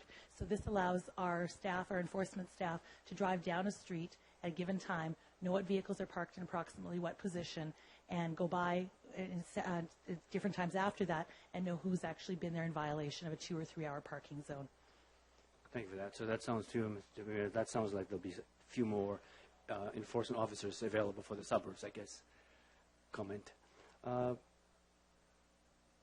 Just with the parking on street. Yep. In the residential. I'm again going into residential, especially with the fact of bays and all that. Is some of this strategy as we're going forward is going to be looking at that section, because there is a congestion in the bays that we have now. I think I've discussed that with the administration in previous times, that there is difficulties in there. It's starting to become a war between neighbors. As we going forward, are we going to be looking at some of this to rectify that in the future? Through you, Mr. Deputy Mayor? Ms. Wyatt? Mr. Deputy Mayor, certainly we know that there are residential parking issues, particularly on bays throughout the city. We will not be looking specifically in this study at given bays, but what we'd like to do is identify the need for a citywide enforcement policy for when those issues arise, because they tend to be quite similar regardless of where they occur.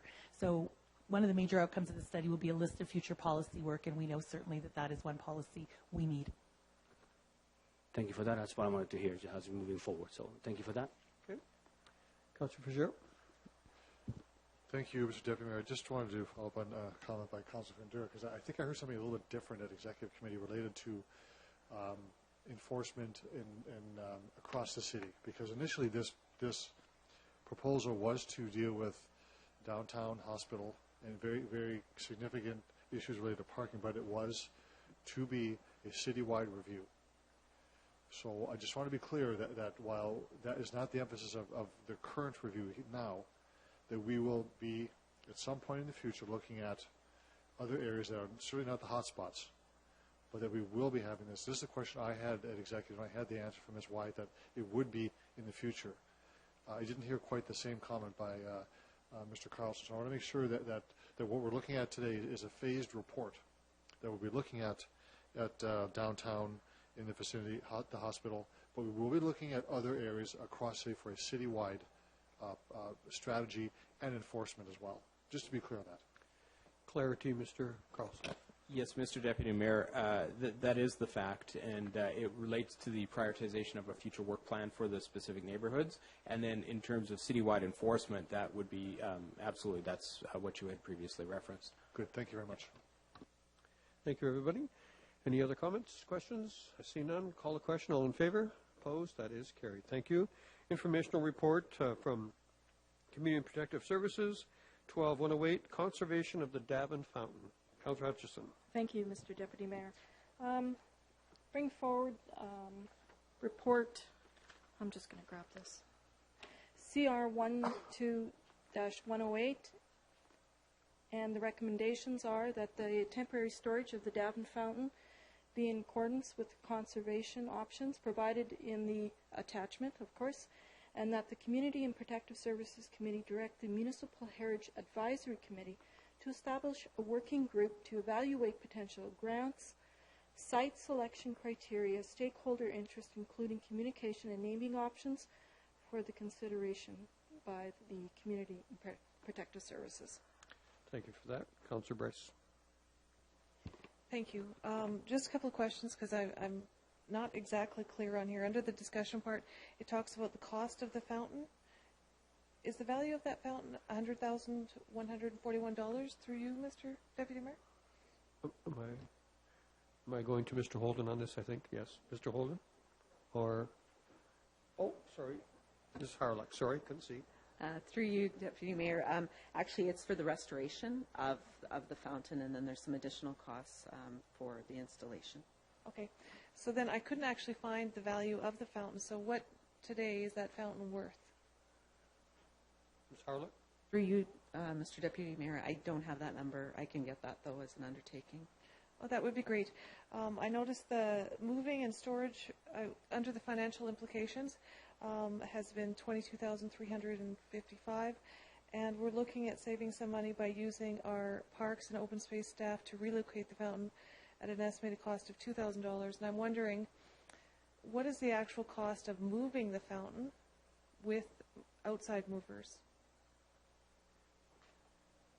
Mr. Holden, please. Mr. Deputy Mayor, the cost of moving the fountain and storing it for 12 calendar months was the $22,000 figure.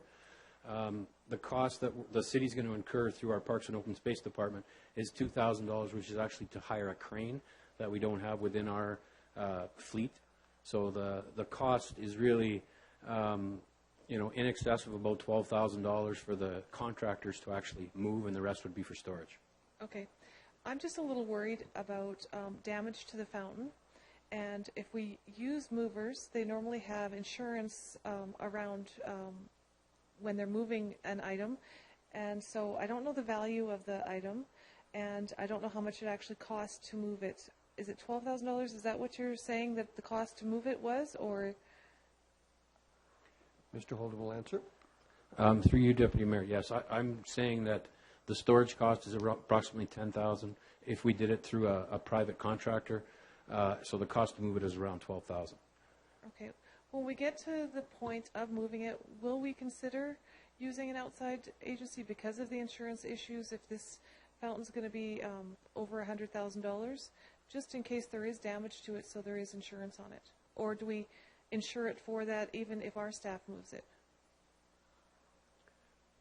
Mr. Holden? So through you, Deputy Mayor, of course, when we hire a crane operator, That crane operator is somebody who has the expertise to move an item such as that. Also, the city does have insurance. So we're quite comfortable with the fact that utilizing city forces in cooperation with a contractor in terms of the crane, that we won't be damaging the asset in the move. Okay. I'm happy to hear that. I just wanted to make sure there was insurance on the fountain before we moved it. Thank you very much. Thank you. Just information on the question, please. All in favor? Opposed? There are none. Thank you.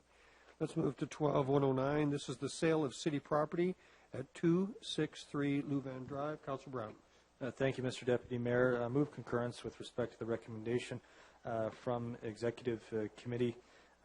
This essentially relates to the sale of the subject property to Habitat for Humanity to develop in conjunction with a private sector partner. There was much discussion at Executive Committee at the behest of the Ward Councillor, Councillor Bryce, who moved a couple of amendments. Recommendation 5 being one that Executive Committee supported exactly as put forward. But recommendation 6 was, I think, what committee would classify as achieving the same objective, which was to ensure that the money did flow back to the community from the community where we had demolished a property. I imagine Councillor Bryce will have some further comments on that. But the discussion really was one of a process, and committee pointed out that there is a process to deal with such budget allocations. In this case, I think the committee was persuaded that we don't want to allocate money if we don't know what it's going for exactly, and that's what recommendation 5 was going to arrive at, is what do we need to assess the needs of the community. It was pointed out that in the report it does state explicitly that there is a recreation gap, but that the analysis will assist in alleviating that gap. So on behalf of Executive Committee, Mr. Deputy Mayor, move concurrence. Thank you. Councillor Bryce. Thank you. I promise not to spend as long as I did the other day on this item. So I was a little frustrated when this came forward to Executive Committee because the consultation that was supposed to happen with this community after the Pasco Rec Center closed didn't happen. And I felt it really needed to happen because of that gap in recreation for the Regent Park area. So so I brought forward the recommendation that happen out of the sale money from this, and was supported by my council colleagues. I actually felt really strongly that the rest of the money from the sale should also go to the community to implement the plan that comes up in recommendation number 5. So I understand the process that will take place. It will be brought to the 2014 budget process on a priority basis, and I trust that the members of council of the day will take that priority seriously, that this community has needs for its recreation. We've taken away the Pasco Rec Center, and we need to put something else in its place, not in the exact physical place, but something in its place to meet the recreation needs of this community. So I hope I get your support on this and move forward to meet the needs of this community. Thank you. Thank you. Councillor Frigier. Thank you, Mr. Deputy Mayor. I certainly voting for the recommendation, but the other part is, of course, I want to emphasize is the Habitat for Humanity, what they will be receiving.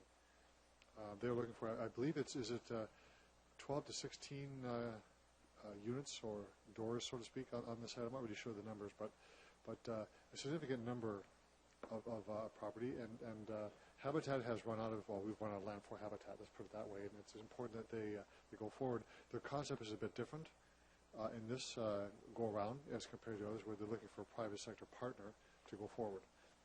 Different kind of process, but we did have a long discussion about the notion of sweat equity of the individuals who will take ownership of the homes being built. They'll have their own process of contributing to the home itself. So this is good news for the city. Once again, we've worked with Habitat to provide some very worthwhile and very needed housing in the city. Thank you. Mr. Carlson, it was kind of posed about the number of units. Would you comment on that, please? Mr. Deputy Mayor, some preliminary looks at the site have indicated anywhere between about 18 to 22 units, which half would be for Habitat and half would be the private sector partner. And could I get you to also just to confirm, was there not an expectation that the private sector developer would in fact, I'm not sure what the phrase is, but in fact endow some money back to Habitat after that build? Mr. Deputy Mayor, that is what they're seeking in a partner, is one who will be amenable to that. Thank you. Any other speakers to this one? I see none. I'll call the question. All in favor? Opposed? There are none. Thank you. We'll move to 12-110, City of Regina Property, McLeod Park, Grow Regina Community Gardens Incorporated. Finance and Admin. Mr. Deputy Mayor, on behalf of Finance and Administration Committee, I'm recommending concurrence in the lease of property to Grow Regina Gardens Incorporated at 3500 Queen Street.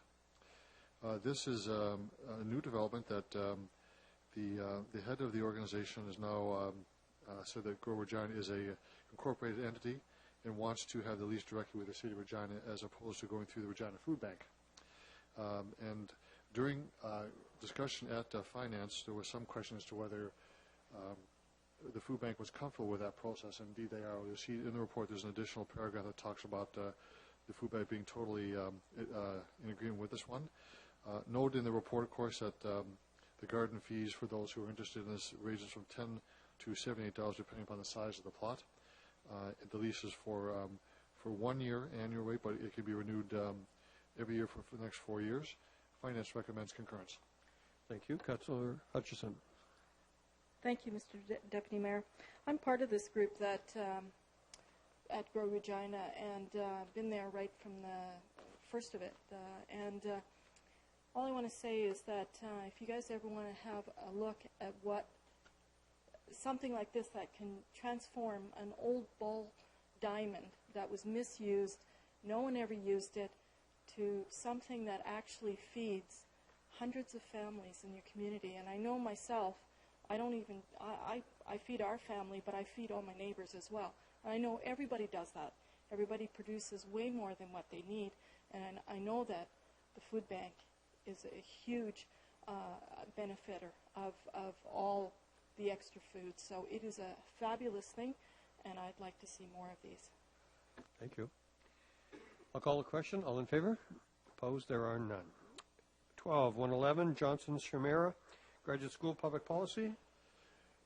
Mr. Deputy Mayor, I move concurrence in the report, which is to continue on with the executive internship program with the Johnson Shoyama Graduate School at the University of Regina and the University of Saskatchewan. We'll scroll down to get more information related to this. This will relate to an expenditure of $100,000 for 8-month term, $25,000 each. This is a great way for those who are on a master's program through the school to learn about governance at the municipal level. It is done the same with the University of Saskatchewan, now with the University of Regina. There'll be 4 graduates. They'll be offered internships in the 2012-13 year. One will go to corporate services and human resources. Another will be in governance and strategy, in strategic management, and 2 will be in city operations. It's a great way to further knowledge and integrate our activities with the University of Regina, and Finance recommends concurrence. Thank you. Any other speakers on this one? Seeing none, call the question. All in favor? Opposed? There are none. Next one is 12-112, Project Management Consulting Services. Thank you. I'll move CR 12-112. Recommendations are that the Deputy City Manager and CEO of Operations be authorized to initiate the public procurement process to engage professional consulting services to provide project management services to support and deliver the utility capital program, as well as some operational incentives within water and sewer services as contract values for consulting are projected to exceed $500,000 per contract to a maximum of 4 contracts. Number 2, that the authority to award and finalize the terms for the consulting contracts and that the city clerk be authorized to execute the agreements. Thank you. Thank you. Any questions on this? See none. All in favor? Opposed? There are none. Thank you. Discretionary use, please. 12-113. This is a low-rise apartment at 2255 Angus Street. Thank you, Mr. Deputy Mayor. On behalf of the Planning Commission, I'm recommending concurrence in the report. This is the applicant proposes to develop a 24-unit low-rise apartment building for condominium ownership. It's designated now as R4A within the Cathedral neighborhood. This is one of a few reports tonight, Mr. Deputy Mayor, that was referenced during a discussion about the Regina Revitalization Project of several housing projects that are going forward. What I've noted is that this property was used as a parking lot for quite some time and wasn't supposed to be that way. And the city notified the owner of the property that we should cease and desist from doing that, and there was some discussion of maybe we can develop some property here, and this is what happened. So on behalf of the Planning Commission, recommending concurrence on a very good project. Thank you. Any other questions on this one? I just get confirmation, Mr. Carlson. Is this a modular one as well? Do you know that? Mr. Deputy Mayor, I'm not aware if it is or isn't. Mr. Searle might be able to respond to that question. Mr. Deputy Mayor, I'm not positive, but I don't believe this one is. Okay, thank you. Planning Commission, Mr. Deputy Mayor, the answer was no to that question. Thank you. Okay. I'll call the question on this. All in favor? Opposed? There are none. Thank you. 12-114, application for discretionary use approval, proposed fourplex building, 1661 and 1667 Ottawa. Thank you, Mr. Deputy Mayor. On behalf of the Planning Commission, once again, I recommend concurrence. As you mentioned, this is a fourplex building. The Heritage Community Association, which is always very active in the community, had raised some concerns about the basement spaces. They're concerned that these would be developed into illegal suites. But discussion was fairly clear and fairly firm at Planning Commission that due to the building permit process, the city can actually follow and see what's happening. And assurances by the delegation was that they would not do that. It would be an extension of existing apartments out of there, but not new apartments in the space. Of course, the implication that if that was to be the case, there would be impacts on parking as well. But Planning Commission was satisfied with the discussion and recommends concurrence. Thank you. Questions or comments on this? See none, call the question. All in favor? Opposed? Thank you. 12-115, discretionary use application, proposed apartment building, 1927 and 1933 Halifax. So, Deputy Mayor, this application and the next one are identical by the same owner. Different size property, but the same number of units. And as I scroll down here to find out, to give you more details of what these are, this is an R4A property, residential infill housing, which application for this is a discretionary use. There will be a 3-story building with 11 units, comprised of 9 2-bedroom units, 1 single-bedroom unit, and 1 3-bedroom unit that's a barrier-free unit. This is an application that as well that will be seeking a tax exemption, and we'll also be looking for the $10,000 per door. This is very much welcome into the community. I know Councillor Clipson will be speaking to this one. This is had a very good discussion with Planning Commission. The owner is very committed to continue to do this, and you'll see there's another application of identical nature coming up right after this one. Planning Commission recommends concurrence. Thank you. Councillor Clipson. Thanks, Mr. Deputy Mayor. As you know, the influence of the downtown on a residential neighborhood can be quite destructive over time. And if you, as I do, when I'm going to the Regina Inn, I park on Osler Street, the 19 block of Osler Street, and you know that's there's a lot of gaps on that on that block, a lot of gaps. And if you think about cross the lane, then you're looking at the side of Halifax, not the side that we're considering right now.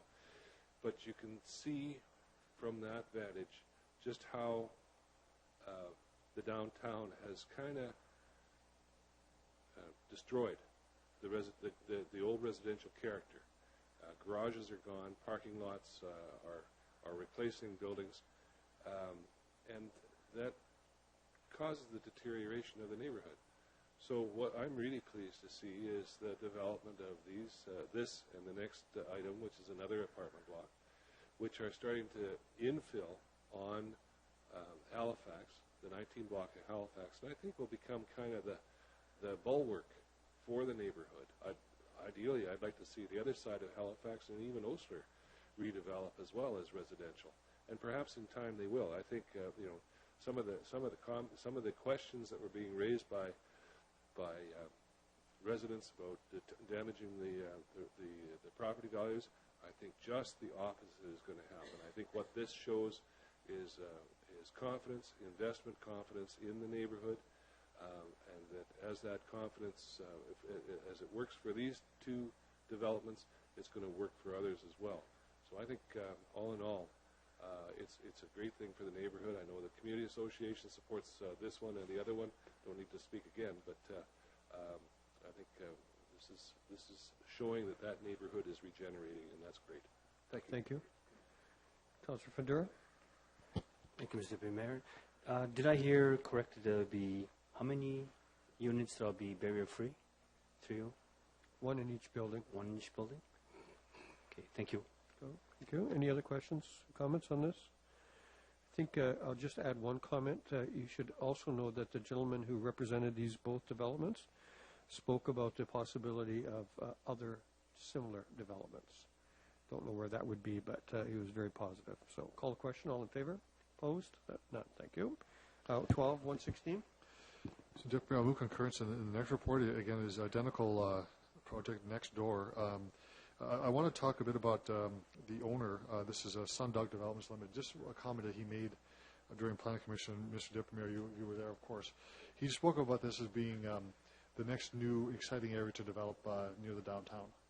So he is very much committed to this one. It was quite interesting to hear his comments, and he's, again, talked about more developments in the future. Didn't say where it was going to be, but I certainly was pleased to see his commitment to an area that really does need and is now getting some revitalization. So Planning Commission also recommends concurrence in this as well.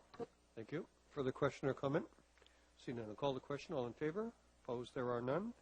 12-117. Discretionary use application, horticulture, specialty use, 2150 Courtney Street. Mr. Deputy Mayor, this is a different kind of application before us. This property is actually was annexed as part of the GTH, Global Transportation Hub, and the activity there is a horticultural business going on. So what we're seeing here is an application for a residential addition to the property.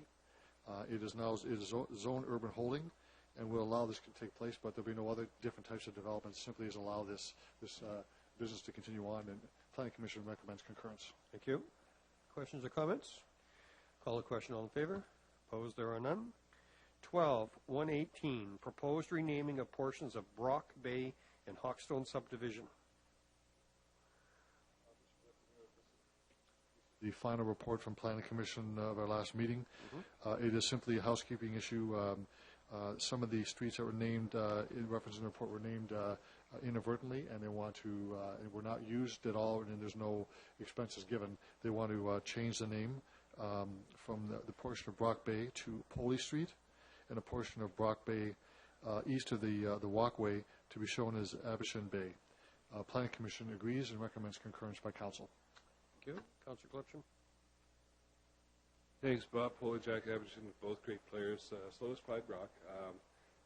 It occurred to me, though, that when I was out riding home from City Council the other day, I was riding alongside of Al Benesic, who was a two-way all-star back in the day when the Philadelphia Eagles couldn't afford to pay what the Saskatchewan Roughriders were paying. You can imagine such a thing. And he came up here and played two ways, was an all-star, as I said, both ways. It would be nice to see his name on something, although that's more our vintage than this vintage here. Thank you. Appreciate those comments. I feel good right now. Thank you. Call the question on this. All in favor? Opposed? Thank you. Information report, IR 12-8, Regina Civic Employees Superannuation and Benefit Plan, 2011 Annual Report. Would you allow me to move information reports 8, 9, 10, and 11, and then if people want to speak to them, they can, but I'll move them all. Thank you. Not 11. We'll just go to 10. 11 is the youth forum.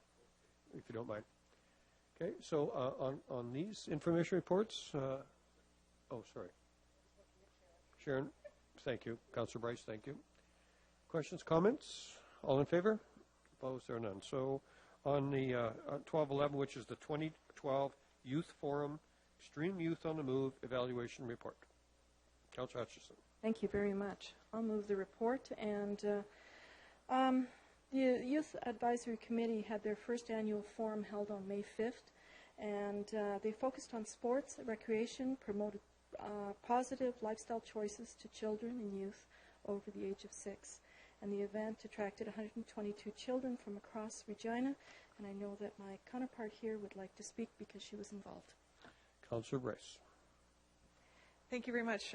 We had our Youth Advisory Committee do a lot of the planning and what we should actually have going on for this extreme youth on the move. It was extremely successful. Our administration put a lot of hard work into it, and so did the young people in our community. We had lots of positive feedback, many of them wanting it to be a weekly event. The participants, all of them wanted to come back next year, so it was a great thing for the youth in our community to become involved in and get to kind of know the planning process of everything and actually participate in. So, great group of our youth. Thank you, and I think you should all know that when the young ladies presented, they also complimented our staff very well. Thank you. So, did you want to speak? Councillor Vadura? Thank you, Madam. I just want to congratulate Councillor Bryce of her leadership with our youth. It's good to see that. And congratulate the staff to have the vision. And then the youth themselves to step forward and put their volunteer time.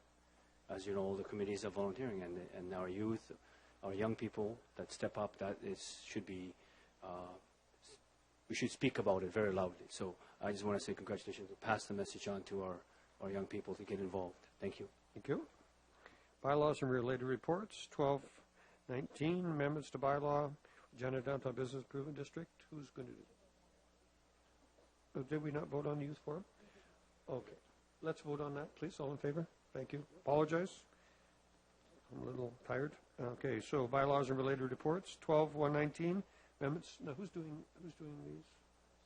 Are you doing this? I'll do, Mr. Deputy. I think there's some confusion on the order of the reports before us in what's on our No iPad. problem. The one I have before me is actually the first one. This is 19, and this is actually with the Regina Regional Opportunities Commission. And I'll move concurrence in that one, if I could. Okay, can you, Madam Clerk, I just want us all to be on the same page. Are we good? Yeah. We're good now? Okay. And this is simply to change it's an amendment to the bylaw to allow for the word to be removed annually with respect to replacements or people nominated to the committee. That word will be changed, and they will be allowed for Section 13 to up to 3 years, so there can be a staggered reappointment of people, so they don't have all board leaving at once. It's really much more of a housekeeping method than anything else. Thank you. All in favor? Thank you. So what I have next is 120, Housing Incentives Policy Implementation. Are we on the same page here?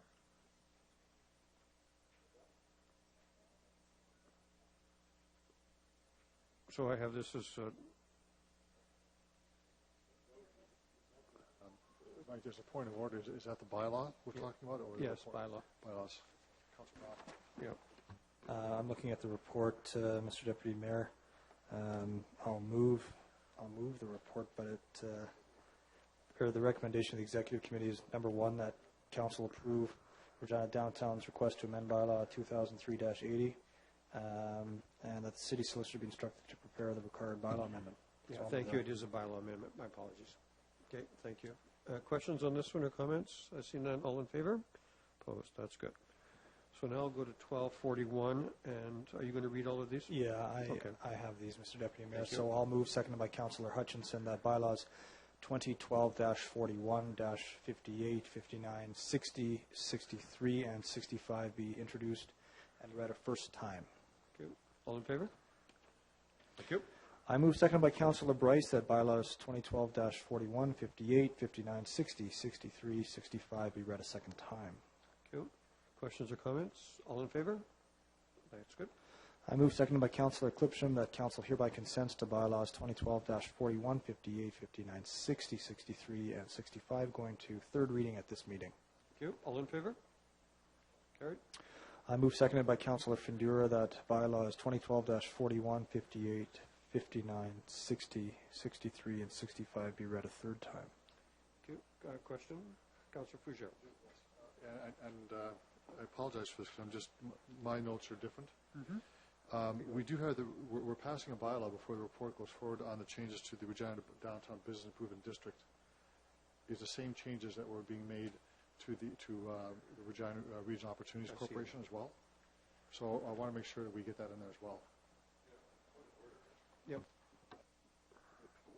120 is called the Housing Incentives Policy, but the documentation is what Councillor Fougere is speaking to. So what did we do when we did 120? To me, I thought we did the documentation, not the housing incentive. And are we going to do housing incentive, and where's the documentation? Madam Clerk? I do apologize. My understanding on these two reports is that we had a request from RB Bid as well as from ROC requesting amendments to their bylaws. That is what those two reports should have been entitled. And then the bylaws as read has been what has followed. We're not doing the housing. Just another on a point of order, have we actually voted on the report before the bylaw on the changes to the we did? Okay. Yeah. So, not good. So,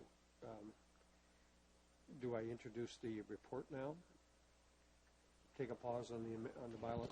Mr. Deputy Mayor, the report was put forward and read as RB Bid. Councillor Brown brought that forward. And then the readings of the bylaw has followed that. So we are now considering bylaw for third reading, which is the commercial office policy.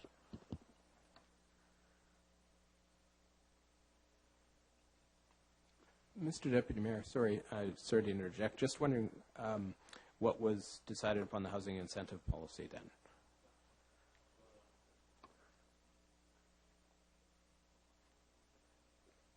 So, we have not done it yet. It was an incorrect title. So we have not attacked housing incentives. I'm going to go to the clerk and then I'll get you. Okay. I am just going to check here and see as we are pulling this up if the report is actually there and available. What's happening? I would like FaceTime. Who wants FaceTime? Do you get FaceTime? What's that all about? I don't want FaceTime. I'm looking at my crotch.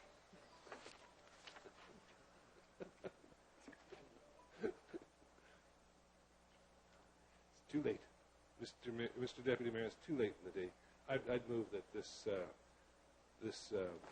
whatever number it would be, the Housing Incentives Implementation Administration Bylaw Amendment, that get moved to the next meeting, tabled to the next meeting. I don't want to spend time trying to untangle this knot, so if I could get a seconder, I'll sit down. Seconder? Seconded.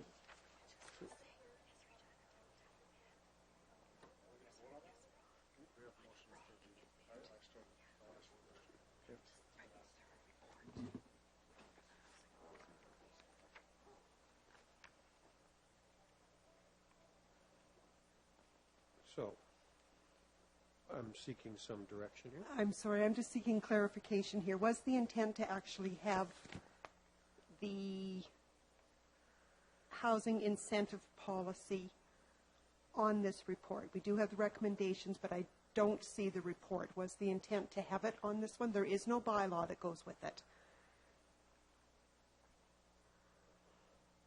Mr. Deputy Mayor, it was the intent. Okay, but council does not have documentation. So, Table. yeah, so on the tabling motion, please, all in favor? Opposed? So that will go to the next meeting. We are on third reading of the other bylaws, though. Yes, yes. So Councillor Brown.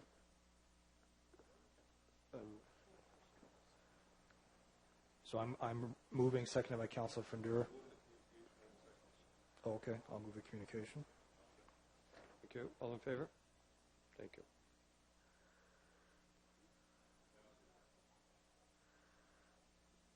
I'll let Councillor Brown catch up.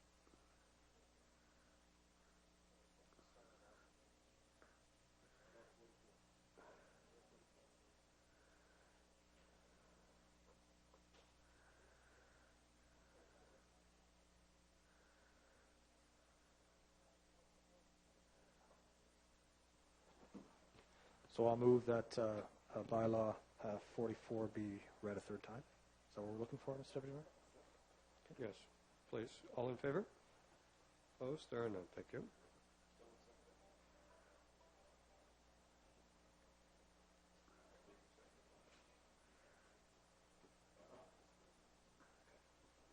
Do you have that? Yeah, hold on a second. Okay. I move, seconded by Councillor, no, not Councillor Brown. Councillor Fougere, that bylaw 2012-44 be read a second time. Third time. Okay, third time. Okay. And that's it. And all in favor? Thank you. Thank you. The communications. Thank you. All in favor? Needs a second. And second. Thank you, Councillor Hutchison. I'll move adjournment. Thank you for that. All in favor, please? Thank you.